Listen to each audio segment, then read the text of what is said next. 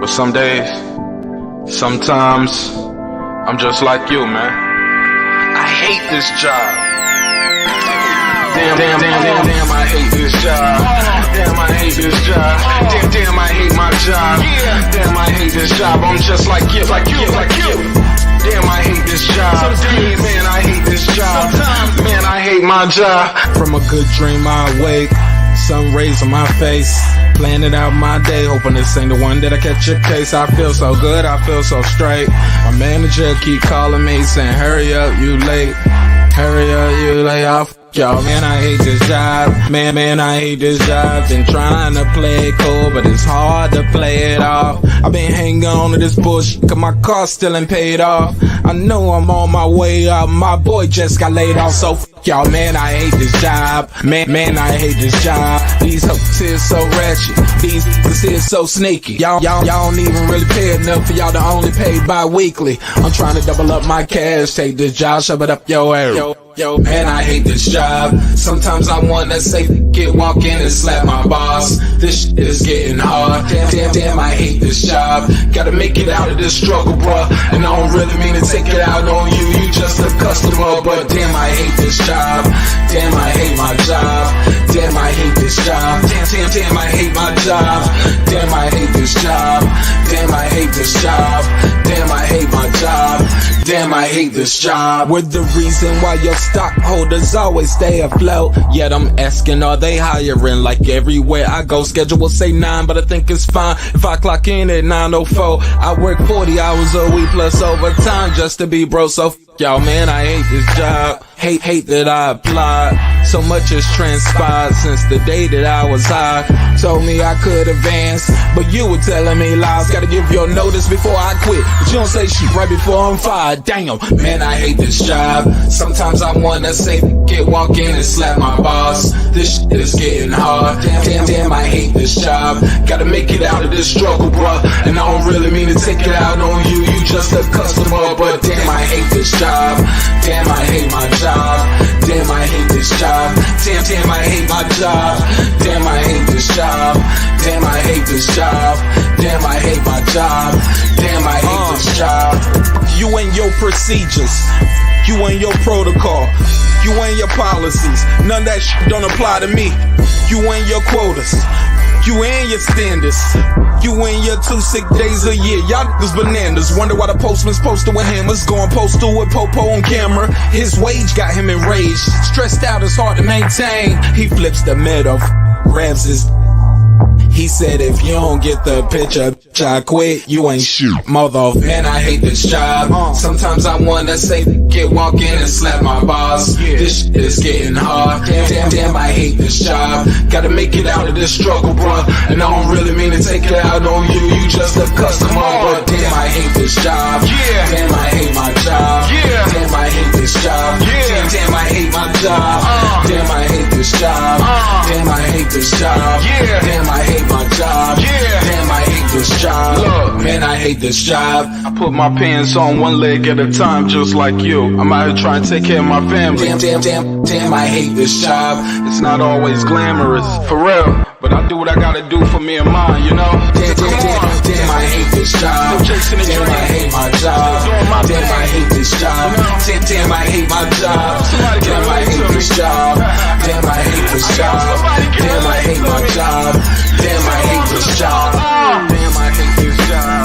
Damn, I hate this job. Damn, I hate my job. Damn, I hate this job. I'm just like you, nigga. Damn, I hate this job. Man, I hate this job. Man, I hate my job.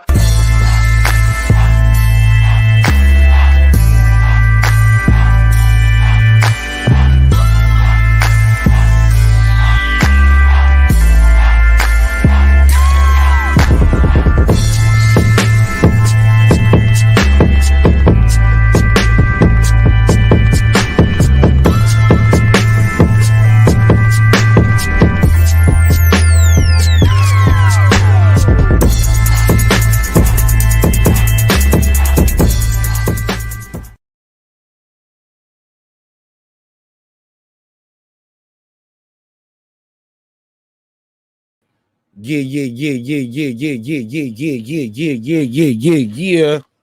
Check 1, check 2. Said you know what to do. How y'all feel out there, man? You back in the lab with your man Marq Nash. He is I am he. Another great episode of Breaking the Beats. Y'all already see it. Hey, look, man. I ain't even gonna hold y'all. So I've been looking online and I'm seeing things, like my boy say, right? Hey, look.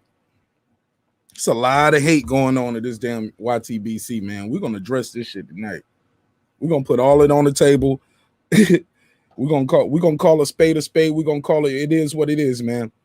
As you guys know, I was in Atlanta. I'm in Atlanta, right? So we had the Tank Davis fight here this weekend. Floyd Money Mayweather pulled up in all his splendor, looking like $1 billion. You know what I'm saying? I was out there. I was able to finesse my way to the weigh-in situation. Got to chop it up with this guy right here. You know, Jerron Boots Ennis. So chopped it up with him. Had a quick interview. Talked with him off cam, of course. And we trying to set up something on cam because I was taking the time. He was doing another interview. Chopped it up with his pops. Bozy Ennis, great man. Chopped it up with Luis Reyes. He and I had an interview set up for today, and basically just he forgot, but it's okay. No hard feelings. We rescheduled it for tomorrow, so we're gonna chop it up with a Reyes tomorrow, and we got one set up. We're trying to get Sam Watson on the book for a couple weeks from now. So yeah, man, your boy's been out there working my thing, and I'm letting my thing do the work. So we're gonna talk about a lot of things that's going on in the YTBC. Before we do that, I know the room is populating. I'm gonna let the room populate. I know some people coming over from Major Key's channel. Shout out to my brother Major Key Boxing. Had a hell of a show over there. Give me 35 seconds. Let's run this intro, and I'll drop the link and I'll open the phone line up because we gotta talk about this, man. Truly disappointed in some of my contemporaries. How about that? To say the least. Let's get it. This that squad sound. This is madness.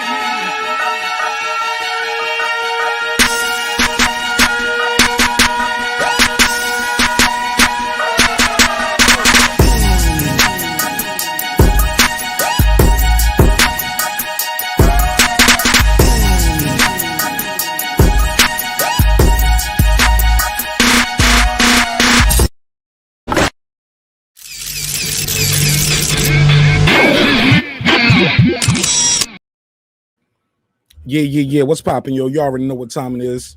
Another great episode of Breaking the Beats, where we break down the business, entertainment, art, technology, sports, and pretty much anything else I feel like squeezing into those letters. I am your host. My name is Marq Nash. Thank you again for your time. Hope this broadcast is finding you in good spirit, good health, wherever you are in the world. Now let's get to the shits, man. Let's just get right to it. So I'm looking online after the fight. And what I noticed is a lot of the guys out here, man, seem to have a lot of hate for Floyd Mayweather. Shocking? No, I'm not surprised, right? I'm not surprised at all. But for Tank to get so much of that residual hate, he just getting the trickle-off effects of the hate from Floyd Mayweather. Listen, man, I seen some of the channels out there talking about the guy Tank Davis needs to leave Mayweather. I seen guys saying, hey, this was a dud. This fight was nothing. It's a fake championship. We're going to break a lot of that down. I'm trying to figure out where we want to start at because we got to unpack this. Let's get the chop in this fable because it's definitely a fable. My G. Let's be clear. You can't choose when you want to choose. You can't pick and choose when you want to respect the belt and when you want to say, hey, it's a token, it means nothing.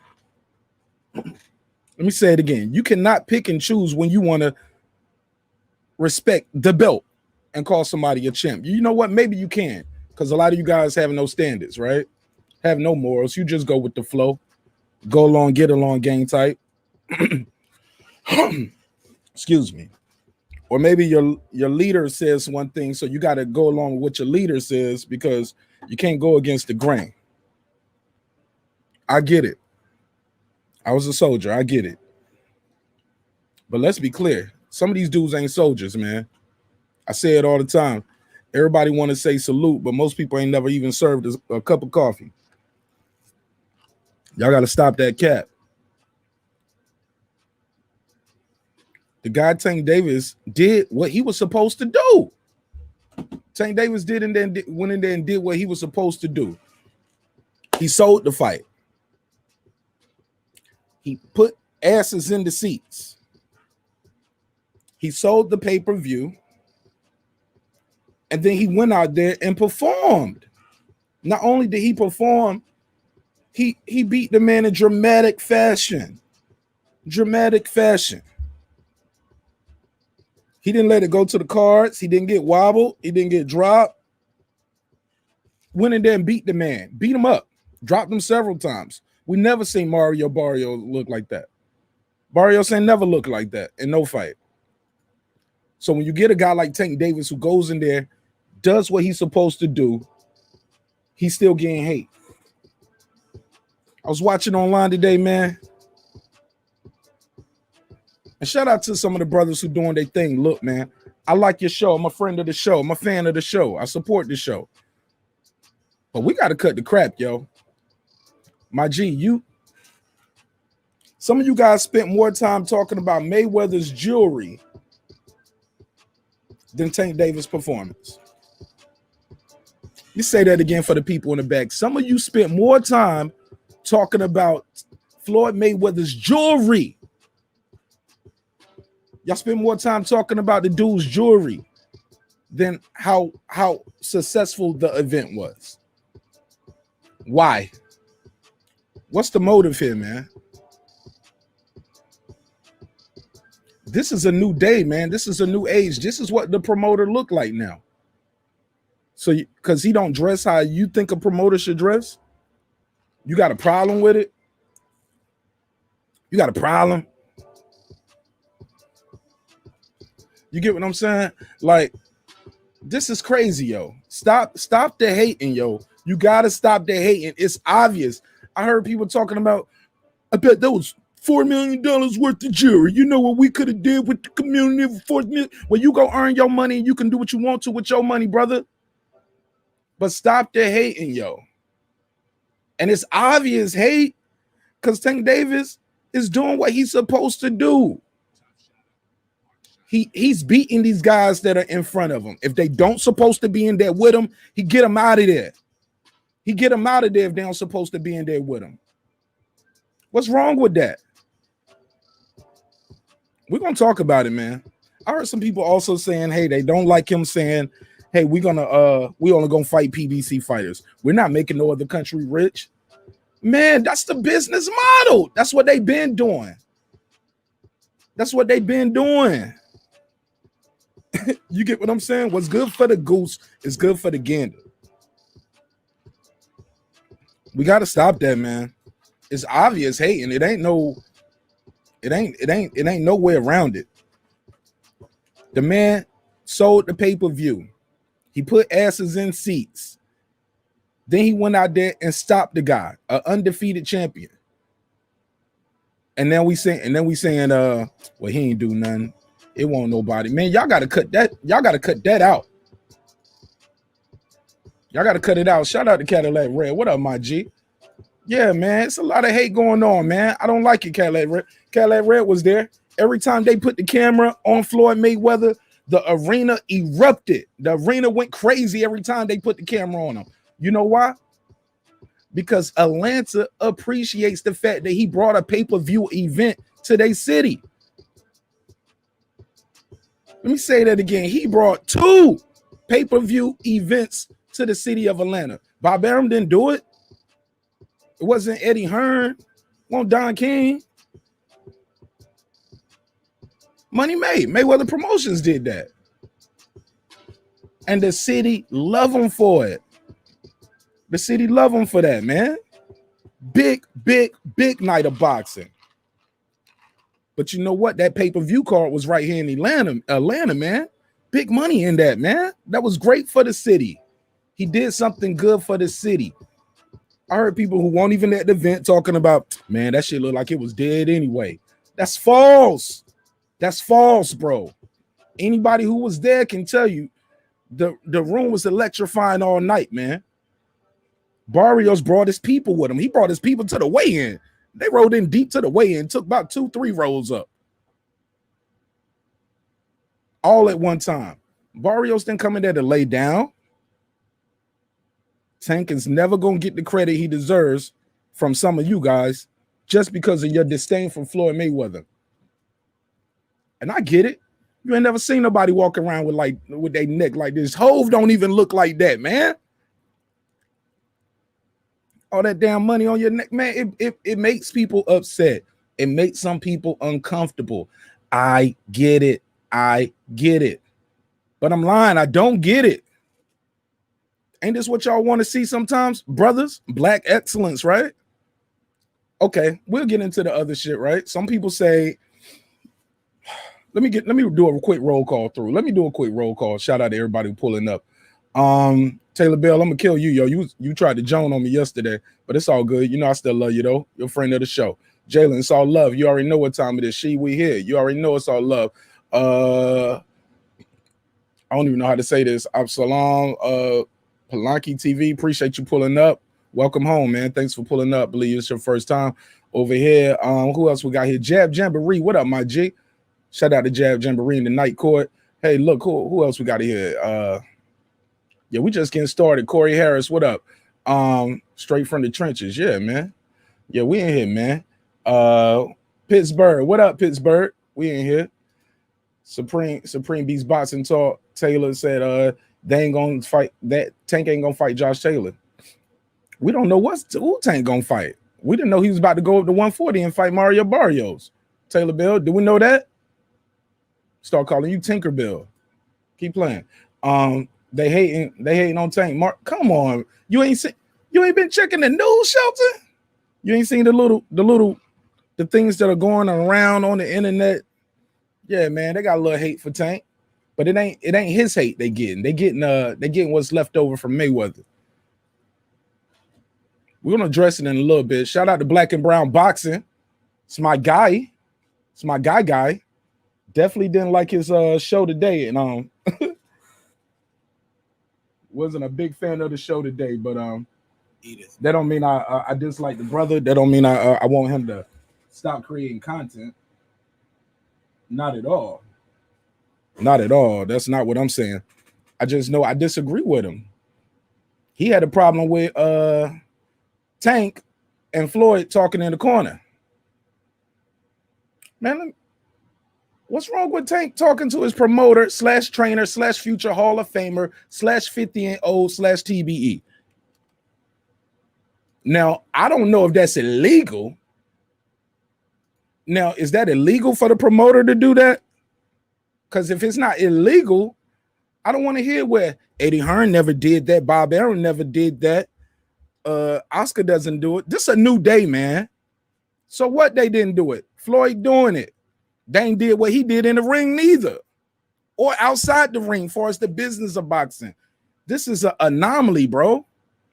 Floyd is like a unicorn in boxing, bro. This ain't no fanboy shit. This is just me calling facts. This is calling a spade, balls and strikes, pause. You get what I'm saying? I'm just calling it how I see it. You dudes are like too invested in it. So, or you want, I think some people, this the deal. I think some people are so, they want to say they right. They can't admit they're wrong so much that they'll just die on that hill. Oh, I'm gonna just stand on what I said. I'm gonna stand on it. I'm gonna stand there, nigga. I'm gonna keep, bro. But you was wrong, and you keep being wrong. You on the wrong side of history with this Mayweather hate, and the kid is keep doing. The man keep doing what he's supposed to do. Shelton Moore, you got the floor. Peace to you, brother. Good. It was good seeing you at the event this weekend. They got me in rare form today, Mr. Moore. But I hear that. I hear that, brother. Welcome home. Welcome home. Thank you, sir. How about that? Thank you, sir. It was great meeting you, brother. We had a great weekend, great event. True indeed. My man Taylor Bell in the chat says that the undercard was dead. That's not true. Not true. Go ahead. I'm gonna mute my mic. I'm gonna give you the floor. Cook, please, Cook. The whole night was lit. I mean, from start to finish. if there is a Black Hollywood in the South, it was there that night. At the first time, I've been to a few fights in my day. That's the first time I went to a boxing match and it looked like a strip club. That shit was on fire. They was there. Now, I was Marq's seats was on the other side of the arena. Am I right, Marq? Yeah. But shit, I found a way to get down on the floor. Pause. Oh, okay. There you go. That part. I found a way, man. I was in like the me, Santos, DJ, Kyle, I Am Ill Will. We was all like in the 10th row, 11th row, over by the ring. So at the end of the second fight, the Bronco fight, I leaned over to Kyle and said, "Hey, well, we just killed that narrative about Tank being the pay-per-view star. This place is half empty." And the Rosario and Lubin fight. And man, what did I say that for? By the time Lubin got rid of Rosario in round 6, it was standing room only in that joint. Standing room only. I'm telling you. I had to fight off the dudes because I bought 2 seats for my 2 daughters.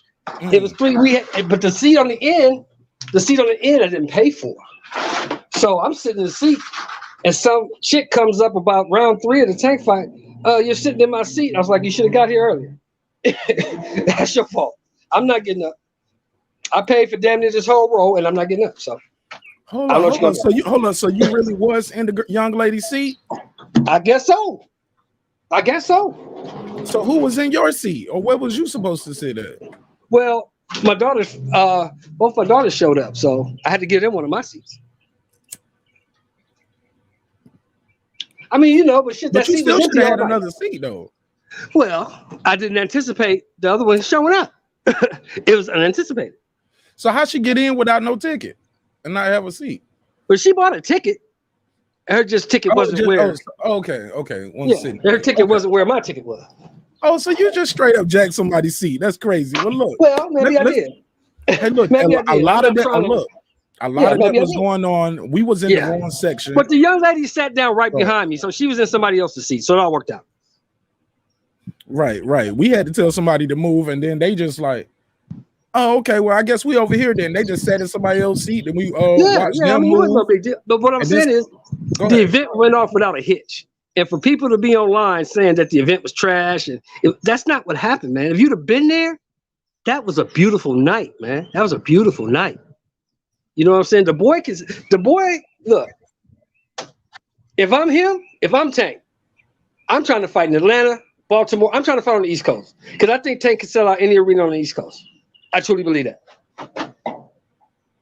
Yo, hey, look, somebody said in the chat, they like you was like that dude in that movie South Central. This is the OG move, right? This is an OG check. This is my seat now, bitch.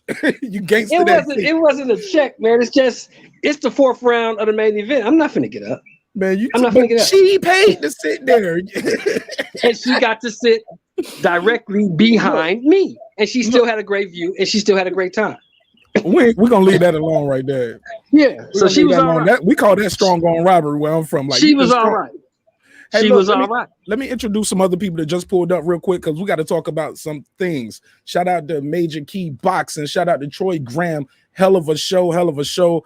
My fellas, I missed it. My phone died. I couldn't get it, but I will watch the replay, brothers. Oh yeah, it's some entertainment over there. Those OGs over there, they still sharp. Still quick with it, and they still quick with it. So we're gonna chop it up in a little bit. The boxing source just pulled up. What's up, man? Troy Graham. I'm gonna let y'all speak in the order y'all came, not in the order of importance. How about that? Respectfully. Boxing source, Troy, then Major Key. Hey, Boxing Logic, I'm gonna let you get into it's our first time trading words. So I'm gonna ask you to keep your mic muted while they speak real quick. Go ahead, Boxing source. Welcome home, bro. How you been? Oh man, I'm all good. Shout out to Marq in the building. Shout out to Shelton Moore, man. I just got in with Shelton was talking about. I guess he was at the Tank fight, man. Yeah, that was an event. I mean, I was there covering as auxiliary media, and once that Tank fight started up, like that whole place was going crazy. So he had like a whole lot of support. coming from the DMV area, where I'm at. You have folks there from Atlanta, folks in around the Southeast that came through, like Orlando and stuff like that. But yeah, I was, really impressed by Tank Davis in that particular fight. And, you'll kind of see me, if you haven't seen me in there, you'll see me as part of the post-fight press conference. I was able to, get in and, ask a couple questions in there. So, but, Shelton's right. Like, Tank is that next real superstar where he could build, get a crowd anywhere he goes. And whether it's in Atlanta, New York, or, wherever, especially in the East Coast, those people will come out in droves to see Tank Davis. And he's part of that new wave of, fighters that bring in the social media aspect of things. So you get, the whole, say the music, the music game in it and all of that. That's where Tank comes from. So once he has these fights coming up, then it's going to definitely be a big buzz and folks are going to show out for that in droves. Absolutely. Troy Graham, man. Hey, look, I feel like Tank Davis getting a lot of hate, and I think he's getting the hate because of he's getting them bullets. I tell y'all all the time, be careful. I got to be careful who I have on my show, because when people start busting them rounds, you can get bullets too, just because your logo too close to somebody. You get what I'm saying? So I feel like that GTD logo is too close to that Mayweather promotion logo for some people. They don't like seeing Floyd Mayweather coming out with $4 million in jewelry on. They have a problem with that. And they saying he's taken away from the shine of Tank Davis. I disagree. Troy Graham, I'll let you speak, and then we're going to go to Major Key. Go ahead. I think it was a good fight. You can't please everybody. And of course, we'd like to see him fight XYZ, but, he's fighting in fights that are, his fights are competitive. His fights are entertaining, and they always end in a big boom. So, you get your money's worth, right? So you can't really complain about what he's doing, but there's too many people on here that's complaining about Tank didn't fight this one or that one. You should just be happy that you got a good fight, because it was a good fight. I kept screaming at the screen, telling him to step right, step right, step right, step right. That's all he had to do, and he could have killed this boy earlier. But, you can't please everybody. I was happy with the fight. I don't really care what anybody else think. I was happy with it. Absolutely. Major Key, man. We're going to go to you, Major Key. What's the problem with Floyd Mayweather's jury? Like, I saw guys at one point doing a whole hour on his jury and how he can feed a small country. I'm like, why do you care what he doing with his money, bro? And you talking about what you would do if you had it. And bro, stop that. You ain't got it. You don't know what you would do in your life if you had that money in front of you. It's good to say it now, but it's not necessarily true. It's all hyperbole. It's just your thoughts. It's imagination. Pipe dreams is what we call them. Major Key, what you got for me, man? Like always, man, we got people selling people superficial visions of the future versus actually sharing wealth of knowledge. Like, he won't share with us, what he invests in, but he'll share with us his jewelry. You know what I'm saying? And after he got a haircut, because everybody was making fun of him last time when Logan Paul took his hat, and it was making fun of that lack of a cut. You know what I'm saying? But anyway, look, man, I digress. I respect him as a fighter, but as a person, man, I got issues with his morals. You know what I'm saying? So when it comes to boxing, as a boxing content creator, I'm always gonna give him props.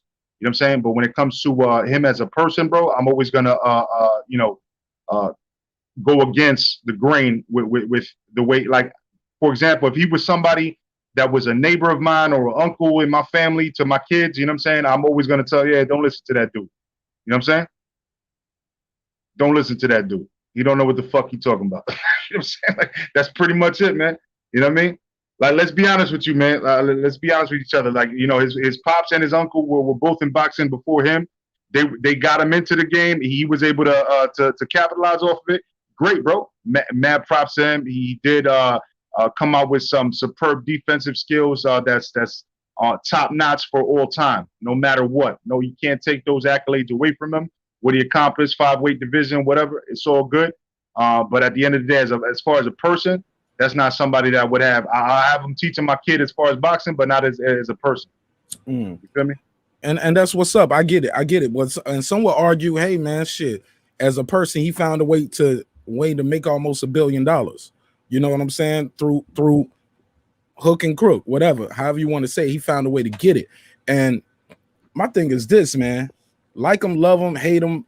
You don't like his pizzazz, his flashiness, his flamboyant, how he's flamboyant. I know he had some trouble outside the ring. A lot of boxers have succumbed to outside ring trouble as well. But when we're talking about coming from a fighting family, let's be clear, it's a lot of guys out there whose father and uncle were shit. Corey Spinks, no disrespect to Corey Spinks, got a lot of admiration for him, but his career didn't turn out the way Mayweather's career turned out, in or outside the ring. You get what I'm saying? I don't see why I feel that, but I was just segueing, like, remember how you taught me how to do? You know, reply to that person and say, well, you know what I'm saying? You taught me a little trick. I was doing. Yeah, no, I'm doing what, look, I got you. Look, I'm a student of the game. I'm doing what y'all was like, hey, you know what? Help your show. Touche, my friend. Touche. Yeah. So I was trying to pass it up to trying to do a segue to let Bots Elijah speak, but you ruined my dope ass segue. But basically, Bots Elijah, I'm gonna let you speak. Welcome home, man. Welcome to the show. It's your first time here, right? Yes, sir. How you doing? All right, let me give you a drop real quick. Buy some logic. I saw you over there on the show, and welcome over. Yeah. You done? You got the floor. Go ahead. Put myself on camera to be respectful. And we were talking about again who we were talking about Mayweather and Gervonta Davis. And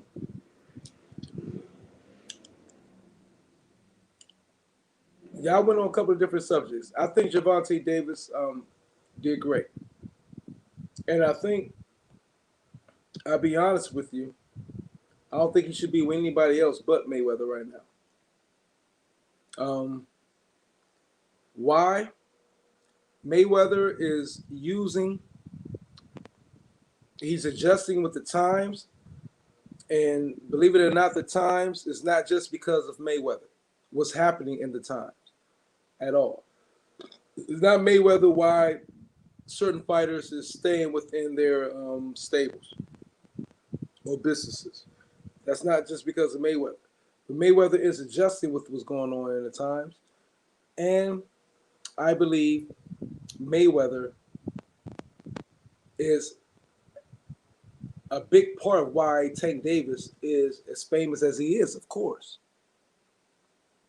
And Tank Davis, yeah, is he riding off the coast of Mayweather? Yeah, but that's because Mayweather wants that. And Mayweather's using his fame to build Tank up as big as he can get so he can, of course, benefit from it. And I don't mean that benefit from it in a negative way. Right. Business fucking works. So if he's still one of the most prominent, most well-known fighters of the era in the last 20 years, Mayweather, it only makes sense for him to use his fame, whatever, to build his fighters up. Especially if it's a new fighter. Believe it or not, Mayweather's still only like 45 years old or whatever, 44. Mayweather hasn't got the promotion game down yet at all. He's still got a lot to learn. He probably will not have that completely figured out until 10 years from now. But what he does know he has is the name, the face, you know what I mean, and the reputation. And until he gets to that point 10 or 15 years from now where he can be more dominant in the business room, which I already think he's dominant right now in the business room, but to where he can, his presence is more substantial there than it is out in the ring. He's going to be out in the ring because his name is still prevalent. His name is still heavy. He ain't that far gone from retirement that people forgot who Floyd Mayweather is. So it's good business sense to use who he is to promote Gervonta Davis in every way, shape, and possible. He should stand beside Gervonta Davis at all times. Right. That's good business. He got to do that till Gervonta Davis is steady and at the point where he could do it on his own. And that's what everybody would do. But people who don't understand business, you know what I mean, ain't going to look at it that way, who don't do business. But it is. You got to pass the baton to somebody else. Right, right. And with that said, I appreciate you passing the baton back to me. That's a dope segue. I like Boxing Logic. That was slick. Ricky Williams is in the building. Shout out to the guard. Appreciate you, my brother, for pulling up. Yeah, man, we started a little late tonight, Rick, but you know the link is out there. You know, this is a home away from home for you as well. I didn't get to share your link because I overslept, but I definitely share it, and we're gonna support you and lift you up. Shout out to Queen Lisa Bell. Shout out to Jeff. Jalen is in the building. Lisa in the house. Pound for pound, boxing real news. What up, my G? And Tank, the Sweet Science Examiner, all the way from the West Coast. Look, guys, this is what I'm saying. When I'm looking at guys say things like,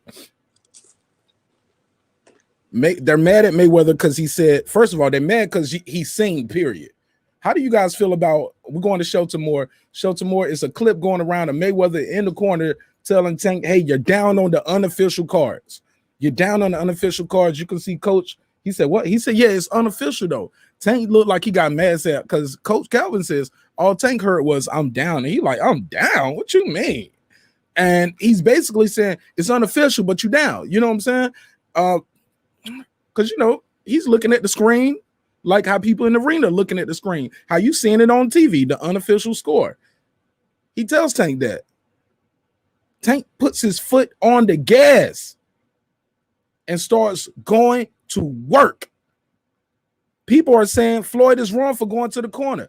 Unless it's illegal, I didn't see nothing wrong because he helped this guy go to another gear. Shelton Moore, did you have a problem with Floyd going into the corner? Do you think he's overstepping? Because a lot of people are saying, hey, Floyd, are you going to be a trainer? Are you going to be a coach? Are you going to be the promoter? Which one you go? He can do it all. This is not Bob Arum. This is a pound for pound champion Hall of Famer. I heard my brother say one time today, he's like, it's a lot of people in the audience could have told Tank what to do. They ain't TBE, they ain't 50-0.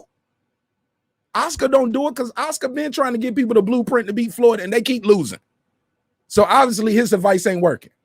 Floyd is in there in the gym training with this guy and trying to will him to be great.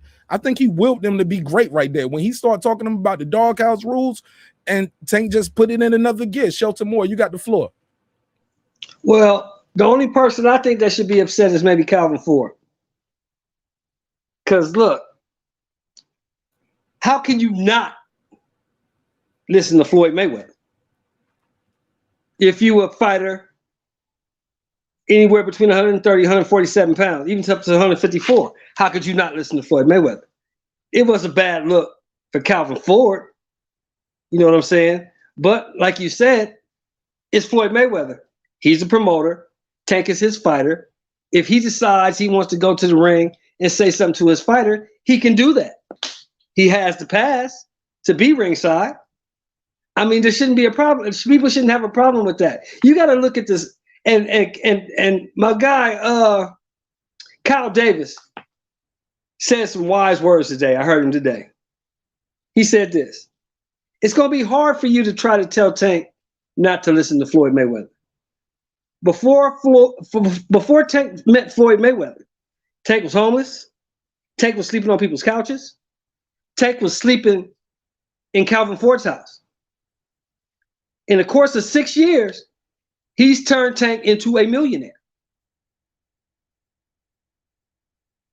If Tank is smart with his money, or if whoever's handling his money is smart with his money and don't rob him, Tank's family will never have to work again.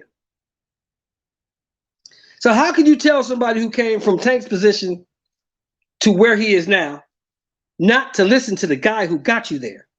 No matter how much we like it or don't like it, it's the facts. Floyd Mayweather made Gervonta Tank Davis a millionaire.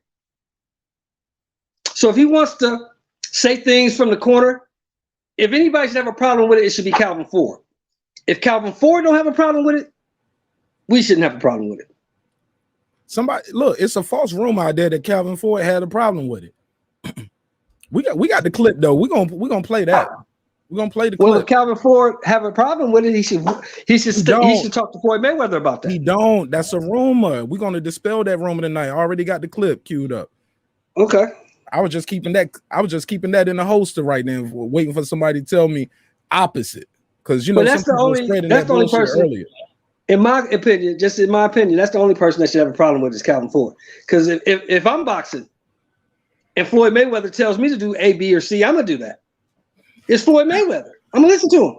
He probably knows what he's talking about. But look, boxing swords. Take the mic, man. I want your opinion on this too.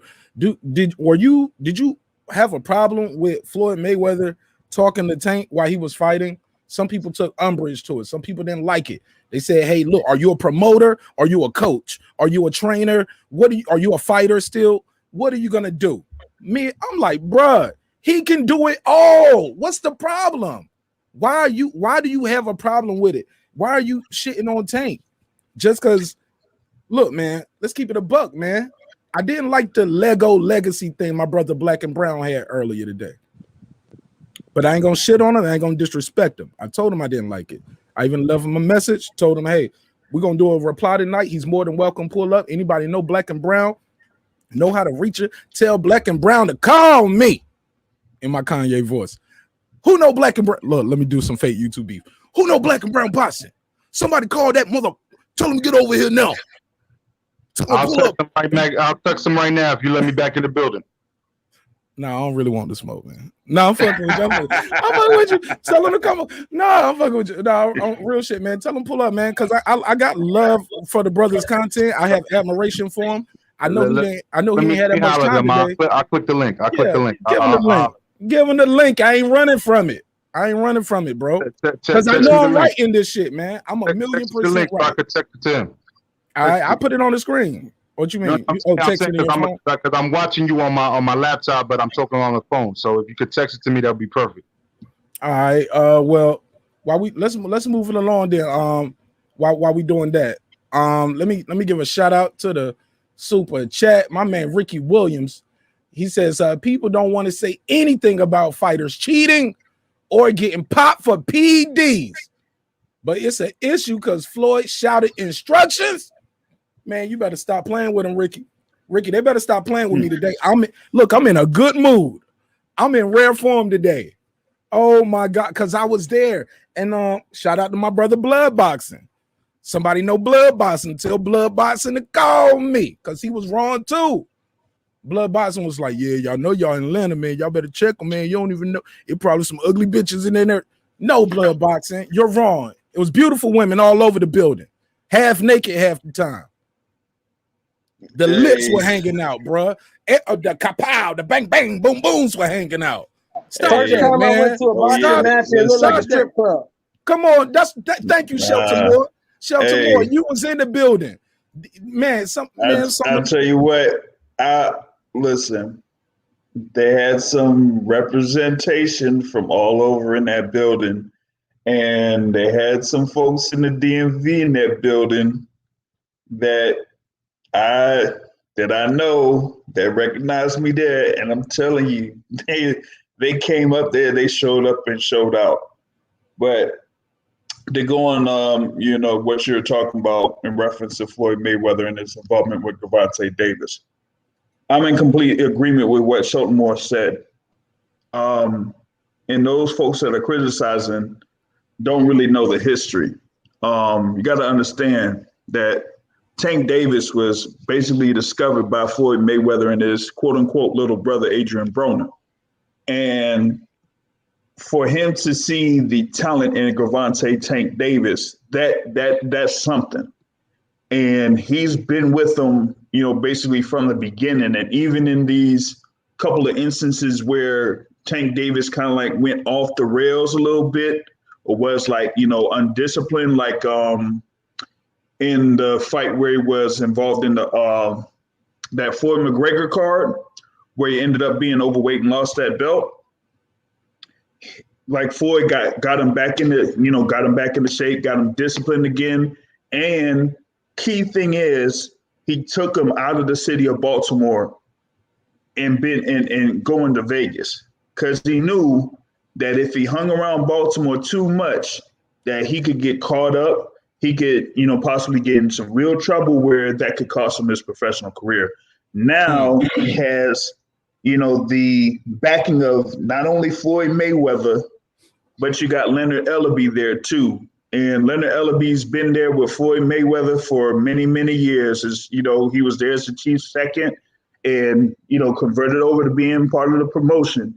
And he's, from the DMV too. So he knows all of what, could go down over in the city of Baltimore. And right now they're building him to be that pay-per-view star like Floyd Mayweather is. But it's in a sense of where now you got people that are backing and supporting Gervonta Tank Davis, that they're showing up to his fights, regardless of where they are.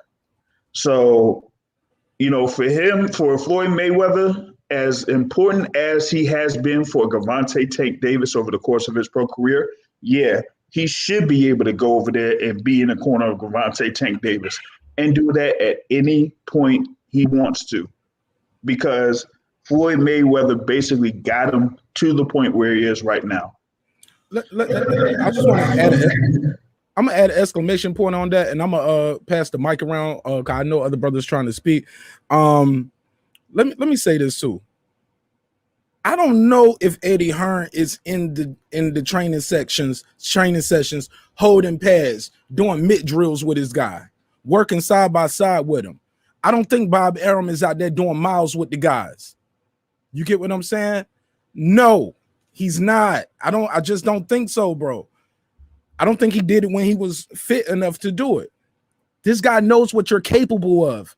He's seen you. He's seen you at your best. He's seen you at your lowest moments. He helped you rise to being a pay-per-view star. This is second pay-per-view event. Let's be clear. This is pay-per-view, man. And he brought it to a place that ain't known for pay-per-views and doing boxing events. And it still did well. This is Floyd Mayweather. That, like I said before, if you're just tuning in, every time they put the camera on him in that arena, it erupted. His presence is a present. He's Floyd Mayweather, man. So some people say, yeah, you blocking his shine by being too visible. Not true at all. Floyd Mayweather, I think Boxing Logic said it. Shout out to Boxing Logic. I think he dipped off. He's leveraging his celebrity. There's nothing wrong with leveraging your celebrity, man. Callum Ford spoke on it. He said it's okay. It's not only allows it, it's invite. Man, where is that? Let me go back to the chat. I'm gonna pass the mic back to y'all, but let me go through the chat. Punch Drunk Boxing. He says, Floyd don't trust Calvin Ford. Y'all giving too much credit to them. Y'all giving too much credit to them. The real credit is Calvin Ford. Gervonta was built and modeled by Calvin Ford. When has Floyd given credit to his trainer? I never heard him discredit his trainer. I never heard him say Calvin Ford ain't shit. You need to drop your trainer. I never heard him say the opposite. It's like we can't disprove a negative, Punch. Let me keep reading through, and then I'll give y'all back the floor. Go ahead. Because these brothers on West Coast time too.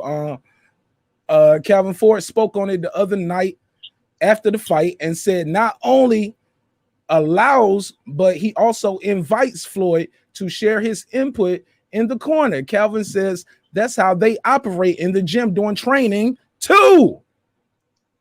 Thank you, Tank. Go ahead on Shelton.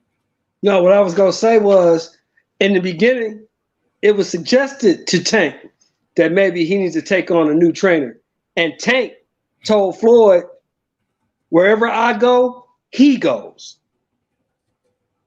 Now that's documented. Tank wants Calvin Ford in his corner. That's his trainer. And that's Tank's choice. Nothing wrong with that. It's nothing wrong with that. And there's nothing wrong with that. Go ahead, Troy Graham, Major Key Boxing Source. Y'all trying to get in?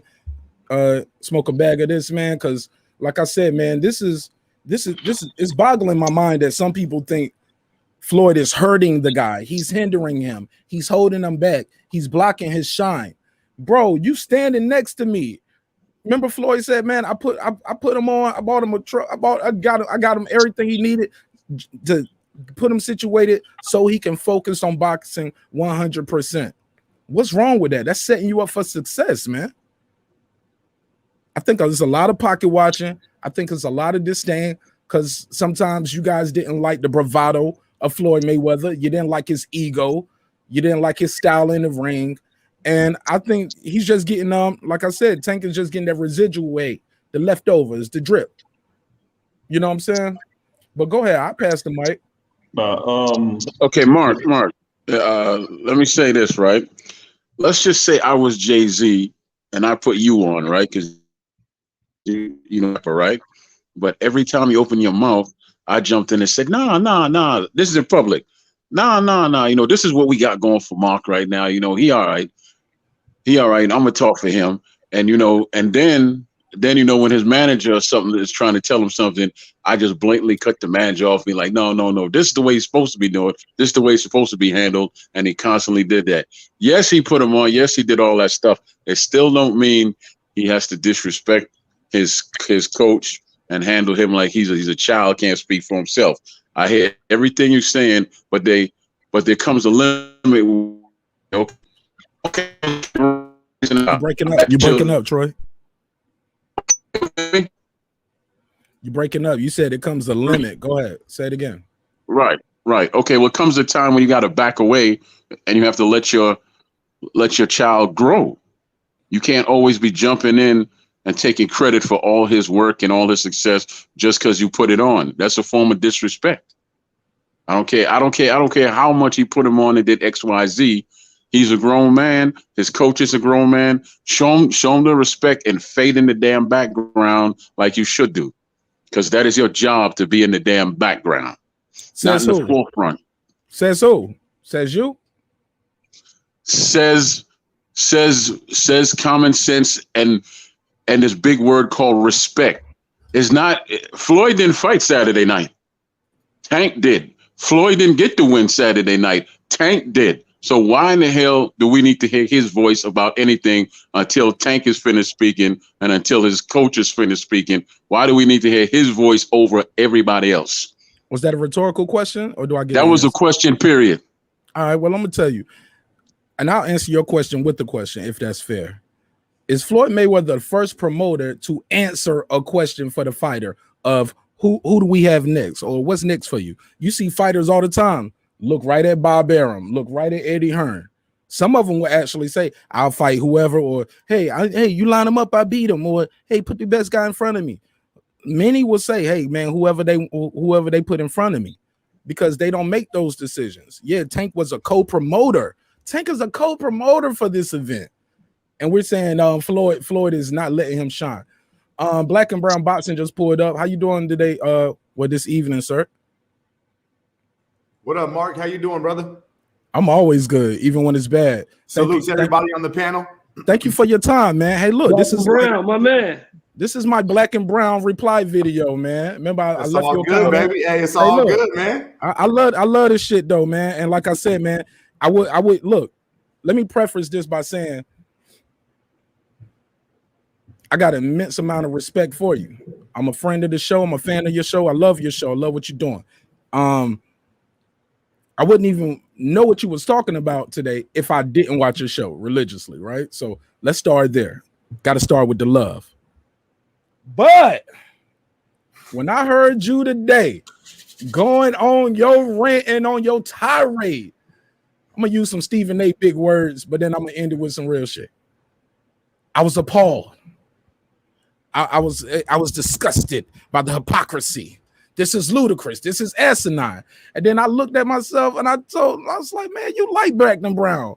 Black and Brown, what are you doing? I was like, Black and Brown, you know what? Let me do that. You act like a little bitch right now. Hell yeah, man. I was mad. I was like, he ain't dropping the link. What? You act like a little bitch right now. Yeah, man. And when I was like, drop the link, you know what he told me? He told me, So, you know, in Mark Nash fashion, I was like, well, look, I got a channel, I got a panel, I'm gonna do my show tonight, and hopefully he has time to pull up and we can get to chopping this fable. Now, Black and Brown, tell us why you hate Floyd Mayweather, please. Hey, there was no, you go check my video. There was no hate mention of Floyd Mayweather. Now, this is what it is, right? Why did you hate his chain? First and foremost, mission accomplished, right? Mission accomplished, because when you rant off like that, you're trying to touch nerves, right? Mission accomplished. But when you touch nerves like that, people only hear what they want to hear. You know what I mean? They only hear what touched their nerve. They don't keep listening and give a full assessment of the rant. You know what I mean? I never said I hate Floyd Mayweather, and I've never got no Floyd Mayweather hate videos on my channel. Now, if you heard that, that's what you were trying to hear. I simply said was, I don't know why Tank is trying to play the villain role when he's not the villain. He's catching a lot of Floyd Mayweather's hate, and I think it's unnecessary, and I wish he didn't go that route. I wish he wouldn't catch Floyd Mayweather's hate. I never said I have a hate for Floyd Mayweather, or I don't got no videos on my channel hating on Floyd. That was the first and foremost thing. But second, I try to give Tank credit for the knockouts and the performance and building his own fan base and not clout chasing no other boxers, not pulling at no other boxer's coattail. I try to give him his credit for doing what he's doing inside the ring. But now I'm not going to go overboard. All right, I'm going to stop there. I'm not going to go overboard because his opponents, we don't like his opponents. So that's why I say he's building a Lego legacy. He's building a legacy out of plastic. And that's where I got to leave it. That's what it is. That's my opinion, and I'm putting it out there, man.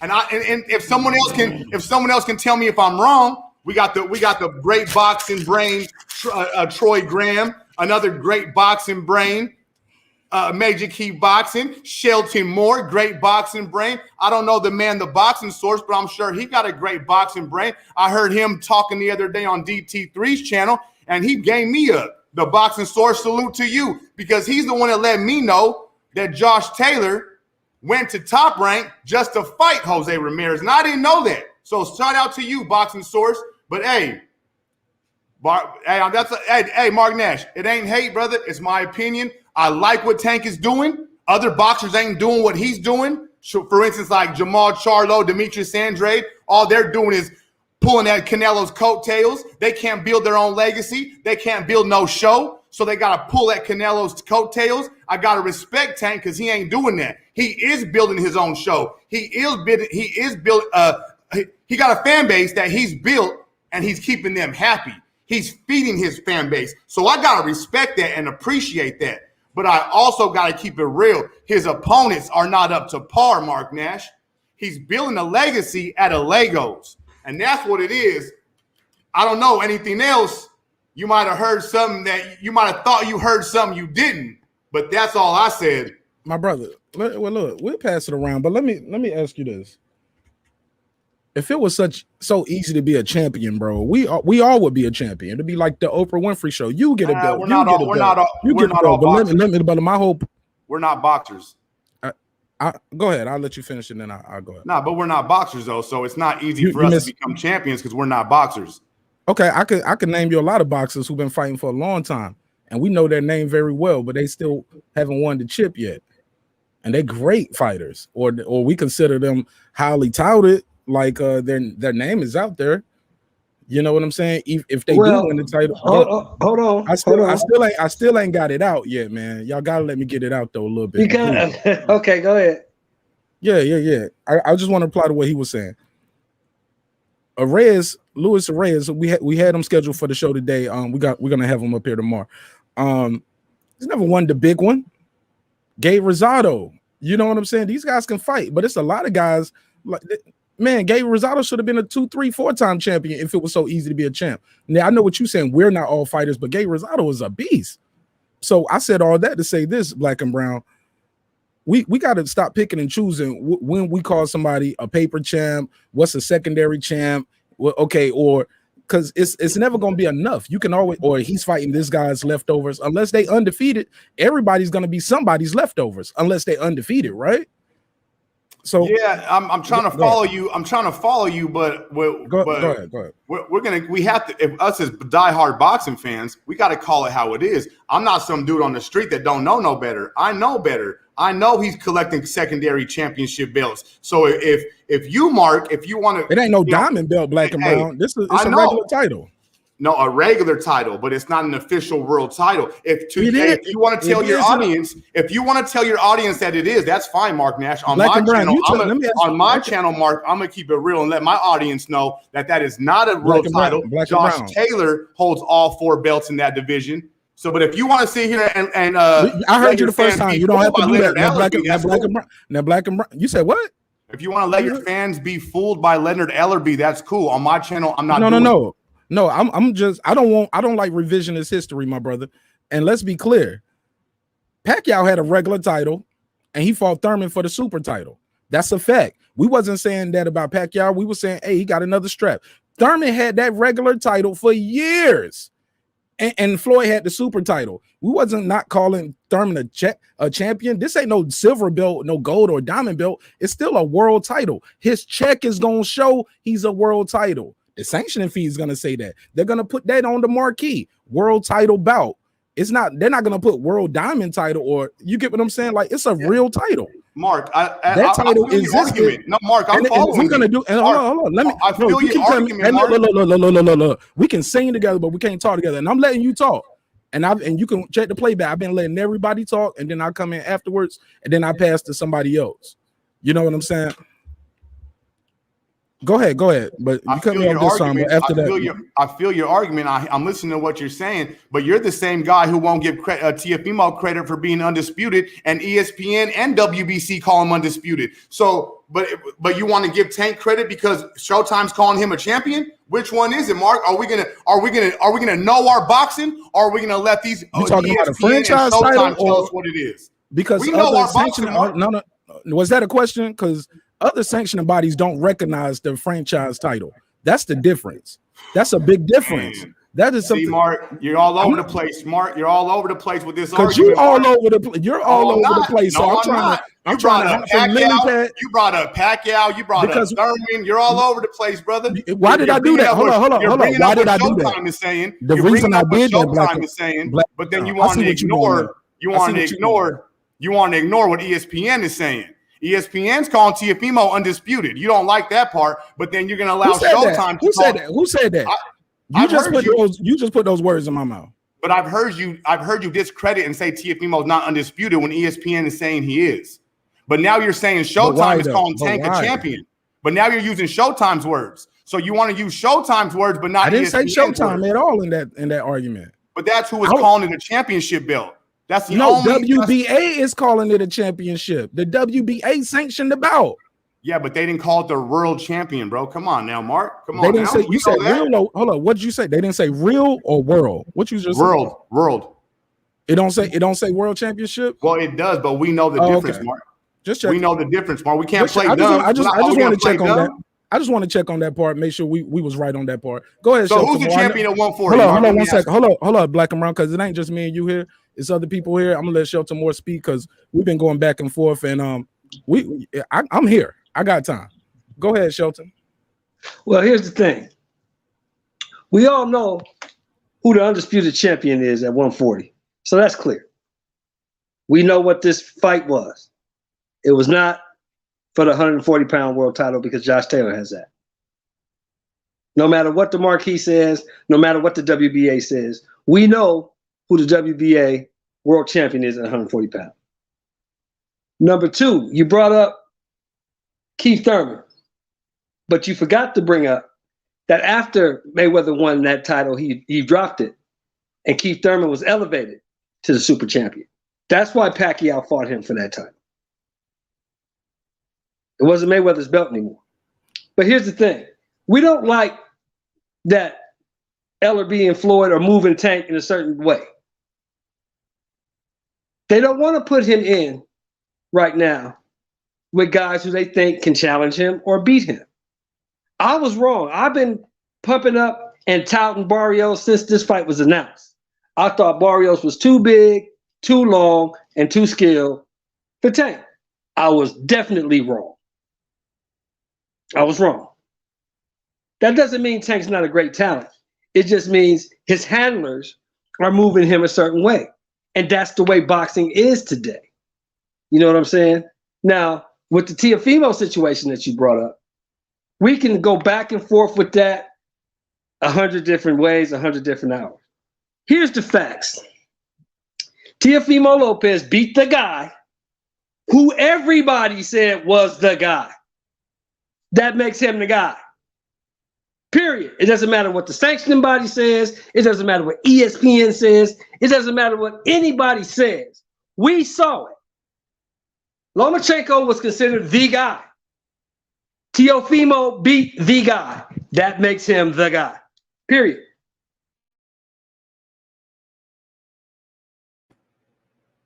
All right, next. Let me let Boxing Swords Troy Graham, Major Key. I'm gonna let y'all get in because y'all been kind of quiet. Go ahead. I was gonna see if I could try something here because you talk about this discussion about world champions and who is what, you know. So I want to see if I could try to share a screen here. Let me see if this works. Okay. So this should be, hold on just a second. Do you see it there, Mark? Let me see if you see it there. Nah, but what you sending me before I put it up here though? What is this? It's supposed to be. Oh, I see. There you go. Yeah, you know you're new to the show, brother. So I'm still. Yeah. No problem. So the WBC has who the world champion is at lightweight. Okay, and that is Devin Haney. Okay, the IBF, the WBA, and the WBO, and the WBC all recognize Devin Haney as the WBC champion.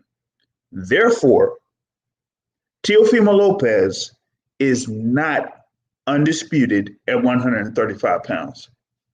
I just wanted to show that because when these organizations award who their champions are, they do that because they either fight for the belt or there's ways that they are granted that belt. Now, story with Devin Haney was he was in a tournament for that title when it was vacant by Mikey Garcia. But then all of a sudden, the WBC said, hey, we're going to go ahead and have the vacant title be fought between Luke Campbell and Vasyl Lomachenko. And whoever wins the tournament is promised the mandatory spot. And it was a whole mess. And what ended up happening was they only had one fight in that tournament, and that was Haney versus Abdullayev. Haney won. Haney was named interim champ. Haney was named mandatory. So, and that happened 2 weeks after Lomachenko beat Campbell. So it was supposed to be Haney versus Lomachenko for that WBC belt. But then the WBC said, hey, you know what? We're going to go ahead and give you the franchise title as a designation, just like Canelo Alvarez. So when you had Teofimo Lopez win the IBF belt, you know, from Richard Comey, okay, you can have Lomachenko versus, you know, Lopez, but it's not for undisputed because Lomachenko was given a designation, not the actual title. And so that's that. So that is why Teofimo Lopez is not undisputed, because you can't have a designation be awarded as an actual title. And that is why no other organization recognizes Teofimo Lopez as the WBC champion. And because of that, that's why it's not undisputed. All right, Major Key, talk to me, bro.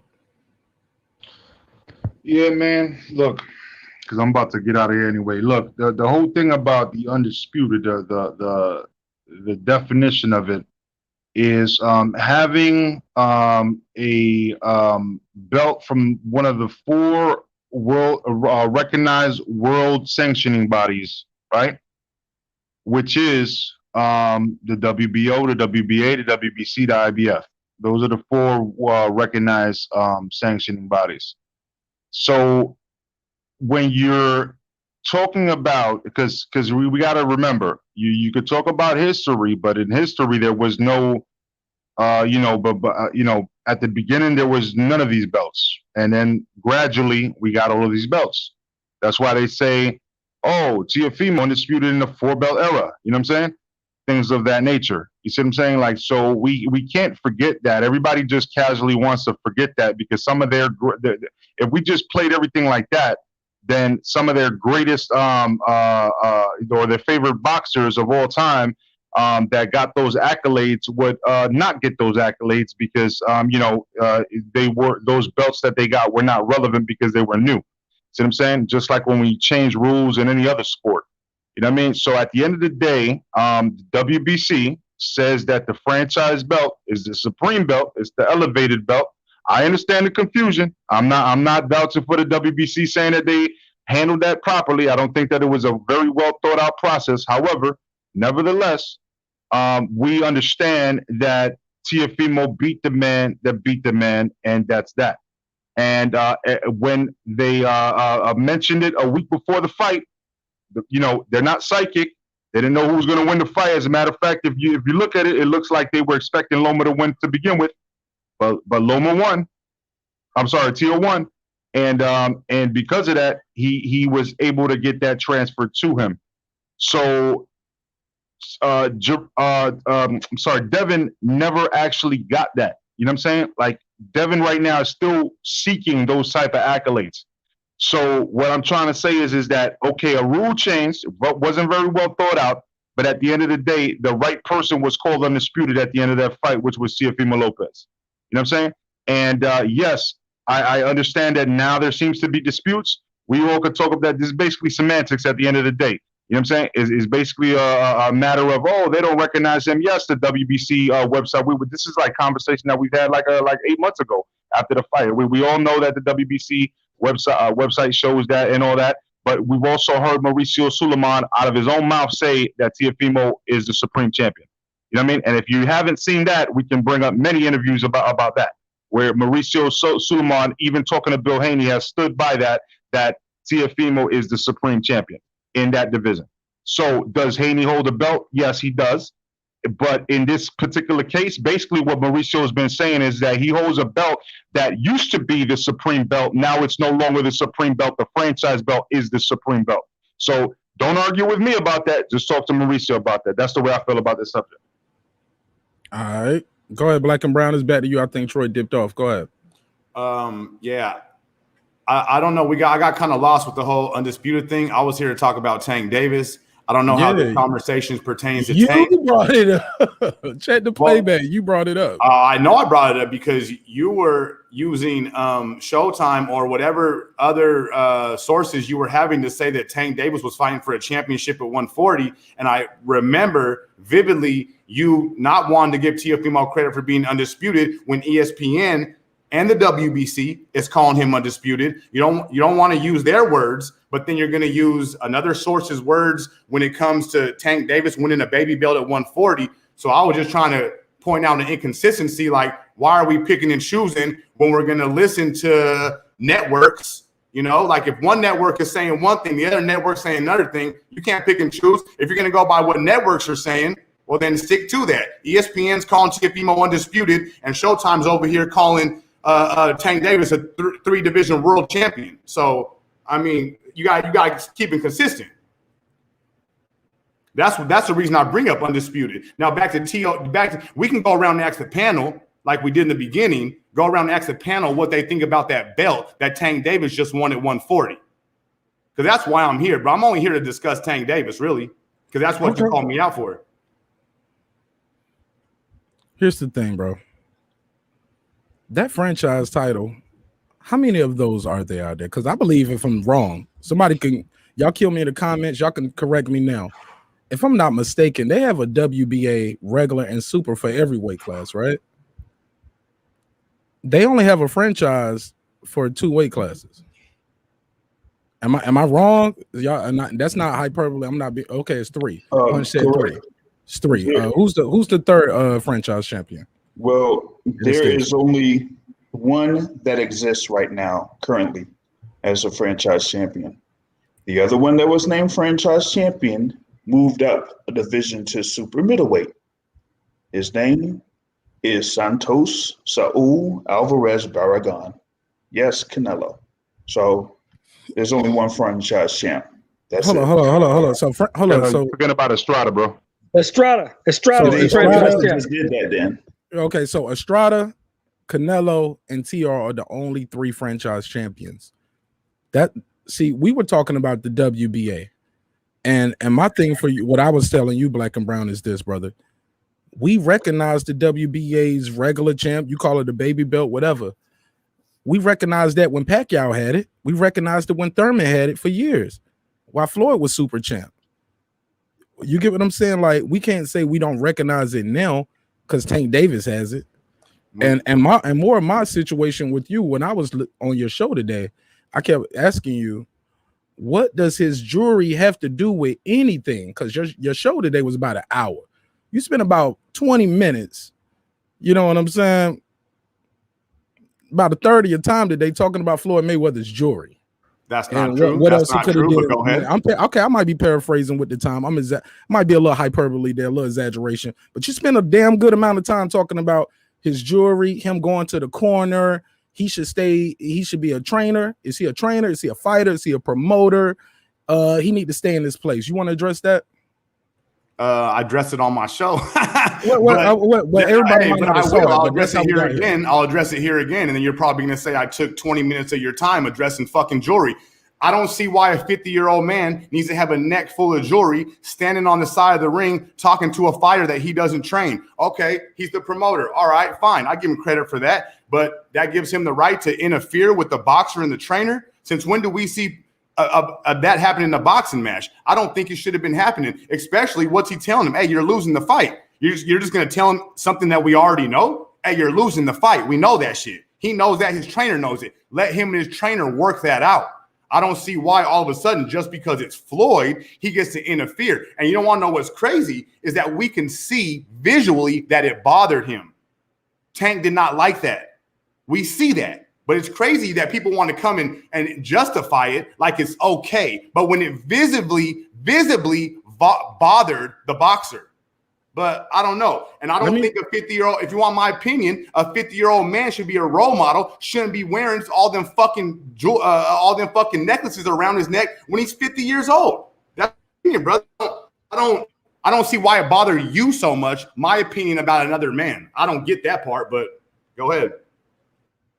Oh, no. I thought it was hating. I'm going to just be clear. I answer your question. I continue. I just thought it was kind of hating. And I was like, why are you talking about an opinion is hate nowadays. Now, Black and Brown, I let you talk. I didn't cut you off at all. And like you keep because look at Marq Nash. You want to know why you didn't cut me off? You want to know why you didn't cut me off, Marq Nash? Because when I'm speaking, I'm not disrespecting you, Marq Nash. That's why. But right when you start to speak to me, instantly, oh, I'm a hater. But go ahead. I'll sit here quiet while you call me a hater. No. You kind of, I don't know what you was insinuating when you said, I don't know why you got a problem with me hating another man or me commenting on, bro. I'm just trying to speak like you trying to speak, my brother. Simple as that. I'm not cutting you off. But it seems like when I talk, you as soon as you hear something you don't like, you can't control your impulses a little bit. But just bear with me. I'm gonna give you back the floor. I ain't gonna mute your mic. I ain't gonna hang up on you. I ain't gonna cuss you out. You know what I'm saying? But if you feel me saying I thought that was hating as disrespect, you got to get some thicker skin, my brother. Like that's just my opinion, just like you had your opinion. You had your opinion on another man. I got my opinion on you. Hey, bro, you're the same person that's getting upset about me cutting you off. But I gotta get thicker skin. I can't even cut you off, bro. You crying about me cutting you off. We're trying to have a boxing conversation, and the second I jump in, oh, you cutting me off. But I gotta get thicker skin. Come on, bro. Is this a boxing conversation? Are we talking about boxing? Or are we talking about ballet dancing? What are we talking about here? Are we talking about fucking tennis or boxing? Which one? You finished? Talking about R&B music? Are we talking about R&B music? You want me to slow it down? Should I calm down? No. Your mic was muted. I just want to make sure you're done. Are we talking about R&B? You said I wasn't disrespecting. You was because you You was like, I wasn't disrespecting you when I was talking. My brother, When you I'm call letting me you a talk. hater, bro. I'm not gonna sit here quiet when you call me a hater. Well, you bro. It's not addressed gonna it happen. once. Well, you addressed Not it gonna happen. once. Like, but you addressed it once. Are you gonna keep addressing it and never let me speak? Or you want to just keep regurgitating the same thing?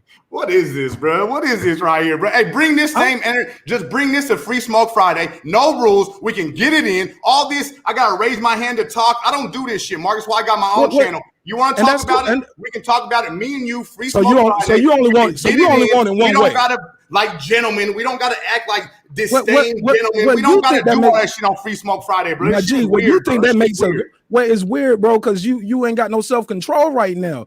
Just mute your mic and let the man speak. Self-control now, bro. You want me to have self-control on your channel? I think you should. That's why. Hey, that's why I do the show. I do want you to have some self-control on my bro, channel because that's how I am, bro. But it's out of control, bro. I'm not coming to your channel just to be fucking some distinguished gentleman. So really, you don't want to hear somebody talk. You want to just keep talking. You call me no hater. You said that once. You call me no hater. But my G, you addressed that, and you still ain't let me talk. Time is rolling, minutes are clicking, and you just don't want nobody to talk no more. So is that what Free Smoke is? Hater, bro. So what we do to make this go forward? Because I said that about 3 minutes ago, let it go, and I still ain't been able to talk. All right, let's keep going. Go ahead. I'm on mute. I'm on mute. Go ahead. I think that's part of the hustle right there. We cut you off and ramble for 3 minutes, so hopefully you'll lose your points, my G. This is insane, right? Like, this is crazy.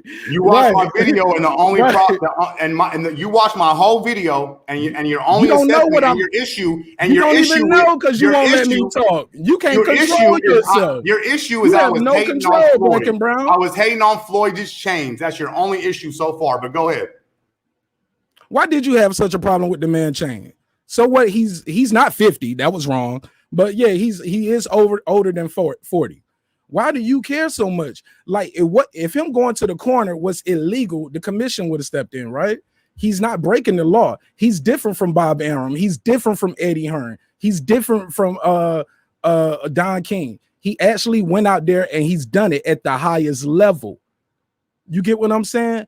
And never lost. And never lost, my G. I just don't get what's the problem with the guy going over there to help his fighter. What's the problem with that? We can let you speak there. Go ahead. I already said this. It visibly bothered the fighter. The fighter didn't like it. It's Pop Warner football shit. Coaches arguing back and forth. When do you see that shit? You don't see it very much. I gave my opinion. I gave my opinion about Floyd wearing all them damn chains. I don't think it's a good role. I don't think it's a good look. I don't think it's a good role model. He's trying to steal the show. What I'm confused on, how other grown-ass men that I'm not addressing, how they get so bothered by this shit that I put on my channel. I don't get that part.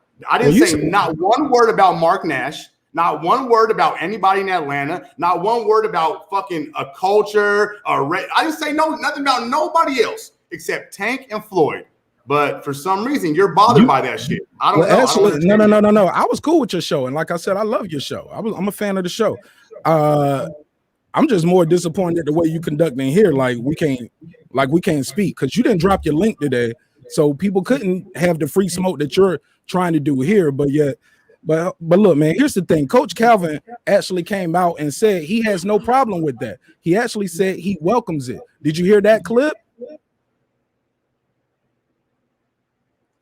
Yeah, I heard it, but he's also paid by Floyd, so he's going to say whatever the fuck needs to be said. He's not going to go against Floyd. Come on, Mark. This is one thing that we're doing all of a sudden is we're playing dumb, and I don't know why, but go ahead. I guess you brought me over here to play dumb, but I don't do that shit, so I don't know, brother. Coach Calvin Ford's going to say whatever Floyd wants him to say. What are we doing here? He's paid by Floyd Mayweather. Of course, he's going to let Floyd come and get into the corner. You think he likes that? You think any coach, any trainer likes a promoter coming and get into the middle of him and his fighter? You think a coach likes that? Let's ask Boxing Source. Boxing Source, you think any coach likes the promoter coming and getting in the middle of him and his fighter in the middle of a fight, in the middle of a war? Do you want the promoter coming and getting in the middle of you and your fighter? Here's the difference. This promoter is a boxer. This promoter has been involved with that man's life ever since he pretty much was off the street in Baltimore. Okay. So the thing about it is, it's a different level of influence from Floyd Mayweather to Gervonta Tank Davis in comparison to the promoters that are out there, or what's going on.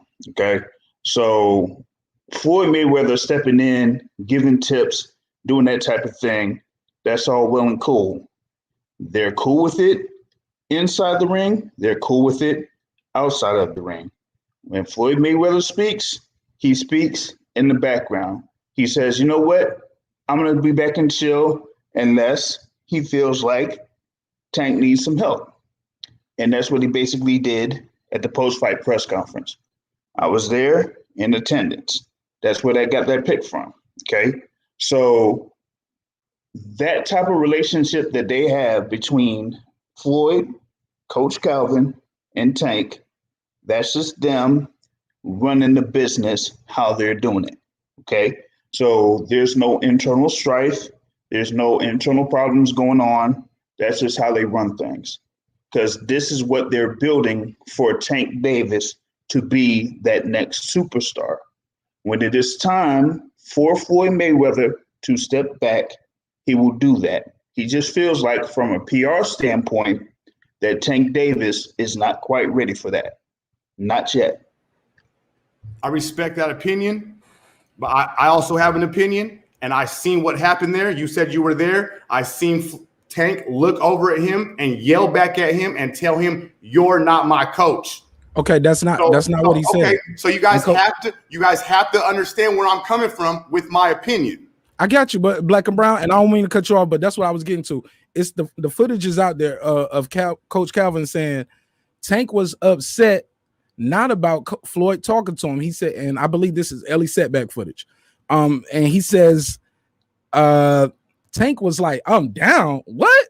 He was more upset about Floyd coming and telling him, "You're down on the unofficial card." And you can see Coach Calvin, Coach Calvin said, "No, it's unofficial. It's unofficial." He said, "I'm down." He was frustrated. He was mad. It's clips of Floyd saying that too, where his dad and Ellaby tell him, or his uncle and Ellaby tell him, "Man, you got to step it up." He's like, "I'm losing." What is that?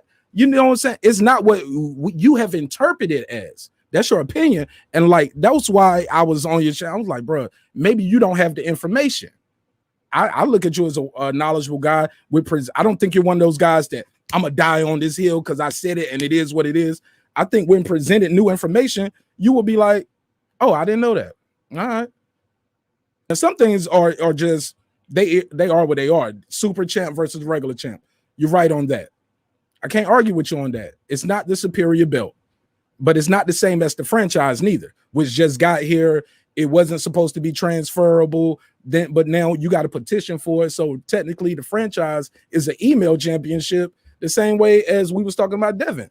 You got to petition for it. You got to request, to say, "Hey, we're going to fight for it." So also the footage is out there of Coach Calvin saying that, "Hey, not only do we welcome it, we need it. We ain't got nobody fit."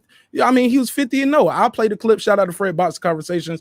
I know he and I don't agree all the time, neither on certain things, but he played the clip. He didn't let it run too long. He was like, "All right, I was wrong. Let's play it." No, I don't get what's called. Me and Floyd, we go through that all the time in the gym. Actually, let me explain something to you. It's great to have a guy in the corner that did what he did. He's 50-0. He said, "Me and Floyd, we go through that all the time." He and Floyd go through that all the time. He was like, it's great to have it in your corner. This guy's 50-0. The guy's in the heat of battle. I don't think that's inaccurate. But go ahead, Black and Brown. I'll let Punch get in after that. Now you think, then I'm gonna let Sir Senior. Now you think just because they do it all the time and Floyd is who he is, you think that makes it right? You think that honestly, you think now just honestly from viewing the sport, you're looking at the sport. You see any coach arguing with one of his players across the board, you think it's right? You think it makes it right? Just Jerry Jones does it though. To answer your question, you had said this on your show, and I put it in the chat earlier. Jerry Jones did it all the time. Some people like it. Some people on the field though. On the field. Hell yeah, Jerry Jones will get down there on the field. He grabs it. He starts yelling at his quarterback on the field. I don't think so, brother. And if I ever seen it, I'd keep the same fucking energy and say that ain't right. That shit is not right. It should be a coach and a player having a conversation, not the fucking general manager, not the owner, not the promoter, anybody. And I'm not saying that shit just because it's Floyd. You know what I mean? I'm saying it because I've seen it visibly affect the fighter in a negative way. So that's where I'm coming from, and I don't think it's right. He won the fight by knockout. Well, how did it affect did he not yell back at him? Did he not yell back at him? Were they not having a moment in the corner? Huh? He said, "I'm losing," and Floyd said, "I'm just keeping it real with you. I'm keeping it 100. That's my job." Marq Nash, he told him, "You're not my coach." You're seeming to want to ignore that part. Yeah, I got to hear that part. Maybe I missed that part. I ain't seen that clip, and I could be wrong. Saying, bro. I'm just telling you.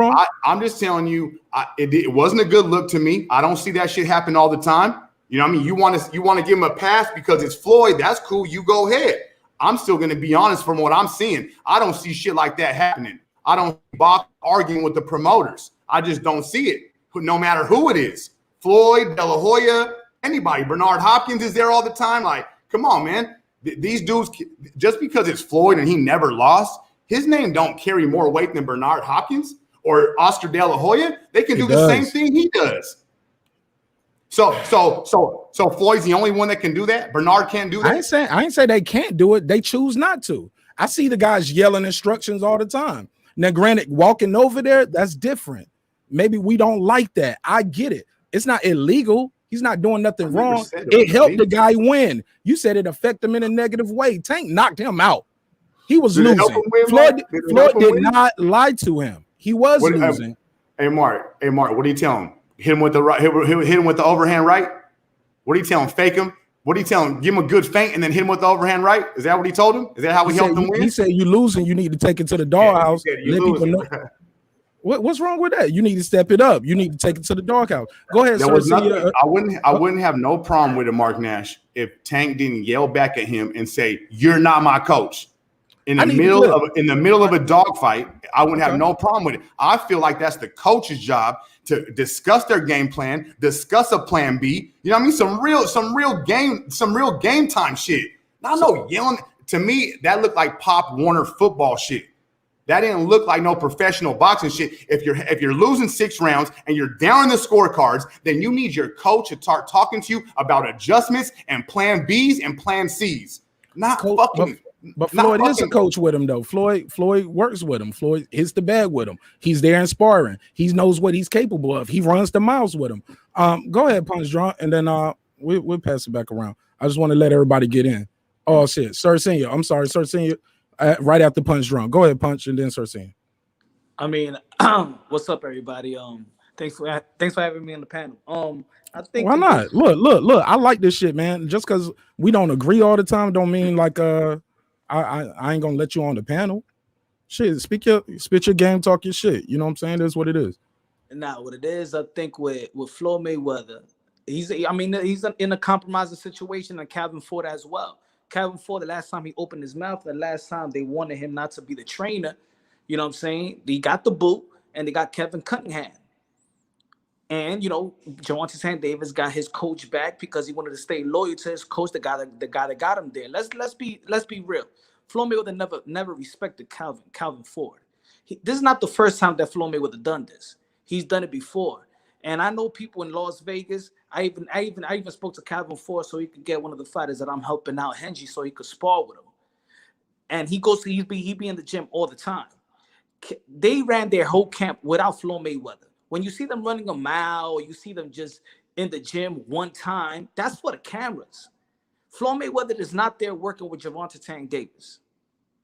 You know what I'm saying? So when it's a crucial time and you in the corner, you need to give instruction, and for in a minute, you got to give those instructions. And y'all already know, if y'all been in boxing, even in sports, those time goes real fast. It may seem like it's 1 minute, but it feels like five seconds.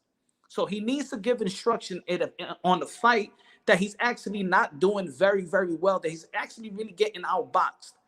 So Calvin Ford needs to give instructions, And I think that, in my opinion, Floyd Mayweather does it for the cameras because you got 3 minutes to give the instruction to Calvin Ford to give to Gervonta Tank Davis. You got 3 minutes to do that. You don't got to do it now when he's sitting down in his time. Now, you got 3 minutes to tell Calvin Ford to be there with Calvin Ford in the corner While he's yo, tell him this when it's on break, tell him this, tell him that, tell him this. The same thing that Gary Russell Jr. dad tells Gary Russell Jr. when he goes up there and needs to tell his brothers what to do. But it's actually his father that's down there, being the coach. He don't got to do that. So that's my opinion. I think he's stepping on Calvin Ford's toes because he doesn't respect Calvin Ford. That's just my opinion of Floyd Mayweather. That's it.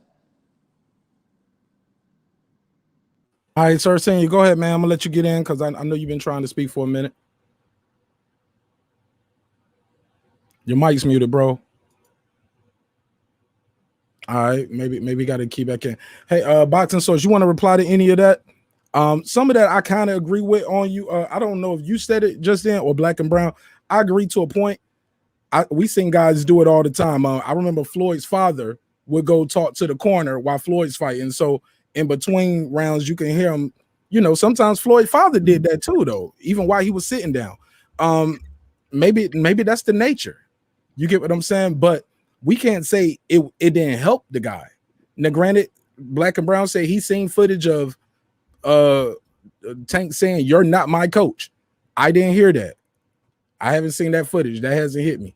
But what's going on here is the guy is successful. The guy has helped Tank become a pay-per-view star. In my opinion, am I wrong? Do y'all agree? Disagree? I think he's a pay-per-view attraction, not a pay-per-view star yet. You got to see when the last number came out, because the Leo Santa Cruz number is not a pay-per-view star. That's just a pay-per-view attraction. Those are semantics, in my opinion. Attraction, star. Leo Santa Cruz is 200,000. That's not a pay-per-view star. That's actually a pay-per-view attraction. Anybody can do a pay-per-view event.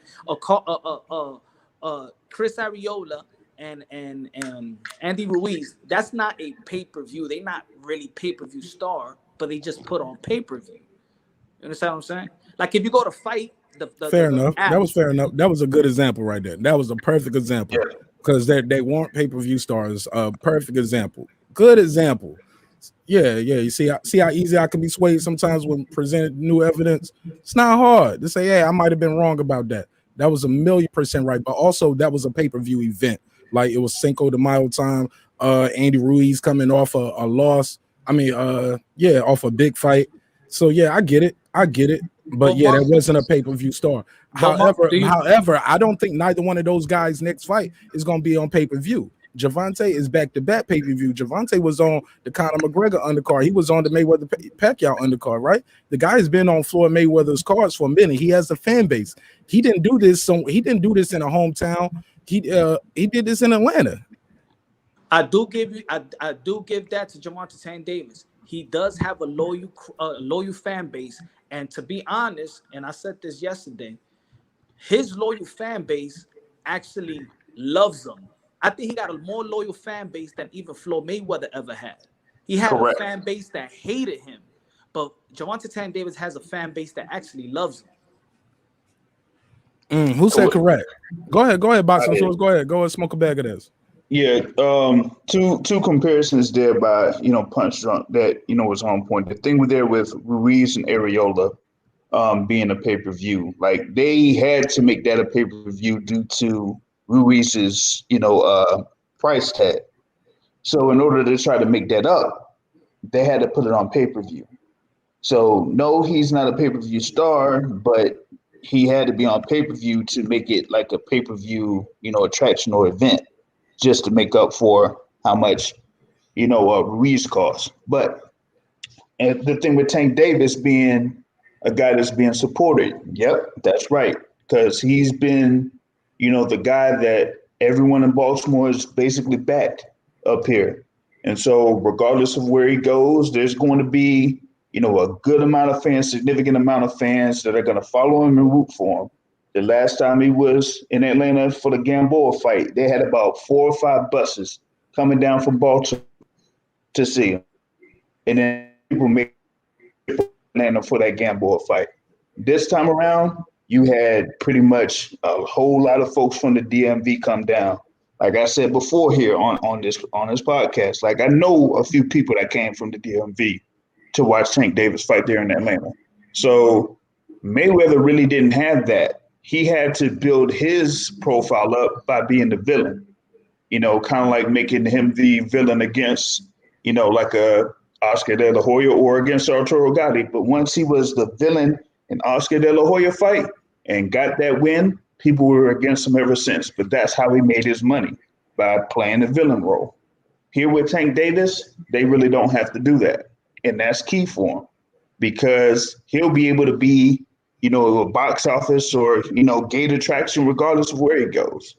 So they're building him up to be a pay-per-view star, but they don't need to build him up as a villain because he has enough support as it is.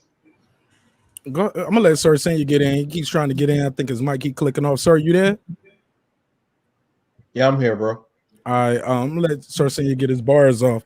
But before I do, I just want to say, look, Tank Davis ain't no super nice guy.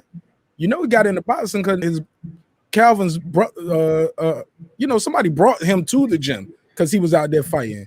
Comes from a family, a broken home, mom drug addict. He's in the streets, bro. He's not and he get in trouble catching cases. He's not the Andre Ward of the the lightweight division. Let's be clear with he's playing the villain. I don't think he's playing. I don't think he's playing. I think he really out there. He does what he does. I heard him talk real tough talk. Some people didn't like that neither when he was giving threats out. I think he had some problems with Charlos at the time. He said something about them. He said, yo, you lay a hand on me, you'll never box again in your life. And I swear to that, you'll never box again in your life. You lay a finger on me. Like, this is not super nice guy. This is not Choir Boy from 5 Heartbeats, yo. So I just want to put that to bed early. And the villain sells. Floyd Mayweather, that's the green print. The villain sells. Go ahead, Sir Senior, and then we'll open it back up. All right, salute Mark Nash. Salute to you. Everybody on the panel. I just wanted to jump in real quick. I found it funny that everybody got a problem with Floyd, but they didn't have a problem when Floyd was the inspiration to get him into boxing on how he was and get him back focused on boxing. When he was out there and he was getting in trouble, and they was like, well, where's Floyd at to get him focused on boxing? Why Floyd ain't got him and get him from, you know, grabbing up his girl and all the other type of stuff he got into. And this is not the bash Davis, because we all got, you know, life issues or problems or whatever. But when Floyd came in and helped him refocus, it was all good. But now they got something slick to say. But whenever some other announcer, promoter, who don't even help train the fighter, who don't take the fighter up under their wing, gets all in the front and do their PDD thing, it's okay. I always find that interesting. But that's the reason why. It's the same reason why Floyd had to turn from Pretty Boy Floyd, being the nice guy, saying how much he loved the Lord and how he's trying to get his life together, to Money Mayweather, where he's the villain. Somebody always got something hateful to say. Why you can't just give the man his props? He went over, he told Tank what he had to tell him to get his mind right so he can get the knockout like he wanted. That's the purpose of a trainer. That's the purpose of a promoter. That's the purpose of anybody on your team. That's the purpose of the fan in the stand, is to give you that inspiration so you can be the best version of you. So let's get somebody who is messing up their people, who's not telling them the right thing to do. Let's, you know, kick Bomac in the shin for telling him not to sign. But it seemed like Bomac was smarter since now they got legal trouble. But, you know, that's a whole nother conversation for another day. Go ahead, Mr. Moonshine himself. Go ahead. No, what I wanted to say, actually, Gervonta Tank Davis did get in trouble while he was saying that, you know, he helped him back up. Remember, right after the Leo Santa Cruz fight, he had to hit and run. So he actually I won't gonna say it yet, but go ahead. You got the floor. But this is my why I'm saying what I'm saying it's because I see the lack of respect and I see the lack of credit given to Calvin Ford. So when we see the Javante Tank Davis from the slums and stuff like that, if it wasn't for Calvin Ford, there wouldn't be no Javante Tank Davis. Javante Tank Davis had 200 plus amateur fights. Javante Tank Davis was going to be a pro no matter what. Maybe not at Mayweather Promotions, but he was going to be a pro. Maybe not where he's at right now, where everybody's clamming all over him, but he was going to be a pro. He was going to be a good one at that too. The thing that I'm saying is because the lack of Calvin Ford. Calvin Ford done the work, and not just as a trainer, but also as a father figure. The more we give credit to Calvin Ford and the things that he's done in Baltimore in that gym for more kids, then it will help out more kids. It actually will help out more Calvin Ford for him to become that type of promotional trainer, like Roach is for Top Rank or Salas. You know, you get recommended as a trainer. But if you don't give him no props, we don't know who's his trainer. He don't even talk. They don't even give him the mic so he can even speak in the last 2 press conferences because they hog it up. It's their time. It's Javante Tank Davis and Calvin Ford's time. Shit, I would think that it was Floyd Mayweather's time. We're just sitting here talking about Floyd and how everybody's hating on Floyd. I don't see why an opinion nowadays, it instantly got to be hate. That's just crazy, bro. It's just a fucking opinion. It's not hate. I respect everything Floyd's done. I watched his whole fucking career. I never hated the man. Never hated the man. But if I have an opinion about the man and about the sport of boxing, something that's going on in the sport of boxing, it shouldn't instantly be hate. But that's just the times we live in. Bro, Calvin Ford had to go live on IG to explain all the things that they did because they wouldn't even ask him a question when he get the shine. That's what I'm about. Is their shine. Just like Eddie Reynoso and Canelo Alvarez, Eddie Reynoso, Canelo, Pacquiao, Roach, Javante Tank Davis, Calvin. It's not Javante Tank Davis, LRB, or Javante Tank Davis, Floyd. It's their time. That's what I'm about. Not hating on Floyd, but it's their time. They got to know it's their time. Well, that's the way you look at it, Punch. They look at it as this is a victory for Mayweather Promotions. This all started also, let's be clear, this all started with a dream from the guy who was also out there fighting. And as far as Black and Brown talking about having an opinion about boxing, we talking about punches thrown, landed. That's another thing. When we start saying, hey, this guy is too old to be wearing that much jewelry, it's other things he can be doing with that money. You don't need that much jewelry. That has nothing to do with Tank Davis. That has nothing to do with the sport of boxing. That's your personal opinion and your dislikes with this man. He's a boxer. He's a professional boxer who I followed his entire career, and I was tuning in to his show on Showtime. So I don't see why I mean, come on, man. And I never said there was not something else he should be doing with his money. I never said that part. You just put that in there on your own. Well, I'll check the playback. I'll check the playback on your show. Hey, look, and if I'm wrong, I'll apologize. Shit, I even send you a $10 cash app to say I'm sorry and to show you the love because, you know, I support your show. But if I'm right, I'm going to take the clip and I'm going to put this clip together. Nash, let me say this right quick. I'll go on mute. Listen, go back to the fight and listen to what Calvin Ford was saying and listen to the punches he was telling Javante Tank Davis to throw, and then tell me the punches that actually got Mario Barrios out of there. And you're saying that I just watched the clip. And you're saying that whole part about where go ahead. Black and Brown was saying that he said, "Oh, you're not my trainer, you're not my coach." I never heard that because I replayed it like while I guess that was probably why my mic was messing up.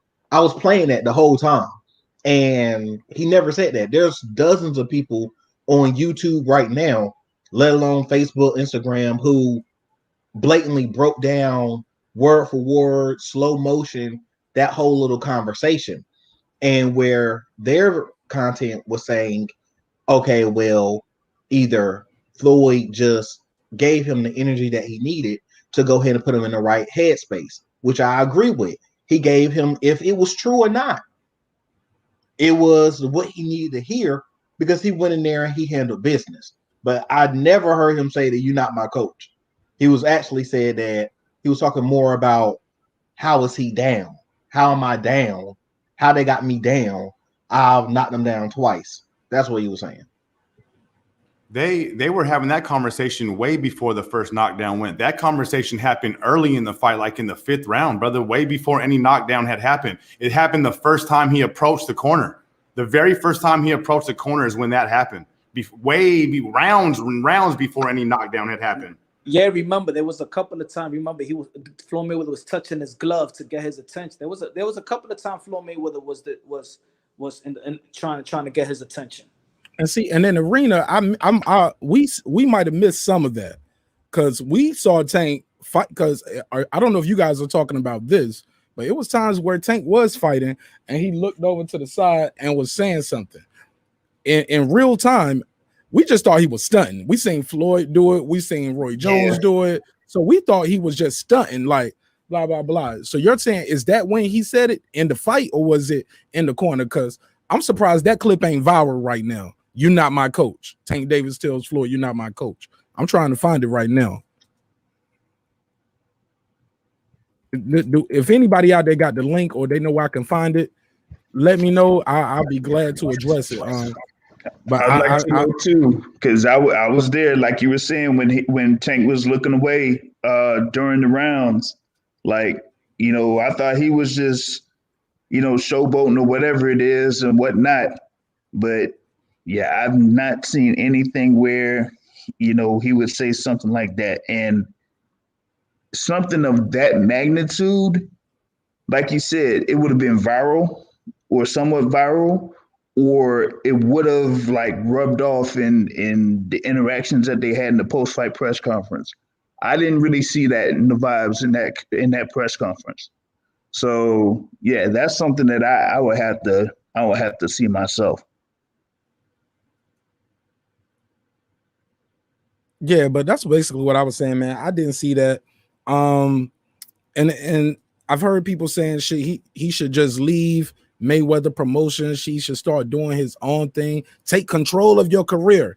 Man, he was a co-promoter for this event. He's getting paid, man. And like I said, man, it's not like he's just, okay, well, he sold some tickets, but the pay-per-view didn't sell. I don't know what the pay-per-view is going to do, because you know, boxing is one of those things. Once it happens, it's over. The clip is online. You can't buy the pay-per-view no more. It's not like you can go back and buy it to re-show your support. Like, oh, I didn't know the fight was gonna be that good. Let me buy it now. You get what I'm saying? But the guy, at the end of the day, I don't think he has a Lego legacy, Black and Brown. I'm glad you brought that part up, because that was I just want to bring it back. That was the main part of my video. But we have Black and Brown and Black and Brown. I feel like you feel disrespected in some way. I don't. I promise you. I promise I don't. That's not my intention, and I apologize wholeheartedly. It's good. Hey, it's a good, wholehearted boxing conversation, Mark. We're good. Let's keep going. Yeah. But I don't do my show like that, where I just let people just keep rambling and cutting people off. I got you. I don't think it made the best listening experience. My bad, Mark. That's why I do my show like that, because that's how I am as a person. You know what I mean? I get that shit off. Yeah, it's all good, bro. I got you. It's all good, brother. I've calmed down. We're talking boxing. Let's get back to this Lego legacy, though. I'm saying, explain that for my audience who didn't catch the it. show. And I'm a shout out to my girl Patricia. She dropped your link. She dropped your link as well, Punch. She dropped your link, Boxing Store. Yo, she's a worker bee, man. She's a queen bee to me. Appreciate that. She a queen bee to me, but she's a worker bee in this chat. She if you on the panel, she gonna put your chat up there. If we talking about something, 9 times out of 10, she'd go try to find the link. You get what I'm saying? You can't pay enough for that. But go ahead, Black and Brown. Explain this Lego legacy. I'm gonna try to make it quick. We know before the fight, Leonard Ellaby goes out there and says, Tank ain't chasing legacy, he's chasing money. That's one red flag. We look at Tank's opponents. Tank does not go after the top opponents in any division he touches down at. He does not go after the top opponents. We've seen that. We know that. He's going after these baby belts. And a lot of Tank fans don't know the difference between what belts is what. They don't know the difference, so they just see a belt. And when I say Lego legacy, I'm also trying to give Tank some type of credit for even building a legacy, which boxers in today's day and age, 33, 32, 34 years old, they cannot build a legacy or a fan base. So I am giving Tank a little bit of credit, at least for building some type of legacy, building a fan base, keeping that fan base happy when other boxers in today's age can't do that shit. But the legacy he is building, he's beating up on low, mid-level talent boxers. So if anybody else wants to disagree with that, I'll be happy to sit here and listen and learn, because from what I've seen over the last 3 years, Tank has beat nothing but low-level fighters. He has not beat any top champions. He hasn't unified any top boxers in any division he touches down on. He has not fought. That's why I call it a Lego legacy. I wouldn't consider Leo Santa Cruz low or mid-level fighter. I think Leo Santa Cruz is amazing. What is he, like a 3-time, 4-time champion? Well, he was trying to get a 4th title. Or I don't think Leo's no walk in the park. But let's be honest on what Leo was. Leo was a champion at 126, but Tank fought him at 130 and took his belt from him at 130 when Leo never even touched 130. But okay, like I said, Marq Nash, like I said, he's not a top guy in the division. Go ahead. But look, we can't have it go. Who's that? Punch, I'm gonna let you go, but we can't have it both ways. We can't say Tank eating his way out of the division. That's why he's fighting at 140. But he met Leo. That's a catch weight. He dropped down 5. Leo came up 4. Some always argue is the guy who's coming up has the advantage because he don't have to make weight. He get to eat an extra taco, extra steak, extra mashed potatoes. He can have a beer. Hey, look, I saw Barrios in the lead up to this fight. Barrios was eating steak on the little backstage shit they was having for All Access. I was like, how's he eating steak and gonna make 140 as a grown man? I know Tank is probably eating lettuce salads, no dressing, no tomato, no nothing, just straight lettuce bowls. So we can't have it both ways, saying, okay, well, he's moving. Like, that was a big fight for Leo, and that was a big fight for Tank. No different from what I remember Chad Dawson came down to fight Andre Ward. You know, I mean, he lost, but sometimes the guy comes down to fight the smaller guy and loses. It's not like that was a gimme fight for Tank Davis. But I'll go ahead and open it back up. I don't know if I'm talking too much. Go ahead. I was going to say that a lot of these fighters, past, present, even the guys that we think they was like on some great image type of fighters, they're all really fuck ups. It's not Gervonta Tank Davis. It's just not him. Even Roberto Duran gained like 50 pounds in between the Leonard fights. You know, these guys are fuck ups. But what kept these guys in the past that was fuck ups, even Sugar Ray Leonard, who was a coach, even Oscar De La Hoya, all these dudes did their thing, is that they went to training camp very, very serious, knowing they're about to battle a killer.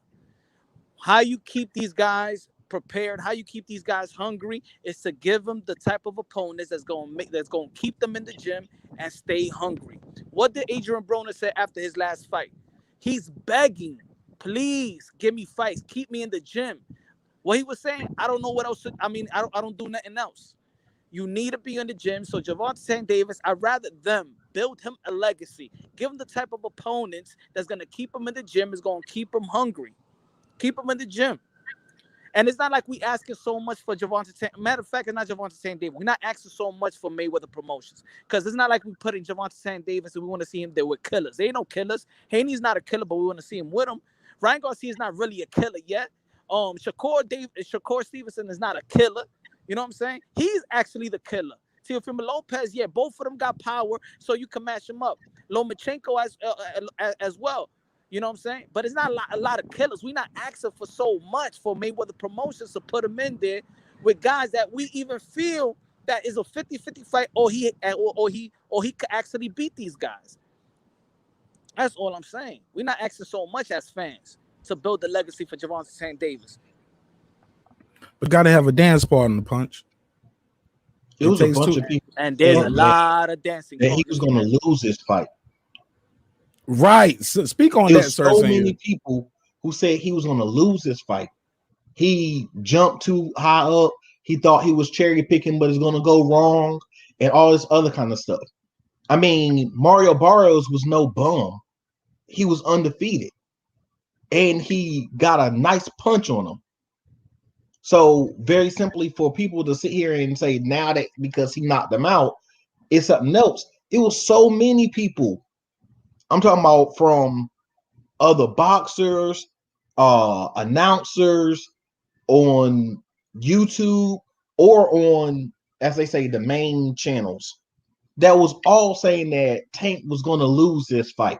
He was barely going to scrape by. He's going to get hurt and all this. He might get knocked out.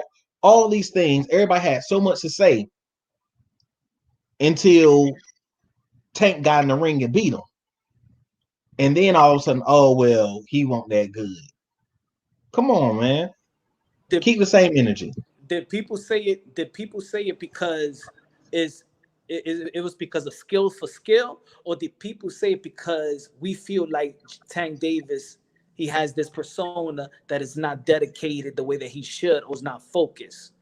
Because I don't think matching up with look, nobody did no content with Mario Barrios. You could check all over the place.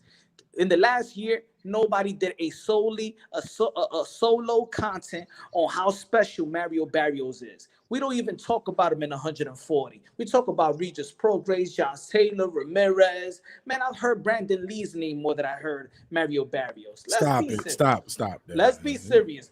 All right, the promotion got the people. The promotion got the people when they promoting the fight. Nobody was talking about Mario Barrios. Let's be honest here. Especially with his last performance. Nobody thought he was special. Come on. And if we think so, for somebody forward me the video this past year that anybody said, yo, man. Look, not necessarily just because a content creator didn't do it, don't mean the guys in the chat won't bet money, guys coming on the panel. Like look, we have Shelton Moore up here. He had 100 on it. He even came to the fight. No, I'm saying before. You know what I'm saying? And he co-hosts with Coach Malachi. He had Barrios. But you're right. He didn't make a solo video. No. I'm saying before it was contractual to fight. Before we knew that Gervonta Tank Day was going to fight him, who was paying attention to Mario Barrios? Who? Come on, let's be serious. We be in this every day. Hold on. Punch. Ask the question one more time. I didn't have my finger on the drop. Go ahead. Ask the question one more time. Before the contractual fight, who was talking about Mario Barrios? We in this every day. You're right. Right. I'm sorry. Here's the thing with Mario Barrios, right? Like, yeah, he had that version of the 140-pound title. People saw him as part of the card for Tank Davis versus Santa Cruz, right? And when he had that win over Ryan Carl to defend that title, the thing that people were saying that was going to happen with Mario Barrios was that he could be in position to fight someone like Regis Prograis for that belt. So nobody really expected Mario Barrios to be chosen as an opponent for Gervonta Tank Davis. But once that announcement was made, some people were thrown off by it. But as far as like people picking Barrios, there were very, very, very few. They were picking Barrios to win over Gervonta Tank Davis. And the only reason why they kind of leaned towards Barrios was only because of the thing with his height and what he did or what he had done when he was at 140 pounds. And that's pretty much it. Bro, let's be honest. Outside of that, outside of that, from a talent standpoint, they really didn't say that, like he has abilities to really give Gervonta Davis some trouble. It was mainly because of his height and the weight. But weight. also he's an undefeated champion. He has more than 50% of his wins by knockout. How about this though? I saw Punch was trying to speak, but Punch, let's be clear. More people had Barrios winning than had Nakatani winning against Loma. Because the odds for that fight was like 8-1, $10 to win you $80 or 100 wins you 800. If you was betting on Nakatani, you didn't have those same kind of odds with Barrios. Bro, I think It's funny. It's funny that Iran Red Catch, and they had their little, sparring thing. That fight would have probably would have sold more with Red Catch. I ain't gonna say all of that. Not I ain't gonna say all that. Now that somebody said punches all cap. Somebody said I have candy in my van. Come on, guy. Hey, look, I have candy in my van. That's a crazy ass name, yo. I can't with you. Come on. Nah. Let's be serious. That's a troll right there. They new to the show, Punch. You brought them over. Okay, now let's not lie. You know that nobody was talking about Mario Barry. They was even talking about Red Catch and them fighting for real one time. Come on. But I'm trying to tell you guys. Go ahead, Sir Senior. I'm just saying Mario Barrios has he brought like 200, 300 people just from San Antonio. That was just his people, not counting all the Hispanics that bro, I've been to fights here in Atlanta when they had Gamboa. I've been to local matches here where we have all the time. However, this time right here, bro, it was just a different energy. People thought Mario Barrios might do it, man. And there was some black guys too. It's not just all Hispanic. Some people just like to upset the apple cart. They like the underdog. Go ahead, Sir Senior. But it's funny, man. Like, it was lots of people who actually said that. It won't know just a couple. It was lots of people that were saying that there was going to be a big test for Tank. And then when Loma fought Nakataki Tuki, everybody was like, oh, well, that's a good fight. But who expected Tuki to beat Loma? Nobody. The best thing I heard people say was he has an old, shout out to Reggie Owens, he has an old Shaolin monk name. And that was him being funny. That was it. Like so Barrios winning was actually a talking point. Nobody was saying Nakataki was going to win. And Loma didn't even do a great job beating him. I don't know about that. Oh, come on. He didn't do a great job. Play one of your skits. Hold on. Play that Menace in Society clip. He didn't do a great job beating him compared to, if you're saying comparing what the ratings were. Hold on, fam. Hold on. Silence. Listen. Loma washed that dude. Let's be clear. Yes, if Tank washed that's what I'm saying. Didn't lose a round. That's what I'm saying. Everybody expected that. No, but you hold on. No. Sir Senior, let's be clear. We got here because you said Loma didn't even what were your words? I don't want to mix words. I said he did not do a great job compared to what people expected. Everybody. Oh shit! Everybody expected him to win. So it wasn't like a surprise. Nobody was surprised. Oh my God, Loma looked good. Nobody was surprised. I disagree, brother. I disagree. Who was surprised? I was surprised. I was surprised that Loma looked good against Nakataki. I just want to say. I want to say. Hold on. I want to say one sentence, and I'll let. Man, mute your mic. You gonna keep laughing that hard. It was funny, but it wasn't that goddamn funny. But I appreciate you like the drop. Hey, I just want to say this one line. You're only as good as your last fight. Based off Loma's last performance or lack thereof versus the takeover, Teofimo Lopez. I won money on that fight. I'm not a Lopez hater. I won money on that fight. I never bet on boxing online in my life, black and brown. I called Mike on sports, say, how do y'all be doing this shit? Because Lomachenko gonna lose to Lopez. I got at least a dub on it. I don't know if I want to add more to it, and I end up betting 40, but I should have just bet on the win. But I bet on the knockout, and I bet another 20 on the win.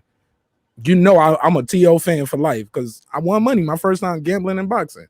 Like, you know what? I bet on that same fight, same thing, first bet, the whole nine. Bro, I just knew Lopez would win that fight. I just want to say this before I forget it. You're only as good as your last fight. Based off what I saw him not do against Tio, I was like, man, shit, I was this close to betting at least $10 on it. I was like, $10 to win me 80. That's better than a scratch off. You know what I'm saying? Let me try this. But no, I did not expect Loma to look like vintage Loma after what I saw against Lopez. Go ahead, Punch. I know you definitely be in the Lopez camp.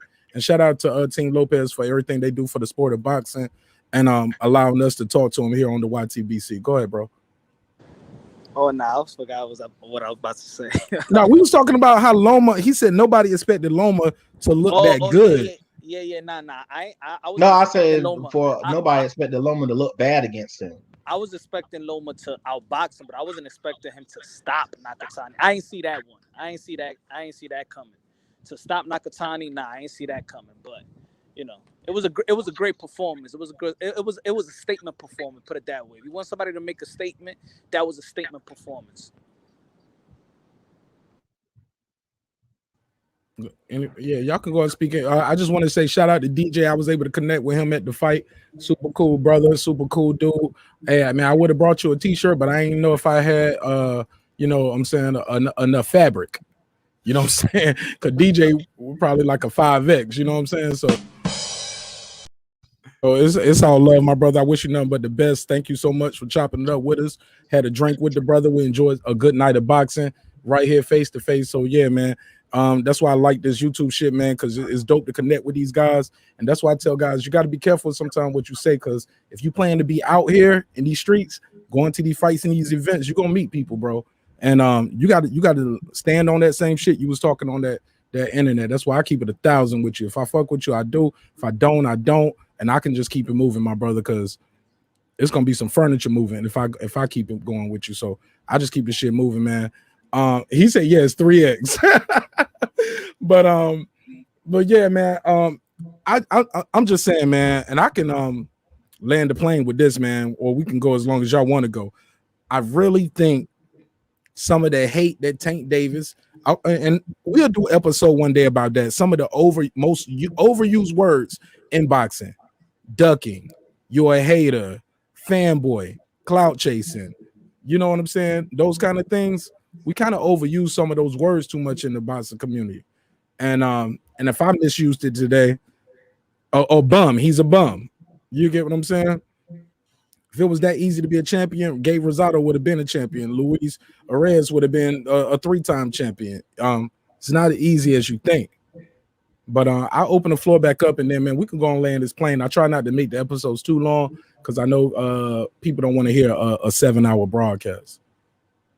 I think the people picking Nakatani and the people picking Barrios to win was pretty much even across the board. Not very many people were picking Barrios, and not very many people were picking Nakatani. And I think they both boxers, Tank and Loma, both performed. They put on great shows inside the ring, amazing performances, both of them. I'm not comparing those performances at all, man. I'm not comparing those performances. I thought they both did their thing. My only gripe with Tank is that I'm ready for him to step his competition up. And if some fans, if they want to sit here and be okay with these type of competitions, then that's fine. That's cool. That's their opinion.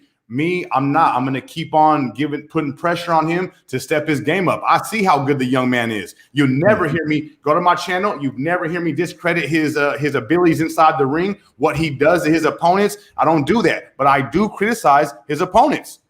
The opponents he chooses to pull inside the ring, I do criticize because I know the young man can do better. I got a lot of faith in the young man, and I think he can challenge himself and he can become a unified champion. He can become undisputed like Josh Taylor. He can become unified like Teofimo Lopez. He don't have to keep fighting these dudes bouncing around from division to division. He could just call one division home and unify. That's what I would like for the young man to do. If he doesn't do it and his fans love it still, hey, good for them and good for him. I'm just one guy with a channel. I would like for him to step his game up a little bit and become a unified champion in one of these divisions. But Black and Brown, Josh Taylor just made undisputed. Yeah, but he was unified before that. That ain't what my point was. He beat Regis Prograis. I get you all of that. I get you. I feel you. And you right. You right. He beat Regis Prograis. And you know what? It wasn't on pay-per-view. It was on the zone. It was on the zone. How about this? Let me give you a round of applause.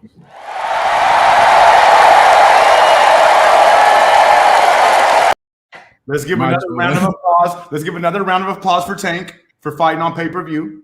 Let's not stop there. And look, and that's what I'm going with. That was my point, my brother. Like, that's what Leonard Ellerby was talking about. We said, yes, Josh Taylor undisputed, but other than them belts, he don't bring none to the table. Floyd been telling us for years, my kids can't eat no belts. Mark, do you agree? The fans ain't gonna look. The belt ain't gonna be able to pay my rent when my career is over with. So yes, Josh Taylor's undisputed, but Tank Davis is on pay-per-view again. He's selling out a arena that ain't even known for boxing. He's making Atlanta. Hold on, man. This is important. He is making Atlanta like a new place for boxing in the South, man. So the people right here on the East Coast can travel up and down. Like, okay, I can't go to New York, but man, I'm right here in Virginia, South Carolina. You know what I'm saying? I'm right here in Florida. I'm gonna drive up to see Tank. I'm gonna drive down to see Tank. I'm right here in Tennessee. I'm gonna go over and see Tank. Like, and it ain't even about seeing Tank, in my opinion. Some of it is because he is a knockout artist. It's not. Let's not forget, if the guys don't belong in there with him, he get them out of there black and brown. It's not like he's having life and death with these guys. We getting split draws, majority draws. He getting cut up and beat up. And Floyd and Leonard have already said, if you don't like the competition, get mad at me. Get mad at Floyd. We make those decisions. Tank don't. Yeah, he the co-promoter on the event, but he don't make those decisions. We the matchmakers. Can I ask you a question? You got it.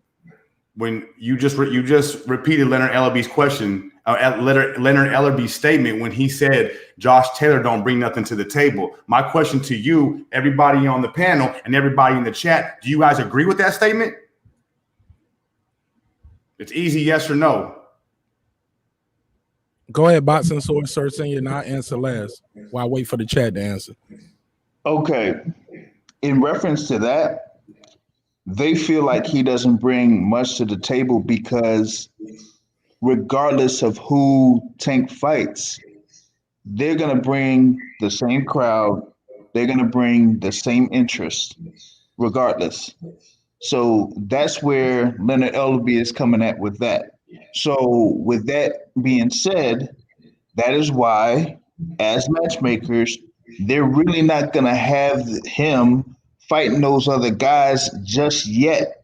Not the Taylors, but I'm talking about the guys at 135. Because those guys at 135 are the ones that are going to really take Tank over the hill or over the top as far as like popularity, financials, or overall recognition. So as of right now, what they're doing is, what they're planning is that they're going to put him in against guys like a Mario Barrios, or against maybe a Rolly Romero, or against maybe a Rancis Barthélemy, so to speak.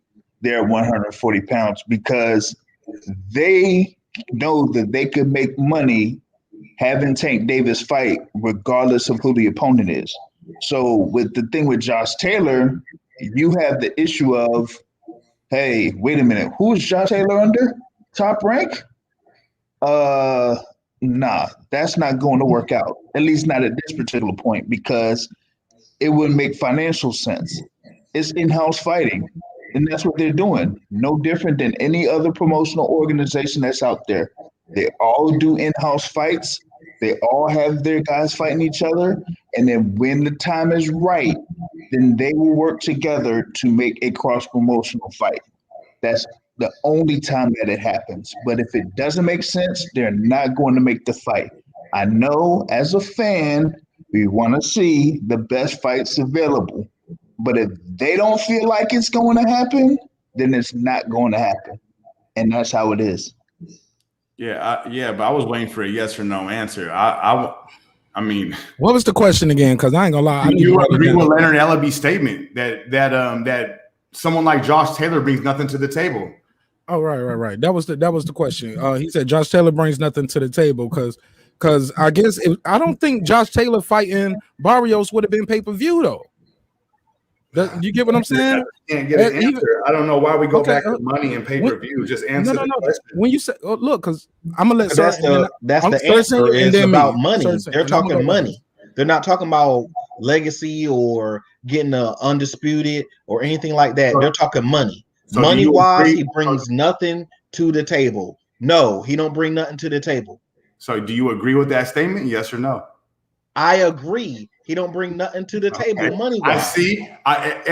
I'm looking. You guys are totally ignoring Josh Taylor's 4 fucking belts, and it's crazy to me that you're gonna sit here as boxing fans and agree with that bullshit. But it shows what you guys are following. You're bringing up pay-per-view sales, you're bringing up money, and you're totally ignoring Josh Taylor's 4 belts. But it shows why you're so attracted to Tank Davis, because he has nothing to do with them 4 belts. It's all about money, pay-per-view numbers. But I see what kind of panel I'm dealing with and where we're going with this shit. Because to it's me, funny that you're sitting here talking about something you don't know nothing about. Because to me, my favorite fighter is Bud Crawford. To me, Josh who doesn't Taylor make a bunch of money, everything to the table. He's had those same 4 belts that Josh Taylor got. Josh Taylor brings everything to the table. And look, and I get what both of you guys are saying. Let me answer your question now, Black and Brown. And aspects of what you're saying and what I feel. And sir just touched on it. I think you guys were talking over each other, so you might have missed that part. But he said he was like, look, Terrence Crawford is his favorite fighter, and Terrence Crawford brings a lot to the table, and some would say he brings nothing. You get what I'm saying? So he says he's not all about the numbers and all of that. But what we're trying to do, we're trying to put ourselves in. You're asking us about our opinion, or are you asking about what Leonard Ellaby might be thinking? Because I can see Leonard Ellaby's position. My question was so easily and clear. Right. Yeah, right. Do you disagree or agree with Leonard Ellaby's statement? Okay, and here's the thing. And to answer your question fully, I got to put it all in perspective. To me, it matters. To Leonard Ellaby, it doesn't matter. You get what I'm saying? And I'm not going to say Leonard Ellaby is wrong. And I'm not going to say I'm necessarily right. But he's 1,000% right. Lisa Bells was in the chat. She was like, she disagreed with Floyd talking about legacy, saying, I can't feed my kids' legacy. Let me put it on the screen. Floyd Mayweather has paid for funerals for a lot of legendary fighters. God rest their soul. You get what I'm saying? Because of the money. The money does matter when it's all said and done. Yeah, Corrales was a great fighter. But when it was all said and done, Floyd Mayweather stepped in and helped out. Chico Hernandez, Gennaro Hernandez. Floyd, yeah, he was a legend, but you can't feed your kids no belts. So a lot of times when these guys don't fight each other, when we think they should fight each other, like I was talking to Coach Malachi, and I said this. Yes, he didn't fight Loma when Loma was calling him, and I thought he should have fought Loma. I wanted to see it, but you know what? A side matters to Floyd Mayweather, and it matters in the perception. It matters in your cut. They'll slice of the pie. You pick the gloves. You pick the arena. You pick the judge. The A side matters. And Tank didn't have the leverage. They're building leverage for Tank Davis. So now he can say, so they can't say about Tank Davis what they're saying about Bud Crawford when it's time to fight, when it was time to fight Spence. You can't say, well, what's your pay-per-view numbers? What's your gate? What you did? You get what I'm saying? Because people can always talk about Bud's titles, but they'll say, hey, but that was at a different weight. That was this. That was that. They're trying to build Tank up to be the A side. I see it. I see what they're doing. But some people just they just have narrow vision sometimes. I ain't talking about you. I'm just saying in general, some people have narrow vision, and as fans, you want what you want when you want it, and that's how it got to be. If not, they ducking, they bums, they fighting leftovers, they trash. It's all about the money. Yeah, because it ain't all about the win. It's who you fought, how you beat them, and when you fought them, and how you and in the fashion. Shakur Stevenson pitched a shutout. His own network was calling him boring. You get what I'm saying? And I didn't agree with that. I made a video disagreeing with that shit because they didn't put it in perspective. They didn't take into context at all that he has a championship fight waiting for him in September. But everybody wanted to call Shakur boring, but no one wanted to address that he had to play it safe because a championships fight waiting for him in September. but nobody wanted to see that part. That's what I'm saying, Marq Nash. When it comes to me, I got a different opinion from fight to fight, for fighter to fighter. My opinion doesn't stay the same. People say keep the same energy. How do you keep the same energy with a revolving sport, with a sport that's always moving? So my opinion is consistently changing from fight to fight, fighter to fighter. You know what I mean? And it should. Black and right now, Marq Nash, where I stand with Tank is that I'm going to keep putting pressure until he gets in there and unifies with another champion. And I don't think I should be wrong for that or labeled a hater or none of that shit. Because guess what? I buy his events. I buy his shit on Showtime. You know what I mean? I pay 60. So if I pay 60 or 75 bucks to watch the kid fight, then I should be entitled to my opinion. Oh, okay. Go ahead, Sir. So hey, look. One day we're gonna do a pay-per-view challenge though, because a lot of people say they buy fights, they go to fights, they do all of that shit. One day we're gonna do that episode, Black and Brown. For all the people say they support the events and like I support the guy. Put your cable bill up there, black your name and your address out. Just show that pay-per-view line that you paid for the fight. Bring your receipt. Just do a screenshot. Just show you paid for a Comcast pay-per-view. Just show that one line. You can black everything else out. You know what I'm saying? Show your name or something, or show me something. Because a lot of dudes, they don't buy the fights. They don't go to the events. They never box. They never been into the gym. They don't interview fighters. But we so quick to call guys bums. Say they ain't doing this, they ain't doing that. And that shit is insane to me. But go ahead, Sir Singer. I was gonna say with what y'all were just saying, then who lost to T.O. worse? Loma or Nakataki? Tuki. I would say pretty much the same. He beat them both in 12-round decisions. Say that again. What was the question? Who looked worse against T.O., Loma or Nakataki? Well, I mean, Nakatani got stopped. Nah, 12-round decision, both of them. No, against Teofimo Lopez. Oh, who looked worse? I thought it was pretty much the same. I mean, Nakatani was a little bit of a tougher fight, but that was because Loma didn't engage the first 7 rounds. But at the end of the day, it was both a 12-round decision. Hold up. Nakatani stopped. Hold on, I'm confused with the question. No, what he's saying is Teofimo Lopez fought both Nakatani and Lomachenko, but who lost worse, Nakatani against T.O. or Lomachenko against T.O.? Oh, okay. I would say Loma, cause like I think Black and Brown, you just said Loma, and that was because Loma didn't put up no resistance. I don't know if he was waiting for T.O. to tire out, but shit, I'm glad he didn't though, cause I won money. Woo woo! I won money, so I'm glad he didn't. But I'm definitely not I wasn't believing the Lomachenko hype. I thought once he stepped in there with a young, strong, hungry opponent, he would do what he did. He would shell up, he would get hurt, or he would feel the power. He was trying to figure him out. Like people, look, man, and I hate we went down this road earlier because this wasn't supposed to be about Lomachenko or T.O. And I don't want to discredit Teofimo Lopez because it's not his fault. He fought the fight he was supposed to fight. He did what he was supposed to do, and he won. Period. Dot. Simple as that. So I don't ever want to discredit him. Now, granted, I a lot of people won't say this, but I think I was one of the first ones to say he is disputed. It is a dispute. You get what I'm saying? But it's not his fault. But that's all I got to say about that, man. Like I like the Lopez kid. I like his the energy of his father, and I wish him nothing but the best. I wish him nothing but health, wealth, and prosperity in this boxing game because it don't love you back. You get what I'm saying? It don't love you back, and that's what Floyd was talking about. Ellaby was talking about. Josh Taylor, even at Undisputed, he's not bringing no pay-per-view. I don't know how many people are gonna come over across the pond to come visit, or how many people we got here repping the UK that's gonna come to a pay-per-view event. Where will we throw the Josh Taylor event at? There's so many different variables there. Some people don't like the fact that Tank ain't quote unquote fighting black fighters. I hear that too. Like,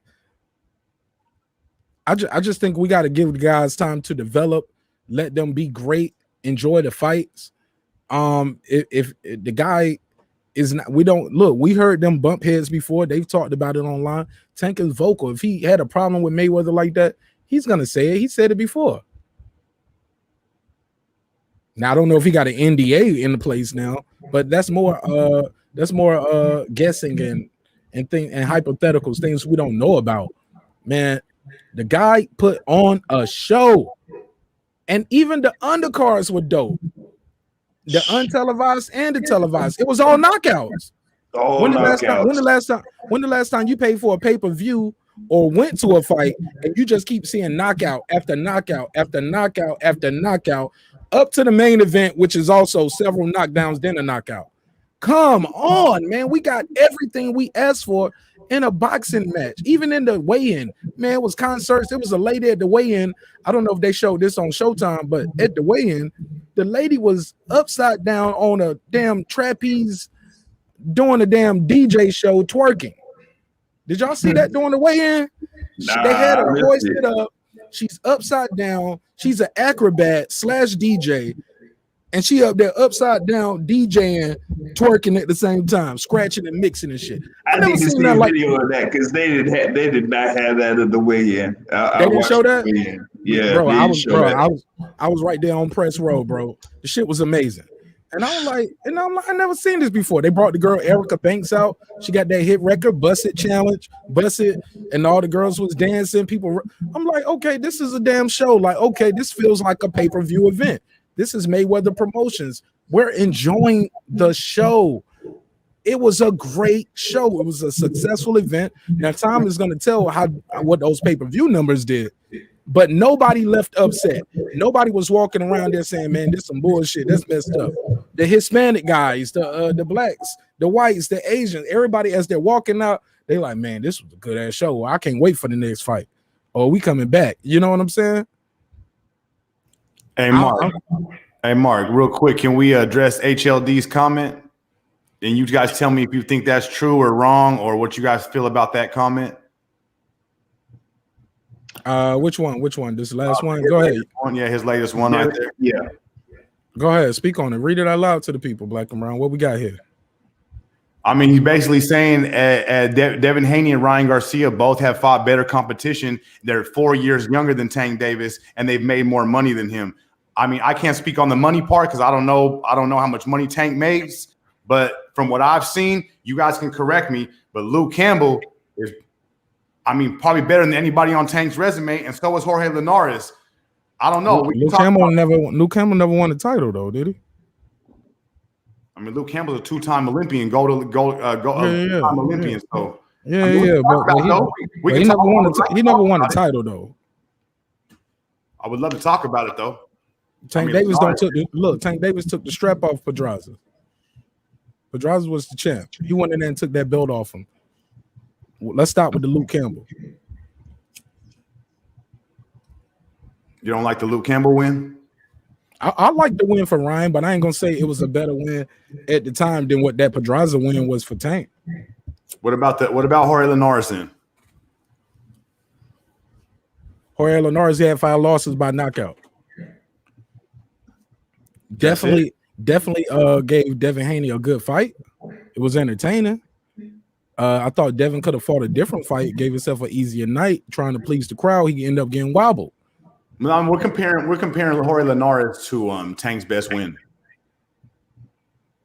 But you got to count his losses too. And when you fought the guy, it's not just who you fought, it's when you fought him and how you beat him. Tank Davis ain't going to the cards with these guys though. If they don't supposed to be in there, he get them out of there. We seen guys go the distance with guys that shouldn't be going the distance with them, right? Same thing with my guy Bud Crawford. Y'all can talk about his comp. If they don't supposed to be in there, he get them out of there. Bye-bye. And Tank Davis man, that's box office, man. People will love knockouts, yo. Yeah, that's the thing about it, is that's what usually builds the sport of boxing, is fighters that knock people out. It's like a gladiator type of sport where, okay, I'm coming here to see somebody get knocked out. Usually they don't want to see like a whole 12 rounds going through and then it goes to the decision. They want to see people get knocked out. And that's what Tank's doing. All but one of his fights have ended in a knockout or stoppage. And that's what makes him an exciting fighter. So there's that. But and that's key. And it's a gift. Hey, about some swords, I'm gonna interject real quick and I'll let you finish.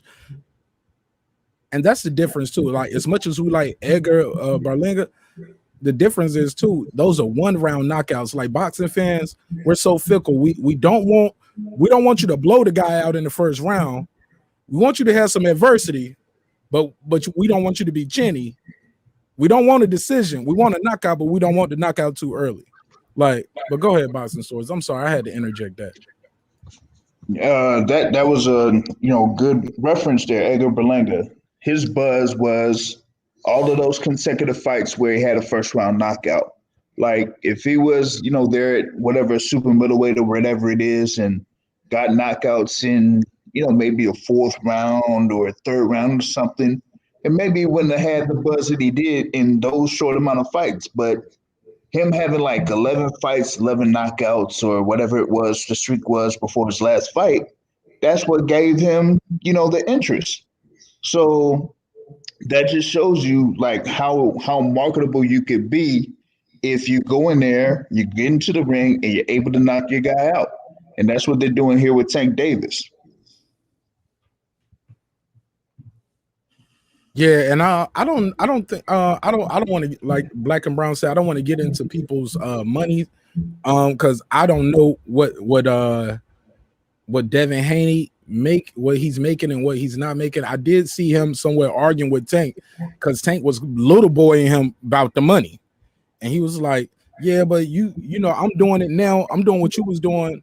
I'm doing it at a younger age, so at least give me my credit." He never went out there and said, "Yeah, I'm boss hogging," and I don't think Devin ain't packed out no arena like this, man.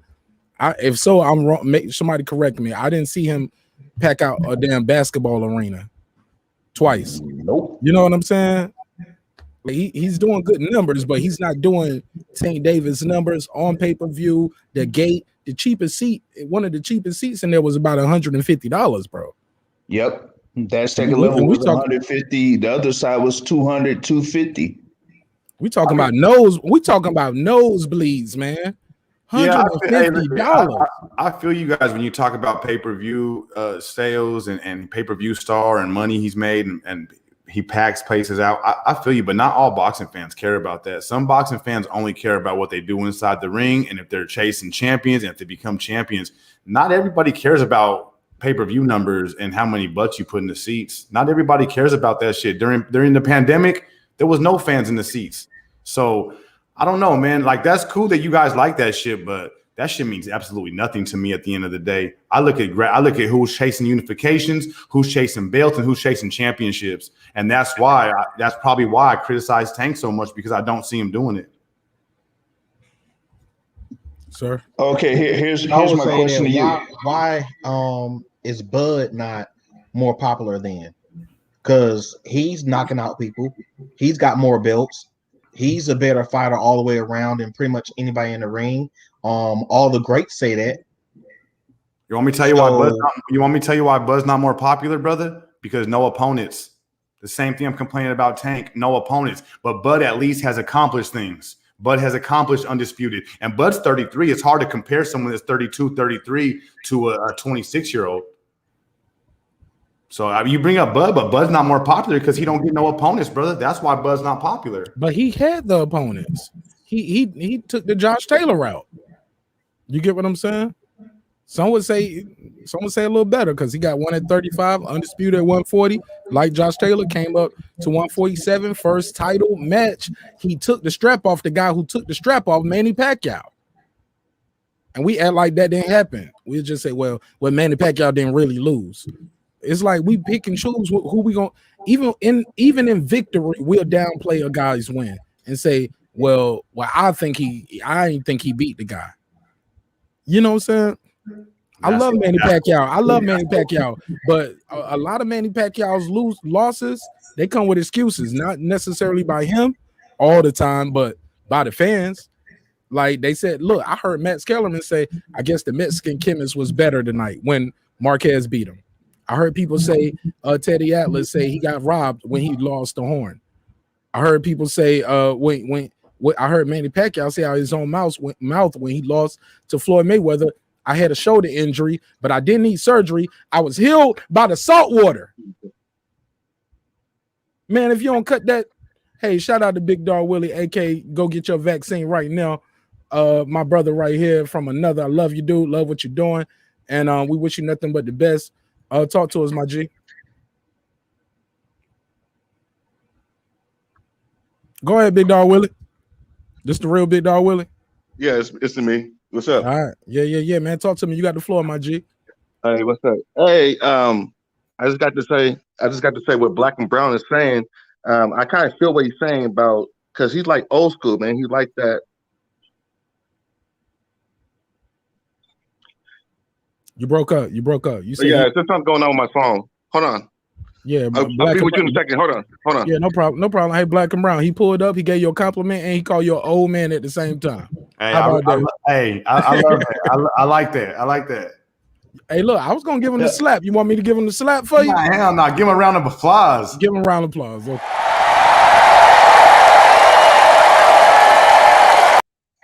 Sidebar. My round of applause looked like a bunch of people sitting at a TED talk. Go ahead. Go ahead. Yeah, go ahead, Big Dog. Okay.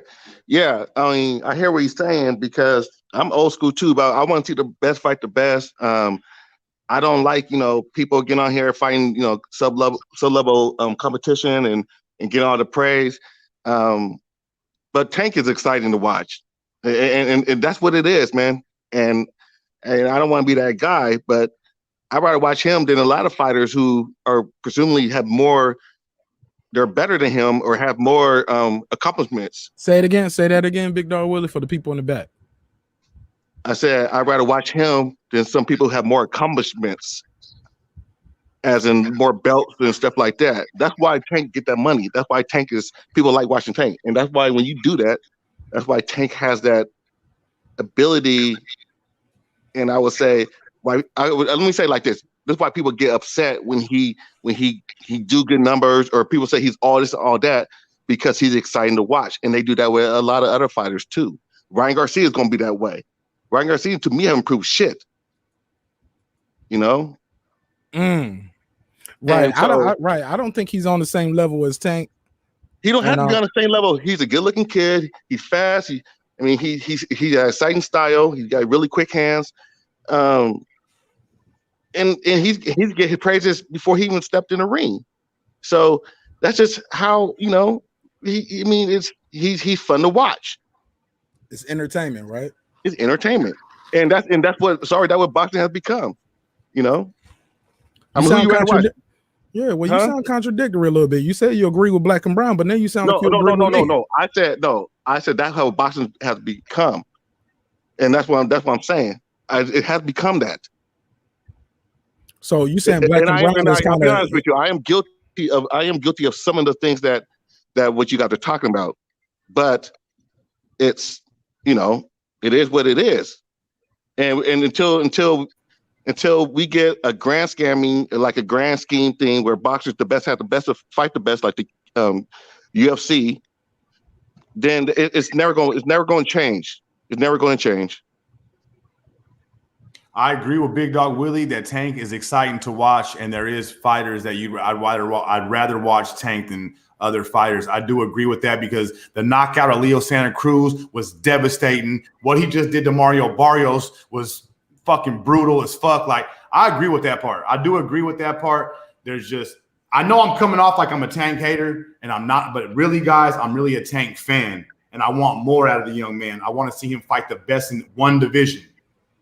And until he does that, I'm going to keep on, criticizing his opponents. But look, guys, you go check my channel. He brings up Ryan Garcia. I've been roasting Ryan Garcia's ass for the last 6-7 months. So I'm hard on these young boxers that ain't stepping up, that are trying to give us the runaround. I'm hard on them. I am, brother. That's just how I am as a boxing fan. But I got a question for you, Black and Brown. And I don't like to compare, but does Canelo jump around, do the same thing? Yeah, Canelo does jump around. If you see my video earlier today, I compared Tank to a young Canelo. That's why we can't be too mad at what Tank's doing, because Canelo did the same thing.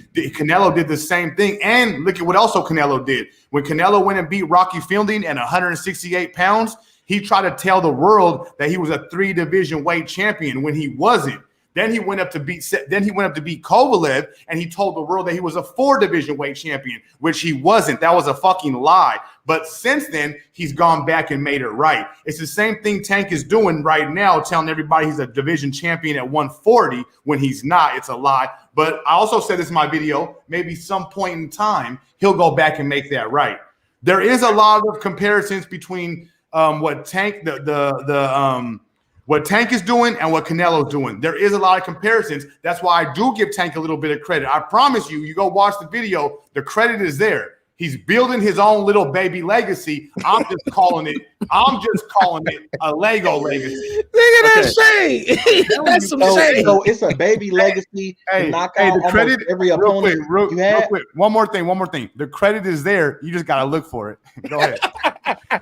So it's a baby, because I don't remember Canelo doing that. You're an asshole. I remember Canelo getting beat. But Canelo has beat legends to build his legacy. Canelo came at the right time. He was going. He came when all the good fighters from the 2000s were leaving. Cotto and what's the other guy's name? Mosley, and he caught them when they were going. Yeah, you're right. He did. But you beat up an old man. You beat up an old man. You get to say, okay, well, he was still somebody back in the day. Let me play devil's advocate right here.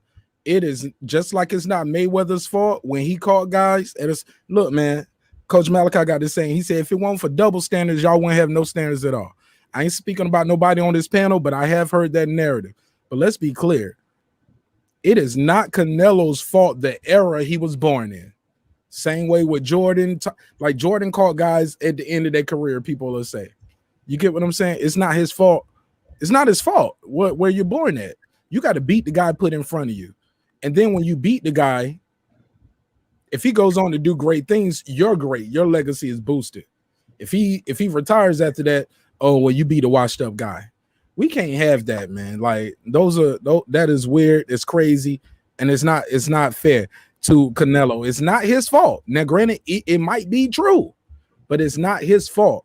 And it's not same way. It's not some of these guys in welterweight's fault that when Floyd was still there, he didn't fight him. I think Tank Davis is the only one probably in boxing that's doing what Canelo's doing, building a fan base like this, with a following like this. I think Tank's the only other one. Canelo and Tank. I just want Tank to put some fucking bricks in his legacy, not these fucking lower level challengers, bro. I want Cruz ain't lower level. Out like Tank. At one Barrios undefeated champion. He ain't lower level because he ain't fought nobody, Mark. We was all calling him a champion. Tell me, okay. Tank beat him. You guys, nobody was over on my channel, but you guys tell me who Barrios has beat. Hey, but you can't say that Canelo did knock out Amir Khan, and that you think that was? Come on, man. What you mean? That's one. Amir Khan. I'm just saying, Amir Khan. What when about he fought Canelo? Amir Khan shouldn't have came up 2 weight divisions. People talk about Leo Santa Cruz. People talk about Leo Santa Cruz. Leo Santa Cruz was a great fighter at 126 and lower. You can't say that about. You say he wasn't. No, I didn't say he wasn't. I think Leo Santa Cruz was awesome, man. I want look. Hey. I want a lot of respect for him when he came back and beat Carl Frampton after that loss. You know what I'm saying? And I thought he was putting on a hell of a fight there. It was just he fought the wrong fight. He was trying to fight more of a crowd appealing style versus using his height, his length, and his reach. He went back to the drawing board and came back with a better game plan. I hate that he didn't keep his word and give Carl Frampton that trilogy though. But we don't talk about that though. He even I remember Carl Frampton said, "Hey, you said, hey, if I beat you here, the next fight is going to be in my town. So let's come back over there and let's do it again." They didn't do the rematch over there in Ireland. They did every rematch. I think the first fight might have been in Cali. The second fight was in Vegas, or or Texas, but I know Cali, Vegas, and Texas, New York just been running boxing for years. These 4 cities, you know what I'm saying? Vegas, especially Vegas. Come on, man. And I get it. Vegas was for a long time. It's the only place you can bet. You can smoke weed. You can buy prostitution legally. So everybody was like, "Hey, we're gonna go here for the fight." I could cheat on my wife and not get caught. I get it, but my brother, like, weed is legal in a lot of places now. I don't know about the prostitution. I'm getting off track. Y'all know what I mean. Regardless, you can make big fights. You can make big fights wherever you bring the star to. You can bring the star there and make a big fight. You can do online betting now. You don't have to do it in Vegas. And I'm just glad that Atlanta finally had a big fight. Guys on the East Coast, we got somewhere else we can go for a fight because they're not bringing fights to Miami. I don't know why they don't do fights in Miami like that. Nope. Floyd brought a big fight to Miami. Far as that was a fight. It was an exhibition. It was fights on the card. Luis Reyes beat Jared Hurd. Nobody saw that. Nobody saw that happening. And it was supposed. Nah, let's keep it a buck. John, it's not Floyd's fault that John Pascal popped on the PED because that card was supposed to have a legitimate boxing match, supposed to have a championship bout on it, and it was going to be a rematch, Jack versus Pascal, part 2. It's not his fault. I mean, but come on, man. Did anybody really care that he wasn't on the card after he popped 30? Yes, people cared because it was important for. We didn't want to see Badu Jack fight the guy he fought. We thought we was getting Jack Pascal, Herb versus Reyes, Floyd versus Logan Paul. Yes, it does hurt the sale of the bill when you're trying to sell that bill to the buying public. Because let's be clear, the guy who went in there and fought Badu Jack, he didn't put up too much of a fight. Yeah, but I'd be very real with you. I mean, I'm very sure 85% of people who bought that was trying to see Logan Paul and Mayweather. Yeah, but you do have some guys out there who are fans of the sport and say, "Hey, I'm not gonna buy a pay-per-view just for one card. I'll crack that stream. I'll watch it somewhere else. I'll be on YouTube waiting for somebody, or just watch it." Did you buy the card? Did you buy the card? Yeah, I bought the card. Okay, I didn't, but I'm just saying because I couldn't buy a car like that. And I was one of those people who did the pre-order when it first came out. Do you remember when the pre-order for it came out? Yeah. Then they postponed it again. I was already locked in. They changed the price on some of them people, but I was locked in. So this is the thing. The reason I brought that up because the Black and Brown had made a comment earlier and said, "Well, I'm not going to pay for this because I want to see 2 real fighters fight." And maybe I'm just, maybe I'm paraphrasing it, Black Brown. Tell me if I'm wrong. Instead of seeing spectacle and see somebody who's overpowering, who's really exciting, fight a bum. And so I can see where Black and Brown is where he's coming from with that. I guess that's all I had to say about that because who's a bum? Who's a bum in this situation, big dog? Okay, well, he was talking about Tank not fighting a good competition. Black Brown, you still there? He said he bought this fight. I'm here, brother. I'm here still. He bought this fight. He bought this fight. He said so he don't look at Barrios as a bum. No. I wouldn't say Tank as much of an attraction, but go ahead. No, I'm just saying that how he said that the real fighter is not going to put up with this shit. Watch these type of fights or pay for it if they keep fighting bums. And that's what I'm saying. I'm not saying Barrio is necessarily a bum, but he's not Teofimo Lopez or he's not Devin Haney or whoever else. Not a star. That's what you mean to say, right? Yeah. He's not a star. No, he's not as good as the fighters he fought. Yeah, not all champions are stars. That's relative, brother. They can be a really good fighter and not be a star. Yeah, and that's relative because we got guys like Gabe Rosado. He's a star. He's a star. Let's use Oscar Valdez. But Ryan Garcia is a star. Ryan Garcia is a star. We should use Oscar Valdez as an example. Oscar Valdez is a great fighter, a champion at 130, and he's not a star. Exactly. But that's something that I would pay for with no problem. And that's a whole nother argument. That's yeah, a whole nother conversation. That's a whole nother argument. That's like That's his promoter. That's his promoter. Mayweather, but they lost to Mayweather. Just because you lose to a great fighter don't make you a good fighter. Right. And also that's Oscar, that's promotion on Oscar Valdez. I don't know how many interviews he does with guys like us out here in this space. Because let's be clear, boxing lives on YouTube. It lives on the internet. I agree. It lives on the podcast. This our shit. This don't belong to ESPN, don't belong to Comcast, AT&T. This our shit. You know what I'm saying? They don't have a channel for us. They got an NBA network, NFL. They got a golf network. My TV got a tennis network. I got a network for every damn sport. Not boxing. All I see on as far as boxing is classic fights. You want to watch some old Muhammad Ali, Joe Frazier footage? Classic fights. We got a channel for some shit like that half of the day. But come on, man, let's be clear. And that might be on like ESPN 4, ESPN 5 or some shit. You know what I'm saying? Like boxing lives on the internet. So I think it's up to us to keep our sport alive. And we can't keep our sport alive when we always talk about the negative. We're gonna end up like HBO boxing. Like shout out to Larry Merchant, but not really, because he would sit there and telecast on the pay-per-view and would be talking crazy about the guys.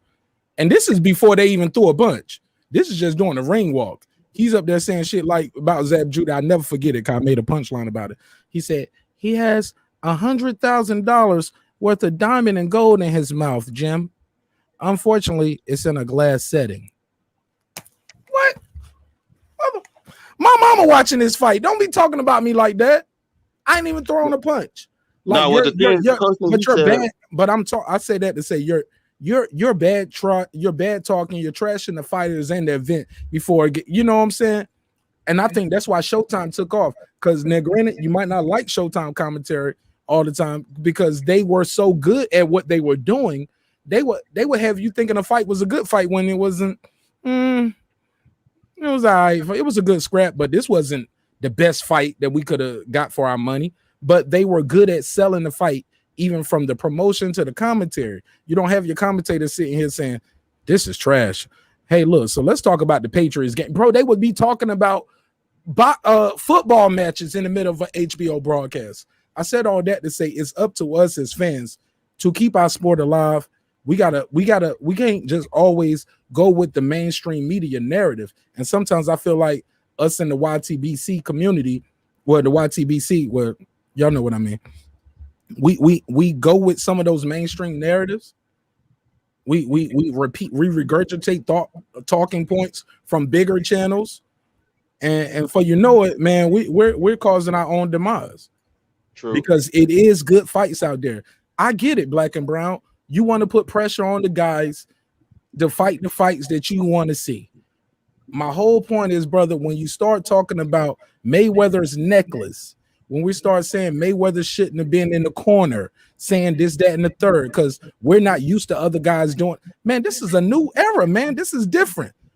Bob Arum ain't gonna never be Mayweather.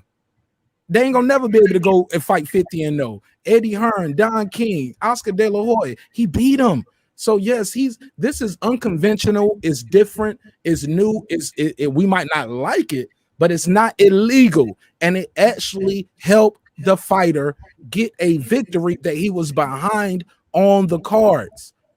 That's my only issue, Black and Brown. The thing that you didn't like the most might have been the thing that helped the fighter win the most. Do you want to reply to that, my brother? I think the thing I didn't like the most is just the opponent he picked. I mean, I stated out that I didn't care for Floyd trying to be the center of attention on Tank's night. That's really was my center of my gripe was, why did Tank try to steal the show? And I know I heard you say earlier, every time they would put Floyd Mayweather's picture up, the crowd would go crazy. You know what I mean? And see, you're looking at it from one way, and I'm looking at it from another. Why is the crowd got to go crazy at Tank's event? The crowd should be going crazy for Tank. But, I mean, you could look at it your way. And you say that if we're focused on negative things too much, that we're going to be hurting the sport. I mean, fuck, bro. I kind of feel you, right? But at the same time, us as content creators, that's almost our responsibility is to weed out the bullshit, weed out the real from the fake. And if Ryan Garcia is out here acting like a fucking Instagram model, a YouTube princess, then what are we supposed to do? Not say nothing? Nah, Mark, I'm gonna say something. Mark, I got a channel and I can call it how I see it, as long as I ain't lying on nobody, disrespecting none of the boxers.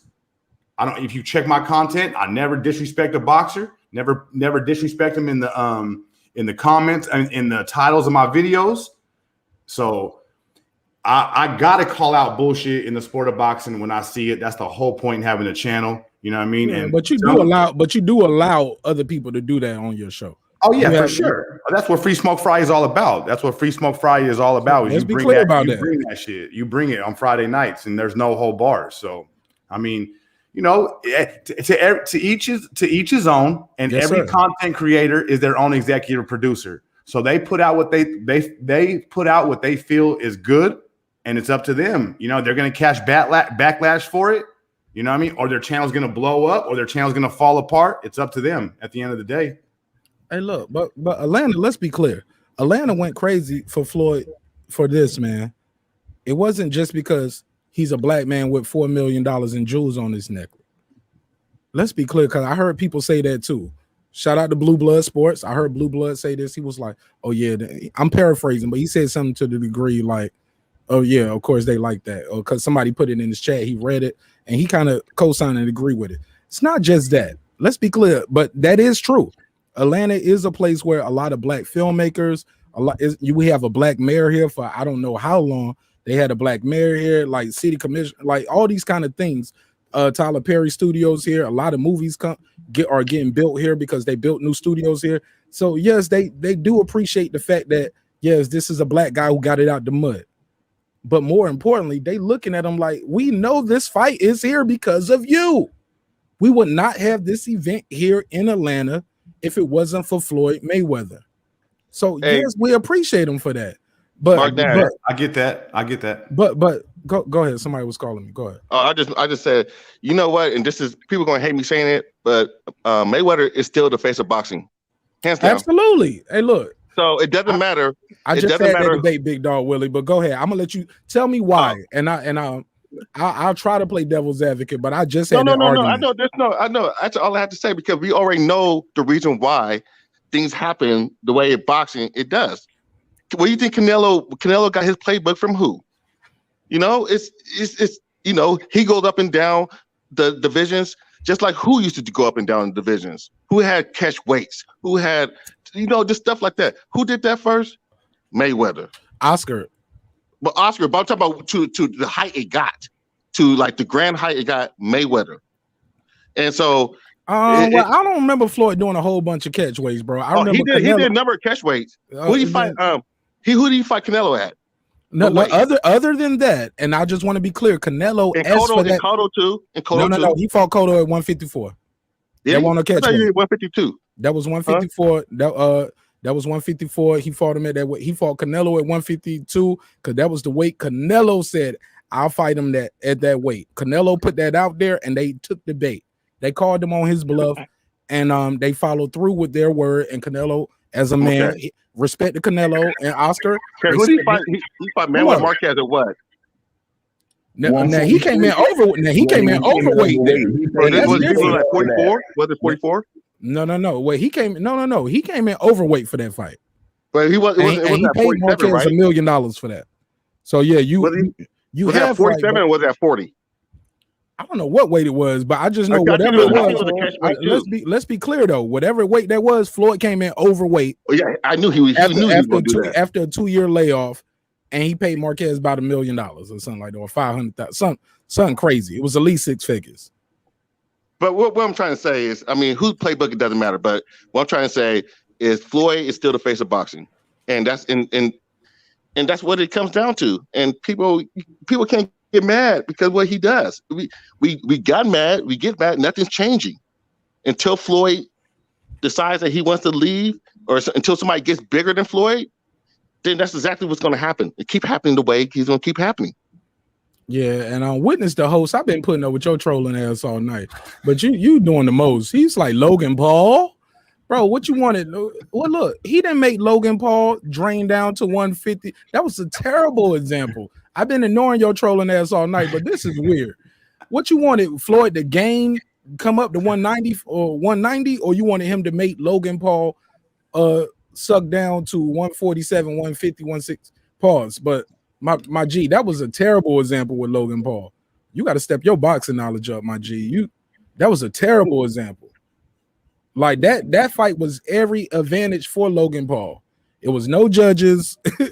It was you got a 30-pound weight advantage. That was in his advantage.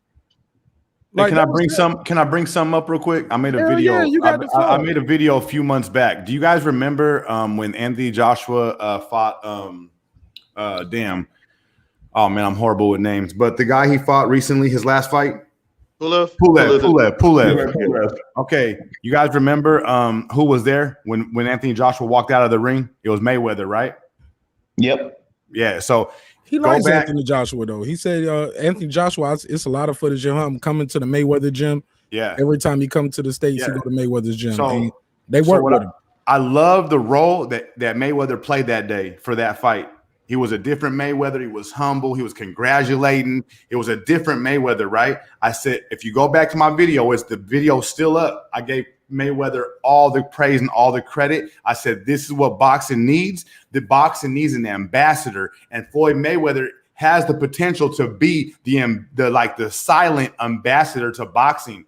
Because at that fight, he played a completely different role than he plays at his own fights.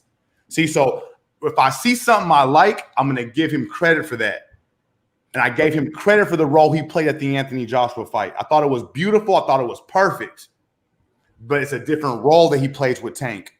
And I just don't like the role he plays in Tank's career. Let me see. I don't like the optics of the role he plays in Tank's career. Okay, because I don't know behind the scenes. Marq Nash, you brought up a bunch of great things that he did for the young man. That shit cannot be ignored or taken away. But the optics, the not letting the young man talk, being in his corner, yelling at him from the side of the ring, the optics don't look good to me. I don't like that, so I got to criticize it. But I get called a hater, but people don't really know me. People don't really look at my content, so they don't know. 4 months ago, I was just praising the dude, calling the ambassador of boxing, and look at my fucking comments, how people got on me for my comments, for my opinion. You know what I mean? So I'm being called a hater if I call Floyd the ambassador. I'm being called a hater if I say that Floyd's bad for Tank. So either way, I can't win, but I gotta continue calling it how I see it. Black and brown, you skipping the part because other people don't like it. Black Brown, you're go ahead, Mark. Brian had to say something. Black and Brown, go ahead. Yeah, but he's skipping the part. The hater part came through when I heard you talk about, man, he don't need that much jewelry. He ain't got to do all of that. And you was talking about the man jewelry and talking about him going to the corner, and he should be, if he gonna be a promoter, be a promoter. You're gonna be a trainer, be a trainer. You're gonna be a fighter, be a fighter. Man, he's Floyd, Pretty Boy Money Mayweather. He's done it all. He's probably the most accomplished boxer ever in the history of the game. When you talk about fighting, how many champions he beat, the pay-per-view gate, the pay-per-view tickets, like just everything that the sport it can encompass, the kid has found a way, and he found a way, bro. So when we start talking about the guy's jewelry so much, that's what I took umbrage to, and I was like, man, what's your Black and Brown? Black Brown, I just got something to say. Okay, just real quick. You sound like an old man, and I'm gonna make an example. No, that's the second or third time you don't call me. No. I am old, man. I'm 41 years old. I am old, man, brother. Go ahead. I'm 44. I'm gonna set an example. Okay, back in the 90s, there was, you know what Deion Sanders is, right? Let me tell you guys something. You bring up Deion, I'm a diehard Atlanta Falcons fan because of Deion Sanders. Okay, let me finish.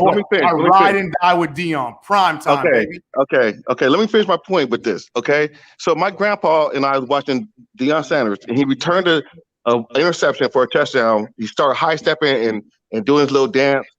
And my grandpa's like, nobody should do anything like that. Why is he doing stuff like that? All you just need to do is get the ball right back to the referee and da.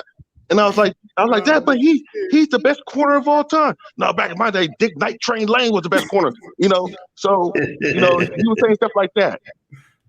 I got you, brother. I hear you. That's a good. I'm going with this. Big dog, okay. Big dog. That's a good analogy. I'm gonna tell you why, because that one hit home. Because Deion Sanders is my bro. I can't even tell you what Deion means to me, bro. That he made me a diehard Atlanta Falcon fan. I've been an Atlanta Falcon fan since 1989 because of Deion Sanders, bro. So that one hit home. I got you. I'm looking at Floyd like as an old man, but I wasn't criticizing Floyd when he was in AJ's corner. You know what I mean? I was praising him then. So because he wasn't flashy. He wasn't flashy to you. He wasn't still in the show. But he wasn't still in the show. He was playing a good position that time. But the AJ's not his fighter. We don't know. What if AJ signs with him? Ta-da. That's the difference. He's not invested in that fight the way he's invested. He might have bet on AJ. He might have worked with AJ. He might like AJ. He might just say, hey, brothers want to stick together. Black man in the UK, black man in America, I still want you to win. But at the end of the day, that's not his fighter.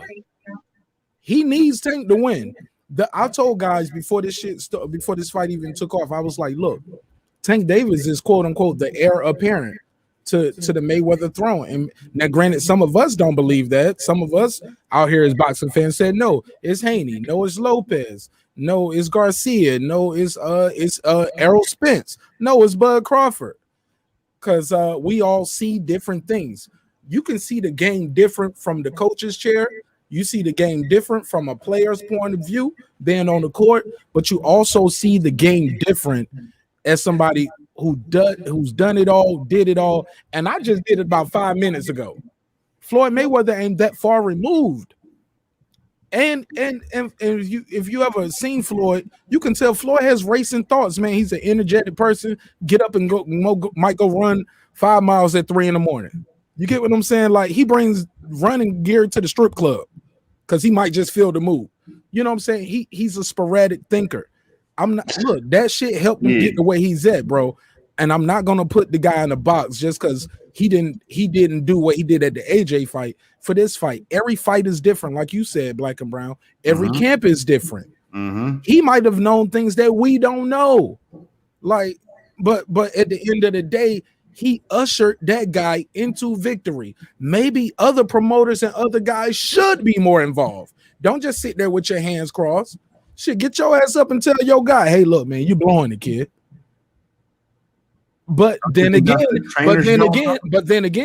Bob Arum ain't never got out there and been a 12, 13-time champion in 5-6 weight divisions, Hall of Famer, 50-0, biggest. He ain't never did that before. He's in the business of boxing. He's not a boxer. Yes, Oscar's in the business of boxing, but he ain't did what Floyd can do.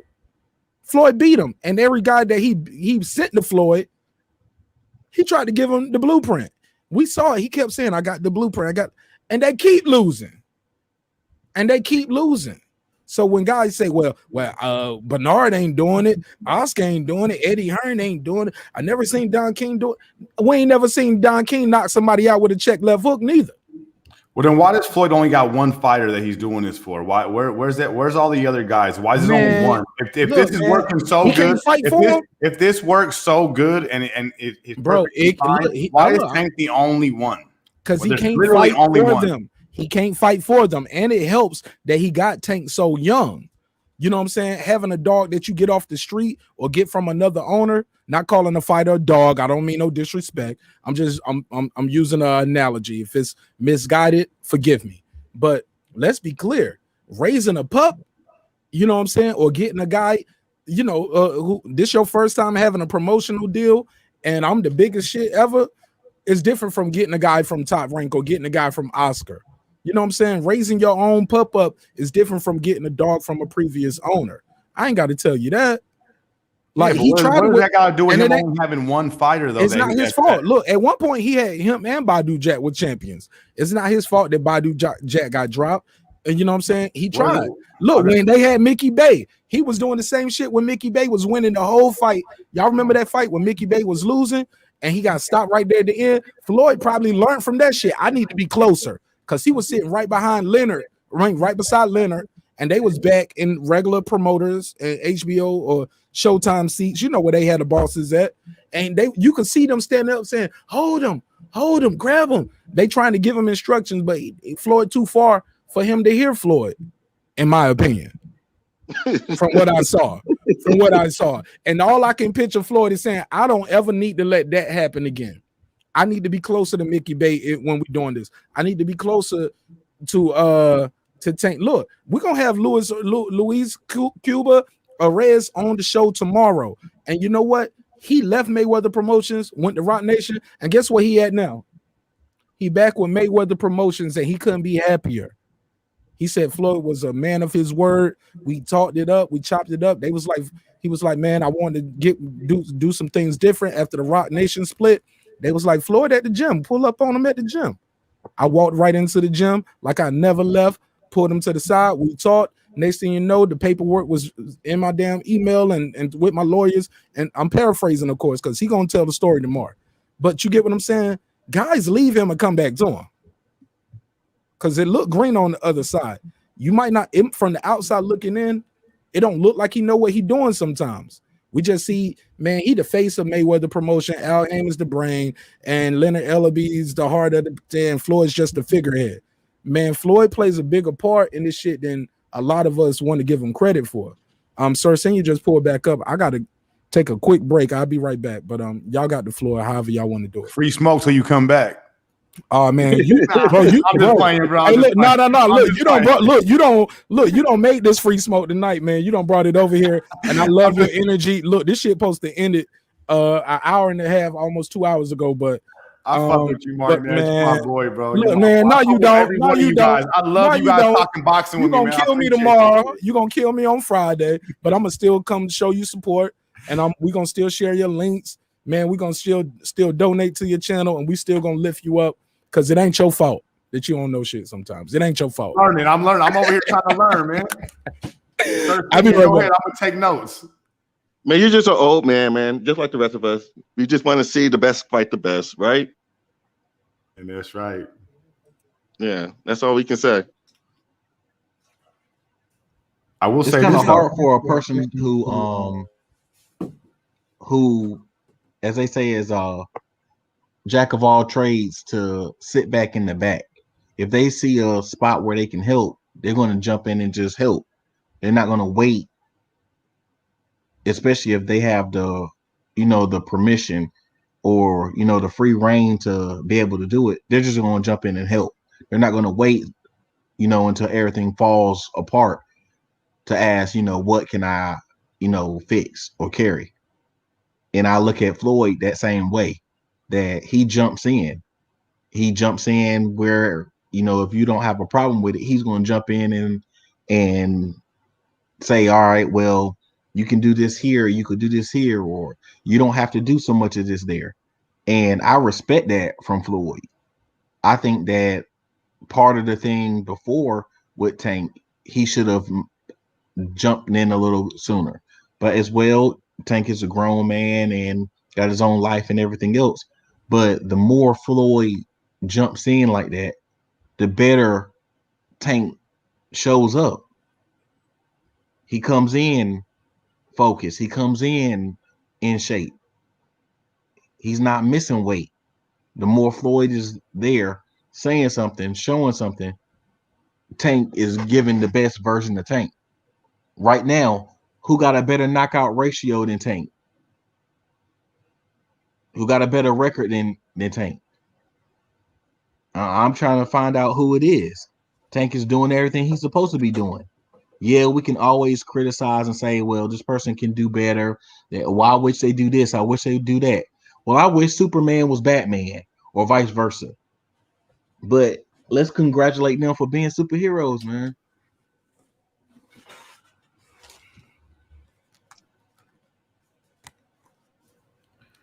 I would, okay. if Tank is just because you're the jack of all trades and you can move and do things, you know, it doesn't make it right. Just because you could do it doesn't make it right. And if he's such a, you know, if he's such a jack of all trades, then he should have been involved in the camp the whole time and helping out. I mean, I hear you, brother. He is the jack of all trades. And if he's such a good trainer, well, then he should have been involved in the camp, not just trying to get involved on fight night. You know, that's my only issue. Why are you getting between the trainer and the fighter? That was my issue. I think they say that Mayweather helps in the I think he Mayweather can't help everybody, but he helps, and he even helps unknown fighters. Mayweather, he's all over the place, and that's what it is. He's all over the place. But I'm very sure he keeps. That's his prized possession. I didn't mean it like that, but that's his prized fighter. That's his best fighter. So I'm very sure he's in this ear a lot. So I'm not. So you can't really say that about him not being at the camp. You can't say all that. I mean, he's probably getting the best of the best when it comes to all the fighters. Yeah, just like I can't say that he wasn't part of the camp. We can't say he was because Tank has already said that he wasn't part of this camp. It's already on record, him saying that he wasn't part of this camp at all. I didn't hear that, and I didn't hear that. Just like I didn't hear him say, "You're not my coach, brother." You know, I've never heard receipts to pull up Friday night. But I do know this. When I see Tank with Mayweather, I see a guy looking at. He looks at Mayweather similar to how I see him look at Coach I was about to say Coach Cunningham, Coach Calvin Ford. He looks at him like a father figure. He looks at him like an uncle, a big brother, the OG, the big homie. You know what I'm saying? But let's be clear. Whenever Tank is not around Floyd, Tank is the OG. He the big homie. He's the boss. You get what I'm saying? So yeah, sometimes it can get mixed up. I'll never forget Floyd. 50 Cent was talking about he started having problems with some of the guys in G Unit because while they with the guys, when they with the crew, they the boss, they the big dog.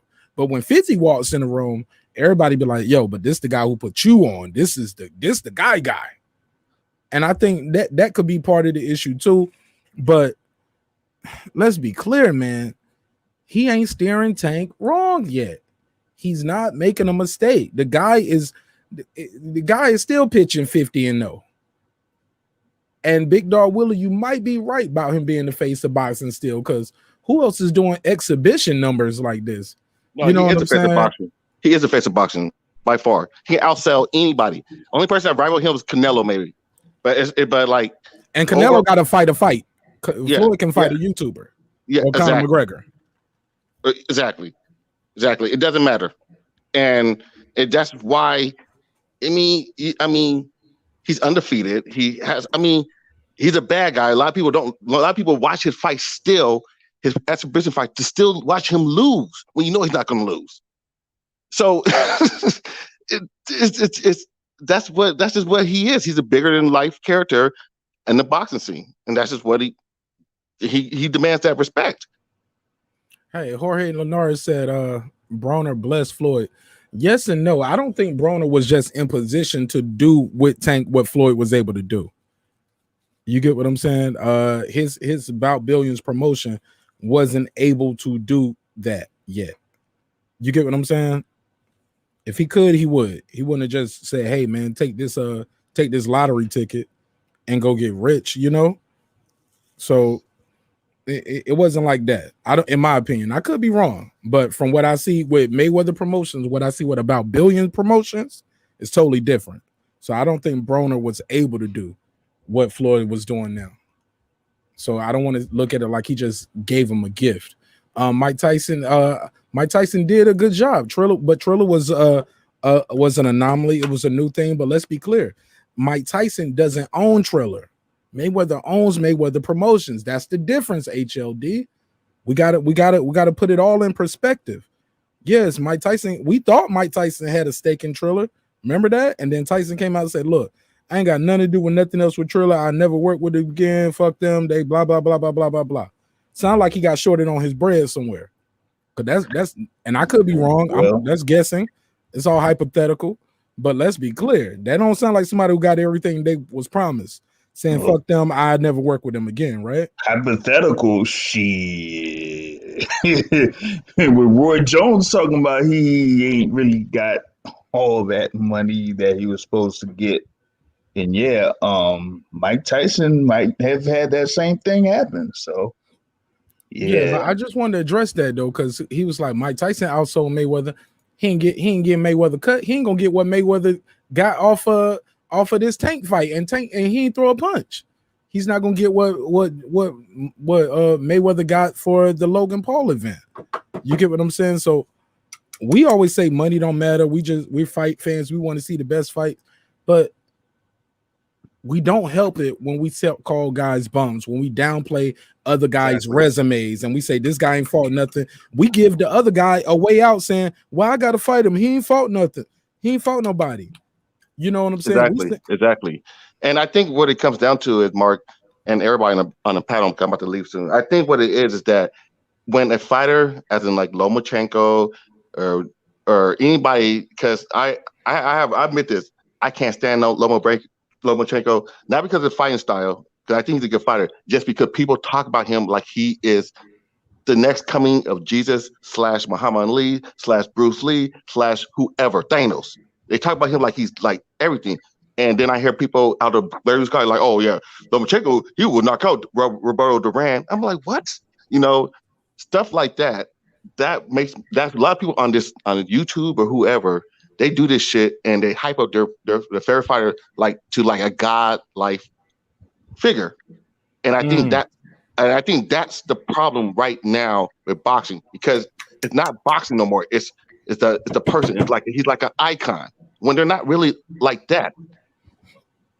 You know, I feel there's you. there's no way in hell. Ali for that There's no same way, reason, huh? man.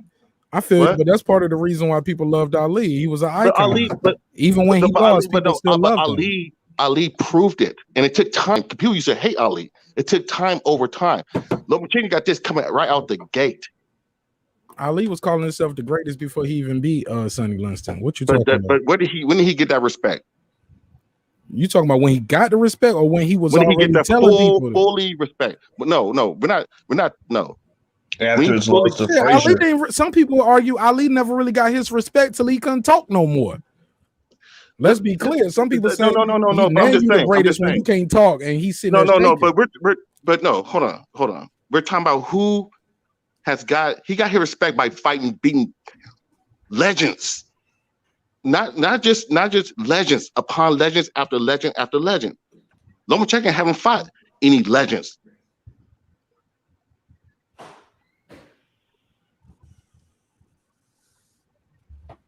If Lomachenko was a black fighter, don't use that. Dude. Oh yeah, they big Lomachenko up because of not just because of his skill. Well, and I like Lomachenko. I like Lomachenko as a fighter, but I don't like the respect he gets beyond what he does.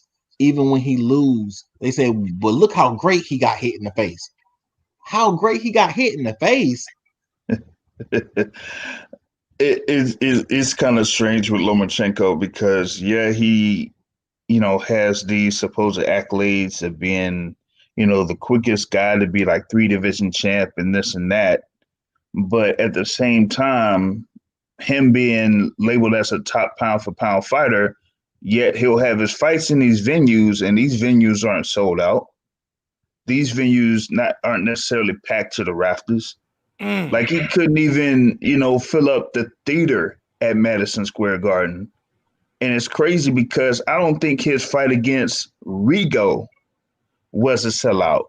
And that was being hyped because there were 2 guys in the amateur ranks, 2 of the best amateur fighters pretty much 4 gold medals. We never saw 4 gold medals. Never. And yet the actual fight was like people really didn't show up to that fight. So it's like, okay, yeah, I understand it. You want to prove yourself to, as the best, the best fighter and everything like that, and have those best fights. But at the same time, are people going to watch you fight? That's not. But look, let me play devil's advocate. That's not Loma's fault. It's not. That's not Loma's fault. It's not Rigo's fault neither. Now, granted, someone say, "Hey, you got two foreigners fighting here in America." Loma's English is better now, but I can't remember how good it was then. I do know he made a joke at the end, and he was like, "I'm gonna start calling myself Nomachenko." You know what I'm saying? You know what I'm saying? Because but that was so funny because we barely heard the guy speak. Rigo didn't speak English. Let's be clear. So all those things count too, man. Like you get your best fights, in my opinion, when you put an American against a foreigner, especially a black against a Hispanic, or a black guy versus a white guy. Especially if it's a white guy from the UK or something, and he's good, or a black guy from the UK versus Hispanic, or you get what I'm saying? You mix and match in countries. Put a guy from the Philippines against this Hispanic dude, and let's do it in America. They both speak English. Like, you get what I'm saying? You mix and match in countries right here. So I think, especially being in America, speaking English helps sells the fight, even if it's not that good, even if it's broken English. Cause if it's like Golovkin be like, he good boy. He's a good boy. Yeah, man, he be talking like they a dog or something. Yeah, big drama show. Yeah, even at the Canelo last fight when he was clowning Andre, I love that shit. Now, granted, I'm one of those guys who say I want the guys to call out the guys that you want to fight. Call them out. Go up there. If you can't get in the ring, show up at the press conference. Like, somebody let him in there with him. You know what I'm saying? That was in the media room. Somebody let him in there. Then maybe he got set up for the okie-doke. He thought it was going to be one way and it was the other way. But he was allowed to be back there. And he was allowed to be made a fool of, too. Because you ain't going to beat the heckler. The heckler can never beat the comedian if the comedian got the mic. If the comedian has the mic, you should win this battle every time because everybody can't hear you. They can all hear me. So, yeah, I'm a big fan. Canelo's, yeah, I know you're a big fan. You get what I'm saying? Show he had charisma. His next fight is going to sell even more. It's going to be even bigger because we heard him talk so much this time. Billy Joe Saunders made it, he helped sell the fight. So now you got a white guy from overseas versus a Mexican dude. Like, man, like you're gonna get good fights when you mix and match cultures, fan bases, races, things like that. I have no problem with it. My only issue is when we as fans sometimes we take too much pride in the country, too much pride, and we start just talking crazy. Like, shout out to some of my Latino brothers. But I heard them calling and picking Danny Garcia versus Spence. And I'm like, bro, I've been watching your show for a year. If you everything you said you are, and you know as much as you know about boxing, and I believe you know this much about boxing, you should not be picking Danny Garcia to win this fight other than the fact he's Latino and you Latino. Man, you gotta tell me what channel did. I thought you said Mikey Garcia at first, but you said Danny Garcia. I might have said Mikey. I think you did say Danny. I heard Mikey, but that's crazy. Anybody picked Danny Garcia to win that fight, bro. Oh, I'll send you the clips. I'll send you the link. Because I would even ask some of them, say, hey, all right, so what you betting on this fight, bro? Like, this what you telling your subscribers? He was like, nah, I don't bet on fights, marqnash. I was like, oh, okay. So really, you just out here, you just riding with your boy. You riding with your you know what I'm saying? You riding with your people. And there's nothing wrong with that. But nothing wrong with that at all. But just call it that. But don't make up no fake box scores and say, well, we don't know what Earl is gonna do, and we haven't seen Earl and the accident. Like, bro, but everything you know about Danny and Spence supposed to win this fight, and he should win this fight. You have no reason to pick Garcia other than he's Latino. Hey, Mark, can I cook on something really quick before I get this free smoke, Nick? No, hey, first thing, you can go back and I did a rant about 3 weeks ago on Oscar De La Hoya being drunk on that Twitter telecast. So I'm trying to tell you, if one of these dudes step out of line, in my opinion, bro, I give him a rant. You know what I'm saying? I roasted Cunningham. I roasted Oscar De La Hoya for being drunk on fucking Triller when he signed with DAZN, how that was bad for business. Part of the reason why Canelo left. So I roasted his ass. Hold on, say that again. Say it again. You said you roasted him about being drunk on Triller when he signed with DAZN, when his promotional company is with DAZN. He's supposed to be promoting DAZN. He's drunk on the Triller telecast. So That's one thing I want to say before I leave. And the second thing I want to say is, if people don't like me criticizing Tank Davis's opponents, that's perfectly fine. I hope them same people don't like when Canelo Alvarez's opponents get criticized, because Canelo Alvarez is fighting champions and they still get criticized. So criticism is across the board from boxing fans, boxing channels. We're all going to do it. You know, it's just your opinion. I don't think the channels that criticize Canelo's opponents, I don't think they're bad for boxing. I think it's their opinion and it's one side, and we need this in boxing. We need it. We need supporters. We need critics. It's just part of the sport. It's part of everything. You need critics. That's what we are. And we need haters too, and that's part of it too. Because Hatin is what sells tickets too. Hey, yep, and Hatin pretty much now it's anything. Shit, I'm hating if I'm talking about De La Hoya. I'm a hater out here. You know what I mean? It's what we are. If we're critics, we're haters, and we got to accept that. And I've accepted that shit. I've accepted it. It's all good. No. Black and brown. No. Critics are not haters. There's haters that are haters. Yeah. But let's not. I just never want to take away from where the hate comment came at from me, Black and Brown. It was when we start talking about Mayweather's jewelry. That had nothing to do with Tank Davis. It had nothing to do with boxing. Even on my channel, you was like, he's a 50-year-old man. He shouldn't be wearing $4 million. I'm paraphrasing. He shouldn't be wearing $4 million jewelry. I don't think he should be dressing and wearing that shit. That has shit to do with boxing. It has nothing to do with it. And once you bring that in, yeah, some people might label you as a hater because his jewelry has shit to do with shit. And my last thing I want to say to you about the Canelo thing, criticize Canelo opponents, cool. Criticize Tank opponents, cool, but they're not apples for apples, oranges for oranges. Canelo for how you say his name, Aveni Yildirim. Yeah, hold on. You telling me Yildirim, Marq Nash. You gotta let me finish my. You gotta let me finish my sentence because I'm gonna forget. You gotta let me finish my sentence, brother. I'm gonna forget. You gotta let me forget it. Say it before I forget it. My whole point is, if you're gonna bring up Canelo's resume and as far as Tank Davis. And you can criticize both, but it's not apples for apples, orange for oranges.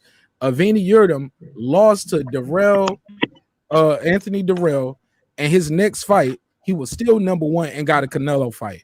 That's different. Now, granted, that's the WBC you don't doing. Put no context into that, bro. That's not right. No context, brother. No, I was going somewhere, but you cut me off. He only fought Yildirim one time a year. You're not going to ignore. You're going to ignore the fact that Yildirim was just a stay busy fight in a fight. Hold on. Why is he number? No, it's not him. A stay busy fight. He was actually ranked number one after a loss. Check my Anthony Durrell interview. I just dropped it. It's on the channel. And I got it timestamped so you can go straight to that. The man fights 3 times in 6 months, and you pick the middle fight. You're going to leave out the champion he fought in December and the champion he fought in May.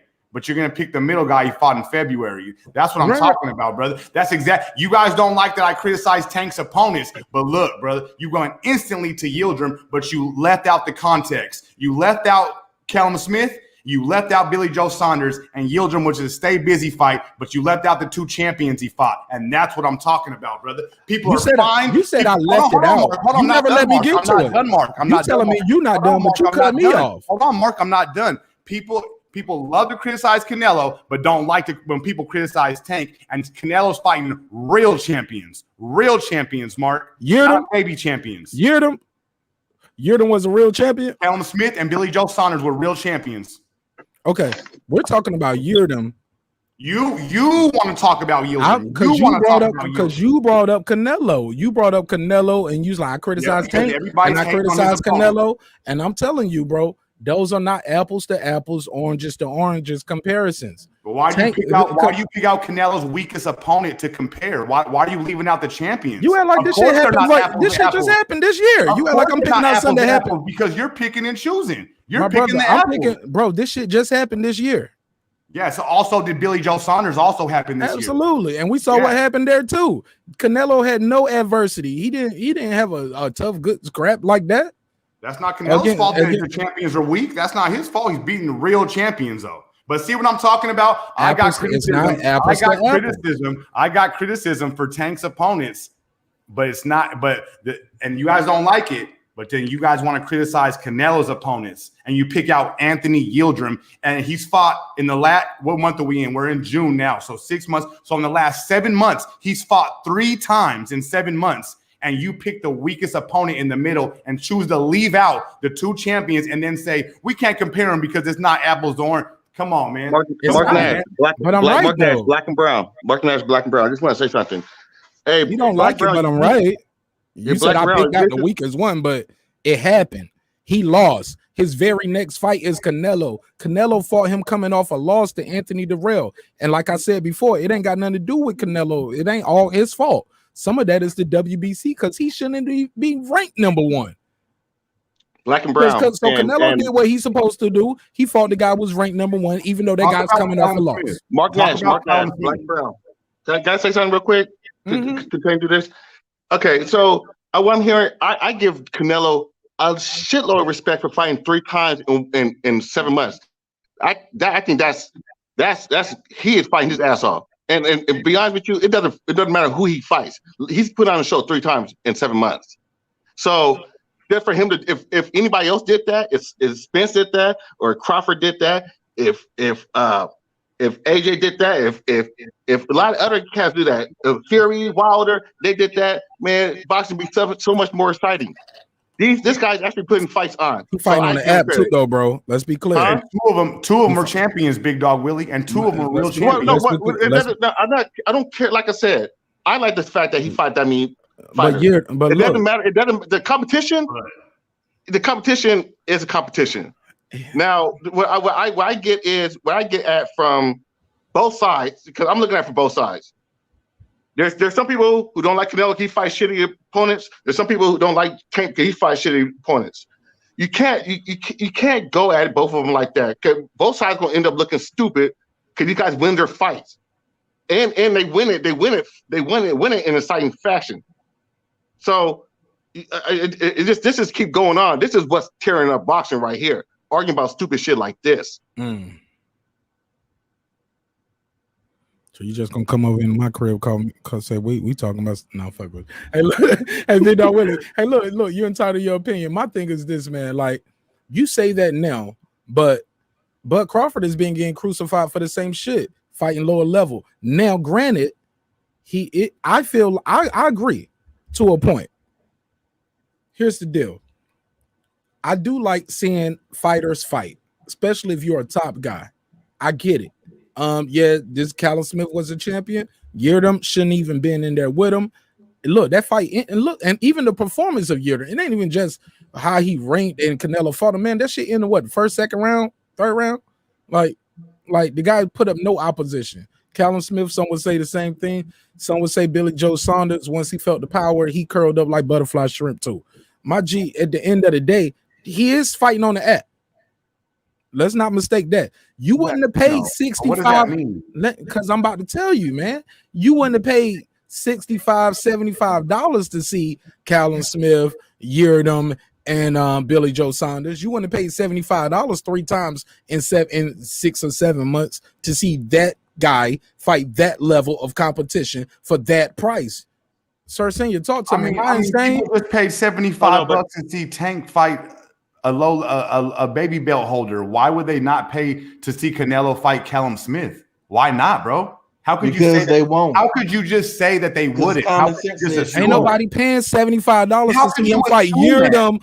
Because a lot of people didn't pay that's the little assumption. nothing. You can't just assume that and watch leave it them as fight. facts. We're talking about 2 different fan bases. We're talking about 2 different fan bases. Mexicans will pay that much money to see bro. Canelo What are fight. you talking about, bro? That may even make no sense, bro. But a lot of people didn't. But a lot of people will Mexicans pay. can't carry Mexicans ain't gonna be the only ones in Vegas, only one buying pay-per-view. Stop it, Big Dog Willie. You gotta stop that. I'm just saying. Stop pandering.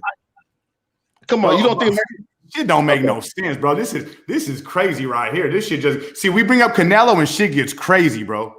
Now you know I love Canelo, so you can't say that about me. I always say him, bro. I don't know. You're downplaying him now because he fights on the app. You're picking his one weak-ass fight out of the year to focus on. I don't know. Maybe because it's right in my mind because I just interviewed Anthony Durrell this last week, and I just posted a video.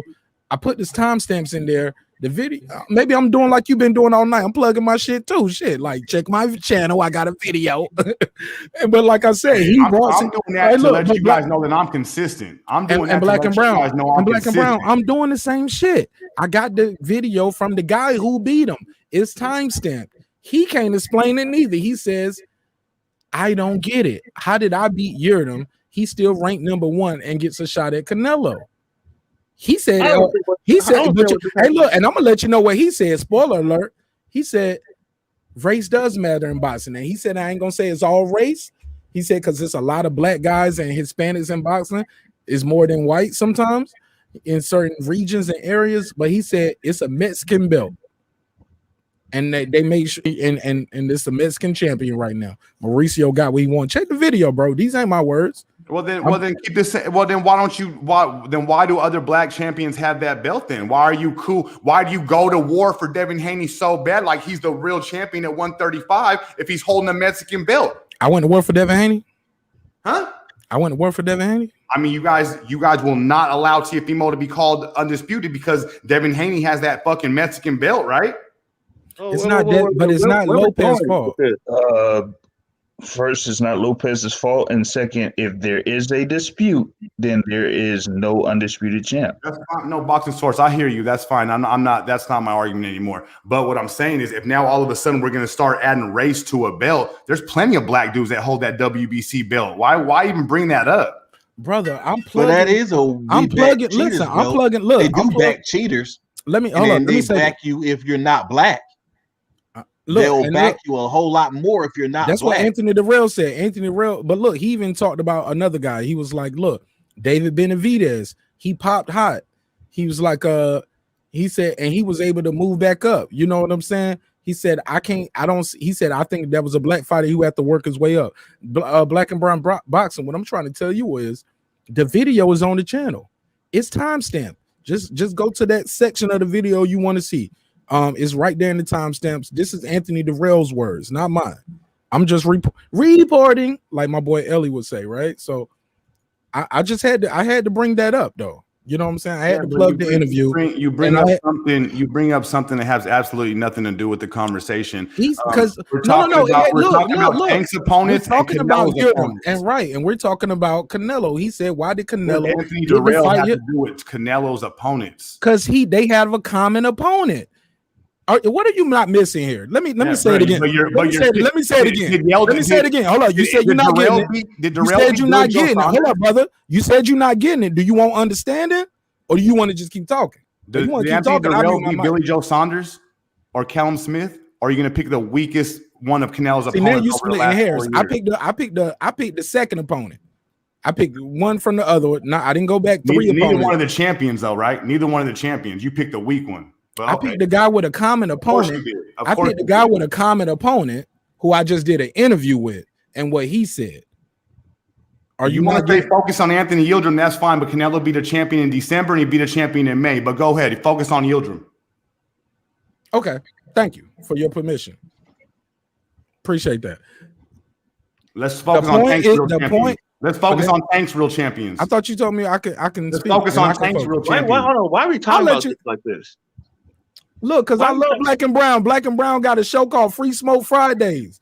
He don't brought Free Smoke Friday over here Monday because I took umbrage to something he said earlier today. They both fight. He my brother, and I love him, and I'm letting him talk. They both fight bums. Who cares? They both fight bums. Nah, I don't do the bum shit. I don't do the bum. Okay, really? They both fight fighters.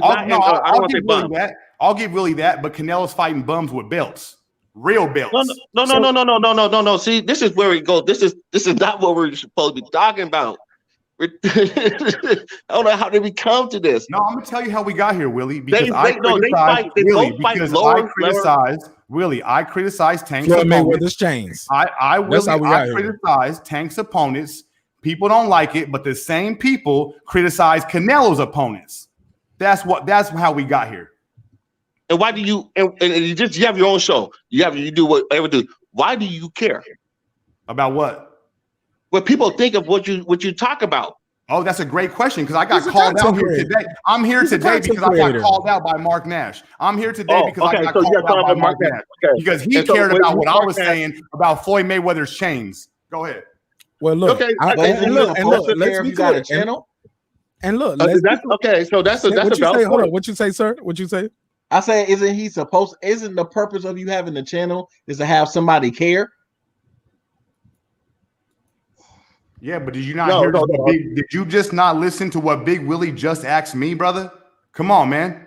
I responded with that to Big Willie's question to me. He said, "Why do I care?" Well, why does Marq Nash care?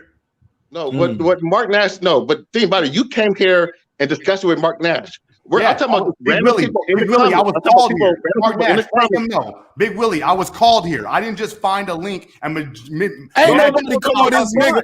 Ain't nobody called this nigga over. No, I'm joking. I'm joking. That is fine. I'm lying like a motherfucker. I'm lying like a motherfucker. Why do you care what people say in the comments? Marq Nash is going to give you he's going to talk to you like a man. We had these kids in the comments saying, "Oh, this and this and that," and they're like comparing the two. Why respond to them?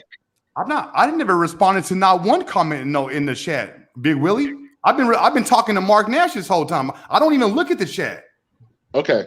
I'm just saying. It sounds like you say when you say why I'm getting criticized for this. It seems like you're kind of saying everybody is getting on your case about this. No, actually, the chat's agreeing with me, so I'm not even talking about the chat. I'm talking about the same people. Wait, I thought you just said you're not reading the chat. The same people. But now you're saying the chat agreeing with you. Which one is it? The same people, right? The same people that don't like me criticizing Tank's resume and Tank's opponents are the same people that criticize Canelo's opponents, and that's a fact. Yeah, but Big Dog Willie, shit, Major Key still listening. Major Key supposed to be asleep. He was like, "Drop the link. We not gonna keep it real. Fuck it, let's keep it real. Let's keep it a thou wow." You know what I'm saying? Speaking of that, man, it's almost like 3 a.m. over where I'm at, man. I gotta get a few hours in. But big up to everyone in the everyone that took part of this discussion, man. Big up to Marq Nash. Man, of course, doing this thing here in the channel, man. So, I'll catch you up, in the conversations. You do this like every Monday night, right? Yo, I look, man. I've been working with Major Key, and Major Key works with Black and Brown. Contrary to popular belief, I'm a big fan of Black and Brown show. Maybe because I couldn't get in earlier today because I don't know what was happening with Black and Brown. If he just had a limited amount of time.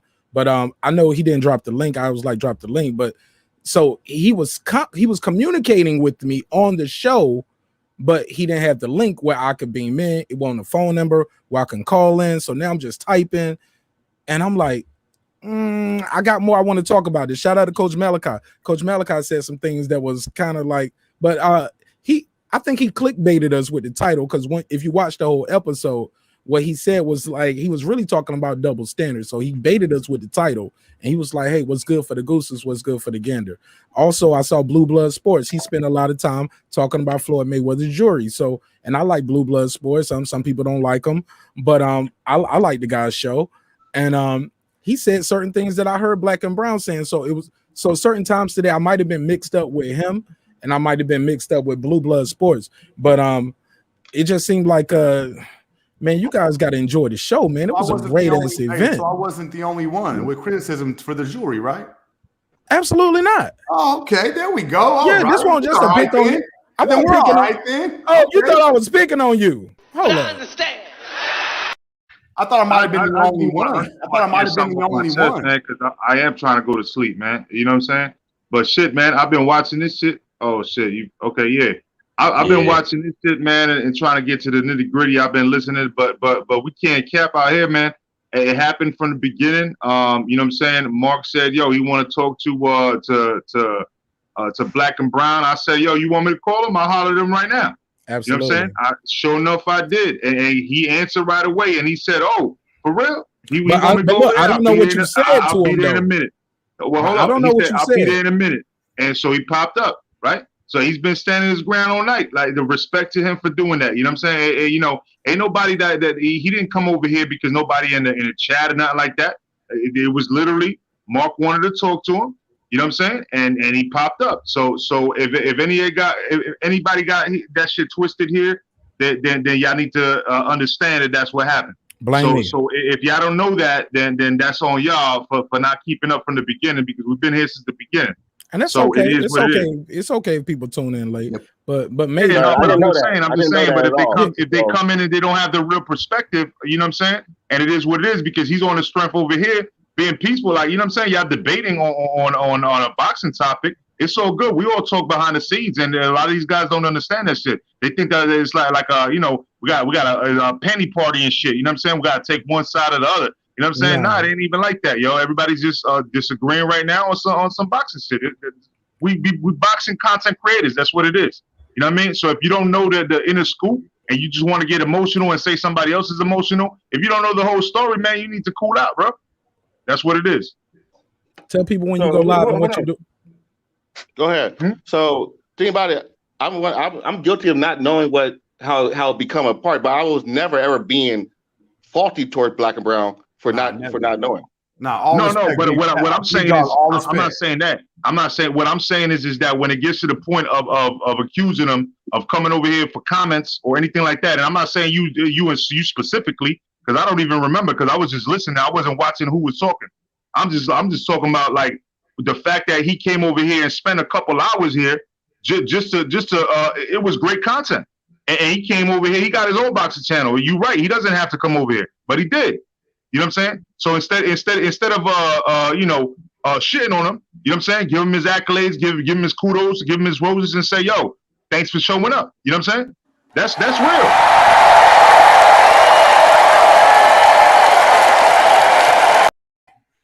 You feel me though? No, I feel you. I have nothing. I like Black and Brown. I don't, you know, there's nothing. No, I talked to him and we agree on half the shit. But don't be scared, big dog. Don't let him chump you off. Oh no, I'm not. We agree on half the shit. Some of the shit I've seen his channel a couple of times. I'm not really religious over there, but some of the shit I don't agree with. But you know, we agree with some shit tonight. I have no problem with what Canelo's doing. And I'll be very real with you. But yeah, he did fight somebody who he should never fought. But Tank does the same thing, and that's all I'm saying. They both do the same shit. I gotta. I'm just gonna say, I gotta. Like, if you want to understand that, bro, I got a whole live, recording, like 6 minutes, and it breaks all of that down. And so, anybody talking about that Avni Yildirim was picked by him, when you understand the whole way that happened after David Benavidez lost his belt on the scales, then you'll understand a little more. But everybody is listening to other channels that don't know shit, that they just want to cap and race bait. And the facts of the matter is that he was the franchise champion, so he could contend at whatever weight division he felt like going into. He decided to go from 175 back down to 168. David Benavidez lost his belt on the scales. Avni, he put his name in the hat, so of course, as a franchise champion, he was going to be selected first. Avni Yildirim was the next one selected. What's called a matchroom said no. The zone said no. They don't like that. That's not going to make them the money that they wanted to make with the contractual agreement that they had with him. So guess what happens after that? He goes into litigation, gets out of the contract, then renegotiates something with the zone. Okay, a week beforehand, Mauricio Sulaiman says, "Hey, you know what I'm saying? Okay, we're gonna throw the WBC into this, and whoever wins, regardless of who wins, okay, has to fight Avni Yildirim next because we negotiated that." So that's what people don't seem to remember when it was so clear when it happened. You see what I'm saying? Because people that say that they follow boxing don't really follow boxing. They just talk shit 5 months later because they don't remember. Okay. Mic dropped. So why did he lose and get to be put back as number one? Just you breaking it all down like nobody else follows boxing. You're missing the point here. This is flying over your head. It has nothing to do with the how did I miss a point when I just asked? No, because Canelo Alvarez fought for the WBC belt. Whoever the WBC put in front of him is not Canelo's fault. That's where you're wrong. You see, you're how did I say you're putting Canelo as how did I say it was Canelo's fault? Where in this show or any show have I ever said it was Canelo's fault? What the conversation was about earlier, because I've been listening. And it was when did I say it was Canelo's fault? He fought Avni Yildirim. When did I say it was Canelo's fault? If you were listening, then why are you adding on? If you would disagree with it, what do you mean? You the one rambling on.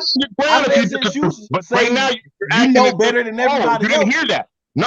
What the conversation was, Black and Brown was saying that he fought a champion, which was arguably number one, and he was number one according to ESPN and to BoxRec.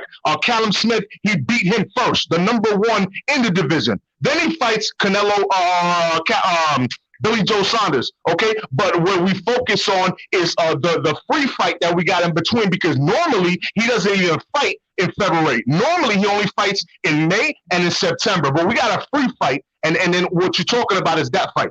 You see what I'm saying? So if you're gonna speak facts, then speak facts. Don't just speak about one little detail, because we're not talking semantics here. Nobody's dumb here. And what semantics was I talking about? So the semantics you're talking right now, because you still acting like you dumb, and we're talking facts here. No, you just talking over yourself and not answering my question. I ain't talking over myself. I'm talking facts, and you're not saying shit because you stuck now. I put you in the How corner, am I and stuck? now you're in timeout. Nigga, You don't know what the fuck you're talking about. You ain't answer my question. I You simply didn't say asked shit you because one I said question. all the facts. What are you saying? I simply asked you one question. Okay, How so does he what is your lose rebuttal and to then get to be everything that I number just one? said? That's What is your all I rebuttal to asked everything that I you. just said? Exactly. That's exactly what I expected. That's what I'm trying to say. You just talking out your ass just to say, oh, you didn't answer my question. What question? There's no question. I just explained everything to you. You didn't answer the question. There's I asked no you question, simply, bro. how did he lose Canelo and then is get to not be ducking number people. one? Okay, How? bro. What part of that you don't understand? The comparison was Gervonta Davis versus Canelo. Did you not? I was gone, bro, and I had to come back to remind you of what the conversation was about. How did you have to remind me? You just saying random You stuff see to what I'm make yourself saying? look good. It But doesn't you're seem not. like you remember You're really anything actually because you're like, playing how did yourself. this? You didn't answer my question. How did this? Bro, make some sense. I simply asked you, how did he lose and then become number one?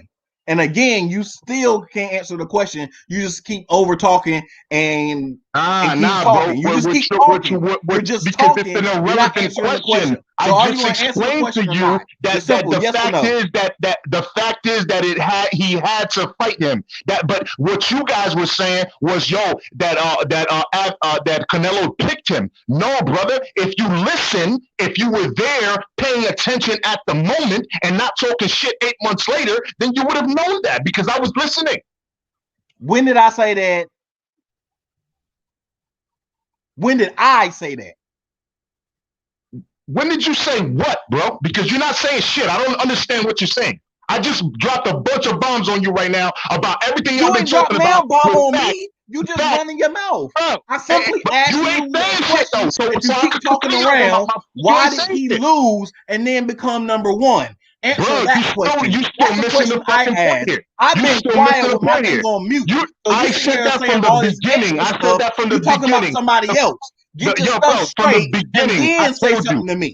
Very simply, Major Key. From the beginning, I told you, Major Key, that you're talking about why did he become number one? That's irrelevant, bro. Because you can't hold Canelo Alvarez accountable for what the WBC. How is my question because irrelevant? the fact is that he fought for the belt and it was announced beforehand. So what are you getting mad about Canelo for about Adam Yildirim? Because if you're not mad about that, then what is your point? Canelo? Or you just making up random What is your point? Then what is your point? What I just Talking asked. about Canelo fighting What I him. just asked. What is your point? That's what I want to know. Is the answer to my question, not somebody else's question, not somebody else's talking point. My question. You confused me with somebody else. What did you not understand? What do you need clarification about, bro? Because so I can slow it down for you, bro.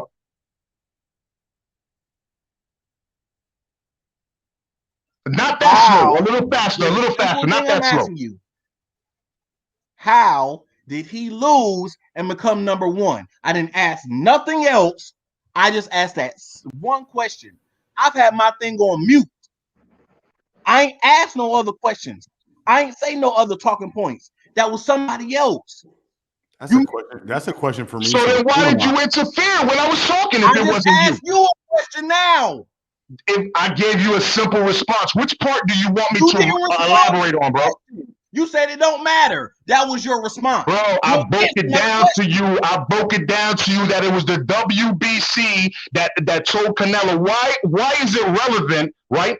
if he was number one or whatever the fuck, right? When it comes to a conversation about Canelo. Why? Because you're trying to say that Canelo, that wasn't a valid win. That's why. So don't try to fucking, play a fucking three-card money on me with that shit. Bro, we fucking clear-minded here, bro. We're not delusional here. So if you try to play that game, I'm going to call it out for what it is. You're trying to put what you feel I'm saying. Ask me what I'm saying. Not clarifying. I'm giving you an Okay. opportunity Hold on. Oh my Lord, bro. All right. Look. Good Lord. Shout out to Black and Brown Boxing. Show, let's make some noise for Black and Brown Boxing. This guy is amazing. Man. This motherfucker brought in the crowd. He brought the audience. A lot of these people in the chat I ain't never seen before. Man, we had I think we got a record number of chats in here this year. I think this week. This the most chats we had this week. 15, 30, 37, 38, 45, 47. Yeah, man. Like he brought all the smoke. Hey, look, man. I just feel like both of you guys aren't really getting your questions answered. Seems like you guys are answering questions with questions, and it's like we're going in a circle. But while we got people here, I do want people to know that my boy Kyle, the boxing section, TBS, the boxing section. You spell it the way it sounds. He's live now. Shout out to Black and Brown Boxing for doing the handoff to Major Key. Shout out to Major Key for doing the handoff to me. And we just want to keep it going, man, and just show each other support. But I do want to get some closing on this. In the words of Migos, I want some straightening. But it seems like look, we got our own opinions about where things are at and where things can go, but we have a platform for it, and it's every Friday, whenever he's available, of course. But you know what I'm saying? I might end up doing a franchise with you, Black and Brown, because it's all good. I might set up a franchise with you, man, because man, I love your energy. I love the fact we don't agree. You don't bend. You don't cower down because it's his show and it's marqnash. Yeah, and I'm on the marqnash show. Have a great fucking night. I'm going to sleep. Peace. I love it. Shout out to Major Key Boxing. Man, you can follow Major Key Boxing every Monday. You already know he's going to give us some dope shit. You know what I'm saying? And we're going to have a good show. We're going to keep the shows going. Shout out to all the content creators out there doing their thing. I know the Boxing Source had to go, but I want him to tell everybody where they can follow him and reach him at. We're going to be at the boxing section. So we're going to go over there and act up and turn up over there and show Kyle some love and support. It's an open channel, open panel. Yeah, he's all about that free smoke shit too. You know what I'm saying? And he a West Coast dude, so it's early over there for him. You know what I'm saying? But okay, I guess we didn't get the Boxing Source to give his drop. Before everybody else leave, Big Dog Willie, you got any final words? Nah, I enjoyed this a lot. It was cool. It went way too long, but man, I be wanting to keep going, but Kyle has already started, and I just want to lift that brother up because, like I said, I met him here in Atlanta at the fight in person, but I've been following his show for about a year now.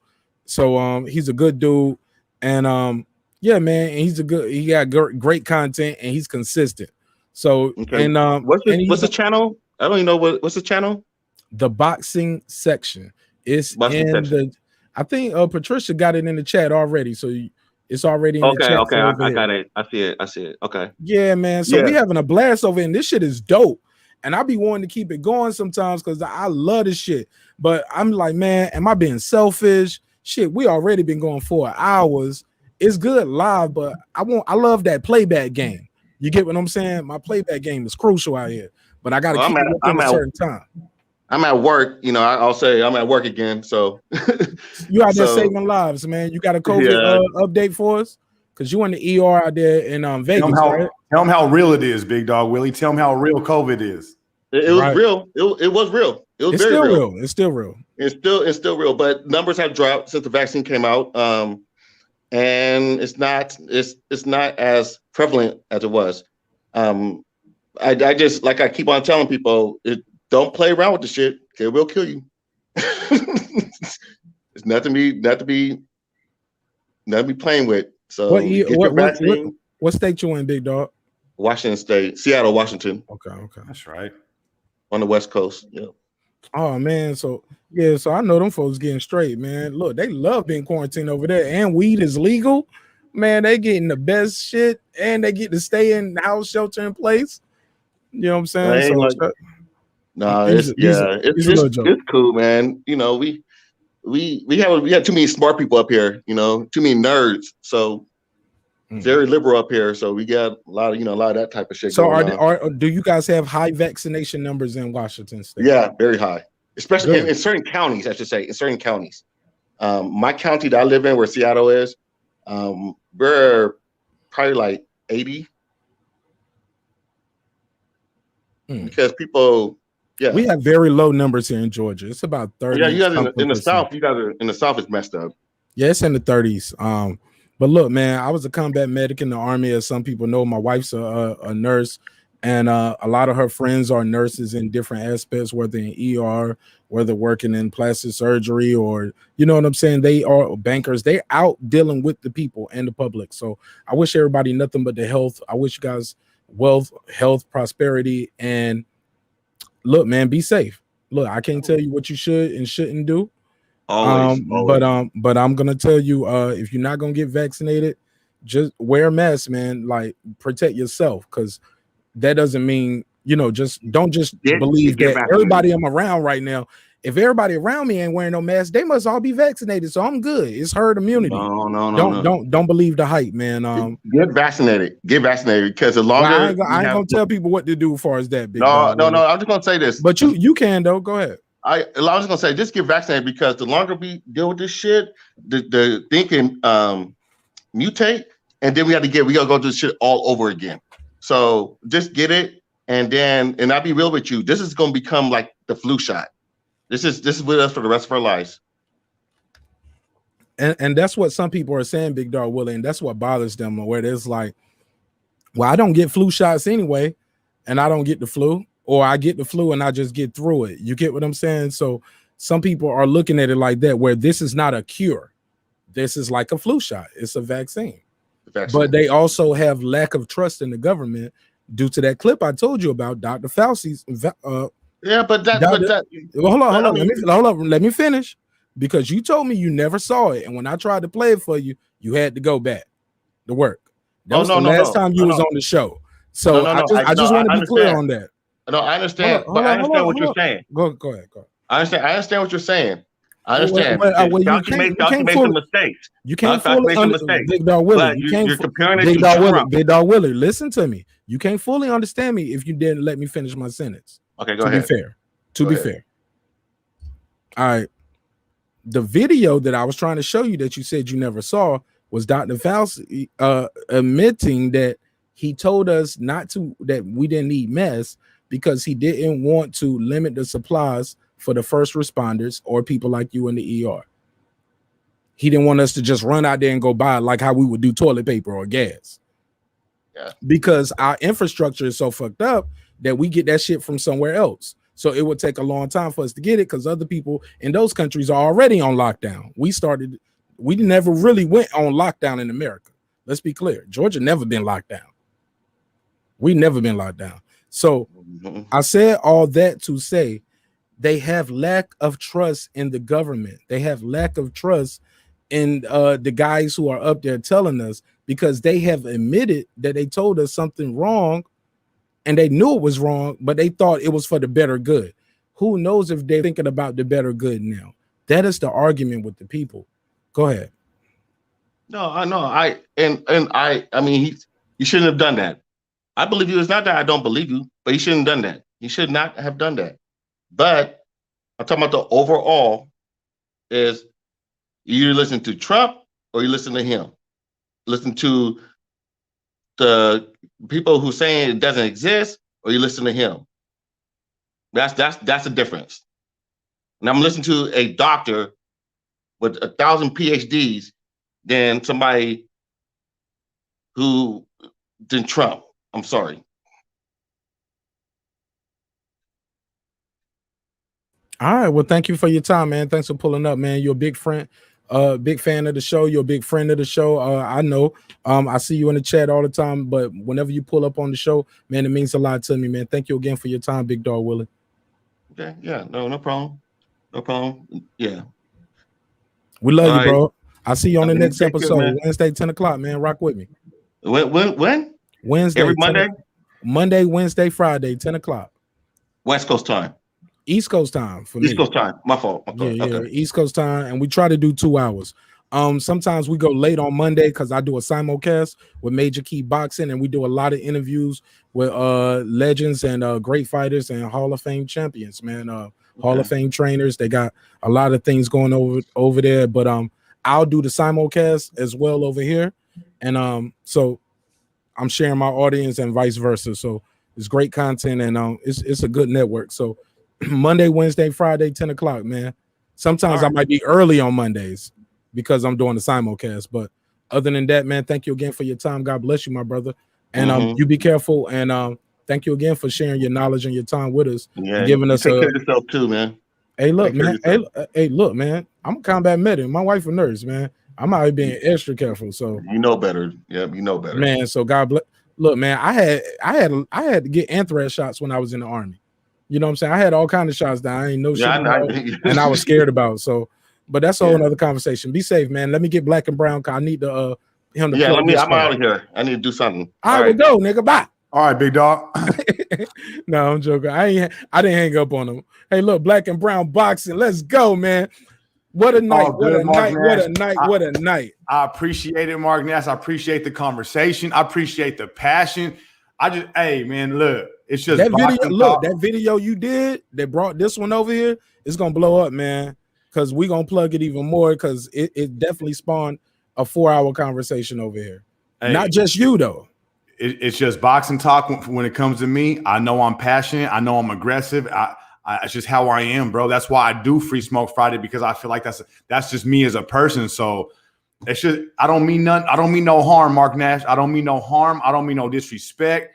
I love your channel. I come over here to get it in. You know what I mean? Major Key called me. I said, oh yeah, let's get it in. That's my boy. So you get at me, you play your snips at me. You know what I mean? All that. I laugh at it. I get back at you. It's all good, brother. It ain't no ill will, man. It's just boxing. I loved it. You was like, Marq Nash, are we talking about what you say, man? You got some drops, yo. Are we talking about boxing or ballet dancing?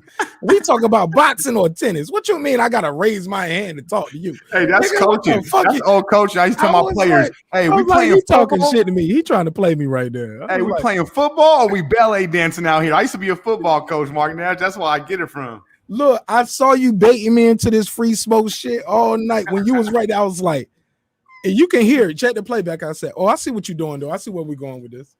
But me as a content creator, I knew what I was doing when I was like, somebody tell Black and Brown to call me in my Kanye voice. You know what I'm saying? I need him on the phone right now.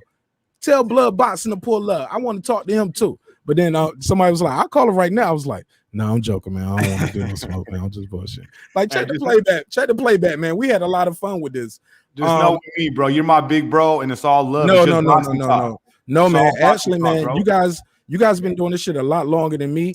I was just fortunate enough. I know how to do graphics and make beats, and I came from another world, and I'm just trying to collide it all together. You know, Breaking Beats is a hip hop political sports show with a comedy twist. So, we break down the business, entertainment, art, technology, sports. So we're gonna mix up the content all the time. So, but some nights like this, man, we got to dedicate it just to boxing. And because I can't remember my roots. Can't forget my roots. Hey, Marq, we didn't agree on this one, but we're gonna agree on the next one, or we might not agree on the next one, but we're gonna agree on one of them. It's all good. We got so many fucking boxing topics to talk about. We're not always gonna agree. It just is what it is, man. I tell people how they can follow you, how they can get in touch with you if they want to get more of your dope content, brother. Oh, I just got my little channel, Black and Brown Boxing. That's really about it. Come over there, check me out. We do Free Smoke Fridays. I usually drop links if I got time. I love dropping the links. I love getting different ideas and different opinions. I love that shit. I love to see both sides. I love to compare other people's vision with my vision. I just love the boxing talk. I think this YouTube shit on boxing, the YTBC, is the dopest thing in sports. I've never seen nothing like this. I've been a sport fanatic since I've been 8 years old, bro. I've never seen nothing like this in sports where you can interact, you can give your opinion stays on your record, you can talk to their fathers, their trainers. I've never seen nothing like this in sports. This is the dopest thing in sports, and that's why I'm here, Marq Nash. I got nothing but love for you, bro. And tell people how they can find your channel. How do you spell it? Because it's not spelled how it's on the screen right now. No, it's Black and Brown Boxing. That's it. Just Black and Brown Boxing. It's spelled, and you can find that logo right there. For sure, man. And when what time do you do your Free Smoke Friday? I don't have a time. I try to do it like 7 p.m. Pacific time. I try, but you know how life is, Mark. I get it in when I can. Yeah. Look, and he might skip a week or two. Yeah, leave him alone. Skip 3 weeks, man. I did. And leave him. And if he weeks. miss it, leave it alone. Regardless, look, man. That's why other guys got to stay connected, and we got to stay consistent. So when he fall down, look, with Marq Nash still be going. He might just want to beam in over here. Like, look, I ain't got time to host the whole show, but look, I can cook for about 30-40 minutes. Let's go. You get what I'm saying? Yeah. And if you want to do that, brother, like, man, the door is always open to you. This has been a hell of a show. Like I said, man, I think I broke a record over here as far as the chats and far as the people who just really wanted to have a say about this. It could have been the title, could have been the thumbnail, but I'm gonna say it's because of that free smoke. And big shout out to you. You came through. Yes! Yes! Fuck you too! No, it's not fuck you too. It's I love you too, my brother. Thank you again, Black and Brown, for pulling up. I appreciate you, bro. I'll see you on Friday. If not, I'm gonna be here on Friday. And if you want to beam in over here, you ain't got time to do a whole show. You can cook over here with us, man. Every time you pull up, man, we're gonna tell you welcome home. Well, thank you, brother. I appreciate you, Marq Nash. I'll see you. Don't be a stranger, man. Look. What can I say, man? It's been another great episode of Breaking the Beats, where we break down the business, entertainment, art, technology, sports, and pretty much anything else I feel like squeezing into those letters. I'm about to go over into the boxing section, show some love to my brother Kyle, and man, I hope y'all do the same, man. Shout out to Tank the Sweet Science Examiner. He said, I just think it's important to let others finish getting their complete thoughts out. Some people present their opinions in nuanced way, and it hits better for the playback when one person talks at a time. Yes. Yes, man. And also, man, Tank, you're right. I got a notebook in here that when I feel that shit happening, I start writing it down. You know what I'm saying? Because I started off when I was doing this YouTube thing doing that, and people really appreciated it. They was like, man, this guy sounds very articulate. His shit sound put together. It's because I was writing it down. At some point, I strayed away from that, and I started just getting up here freestyling. You know what I'm saying? Getting too comfortable, and people will cut you off, and then when they say, "All right, you can go ahead," man, I forgot, man. I forgot what I was about to say. So, hey, look, nobody's perfect. So you live and you learn, Tank. But look, man, let's go over there to the boxing section. Let's go show Kyle some support. The link is in the chat. It's your boy Marq Nash. Remember, dreams require sleep, goals require effort. You can get that hoodie at marqnash.com. Thank y'all for tuning in to Breaking the Beats, hip-hop political sports show with a comedy twist, where we break down the business, entertainment, art, technology, sports, anything else I feel like squeezing into those letters. Remember, man, we always going to show these fighters love and support. I don't believe in calling nobody no bum, no trash, no leftovers. These guys put their life on the line for our entertainment. Let's show them some respect, all right? So, I see y'all on the next episode. Should be Wednesday, but y'all know I got a lot of footage, so I'm gonna be dropping some clips up until then to keep you guys entertained. But we got Luis Cuba Arez in the on the line tomorrow, so we're gonna do the interview with him. If you want to be a part of that, email me at marqnash27@gmail.com. The email is in the link in the description right down there. So want to be a part of that, shoot me an email. I know who you are, and we'll try to make sure you can get a question in. All right. After we do the interview, you will get a chance to ask a question. So thank you again for your time. I'll see y'all on the next one. It's your boy Marq Nash. Peace.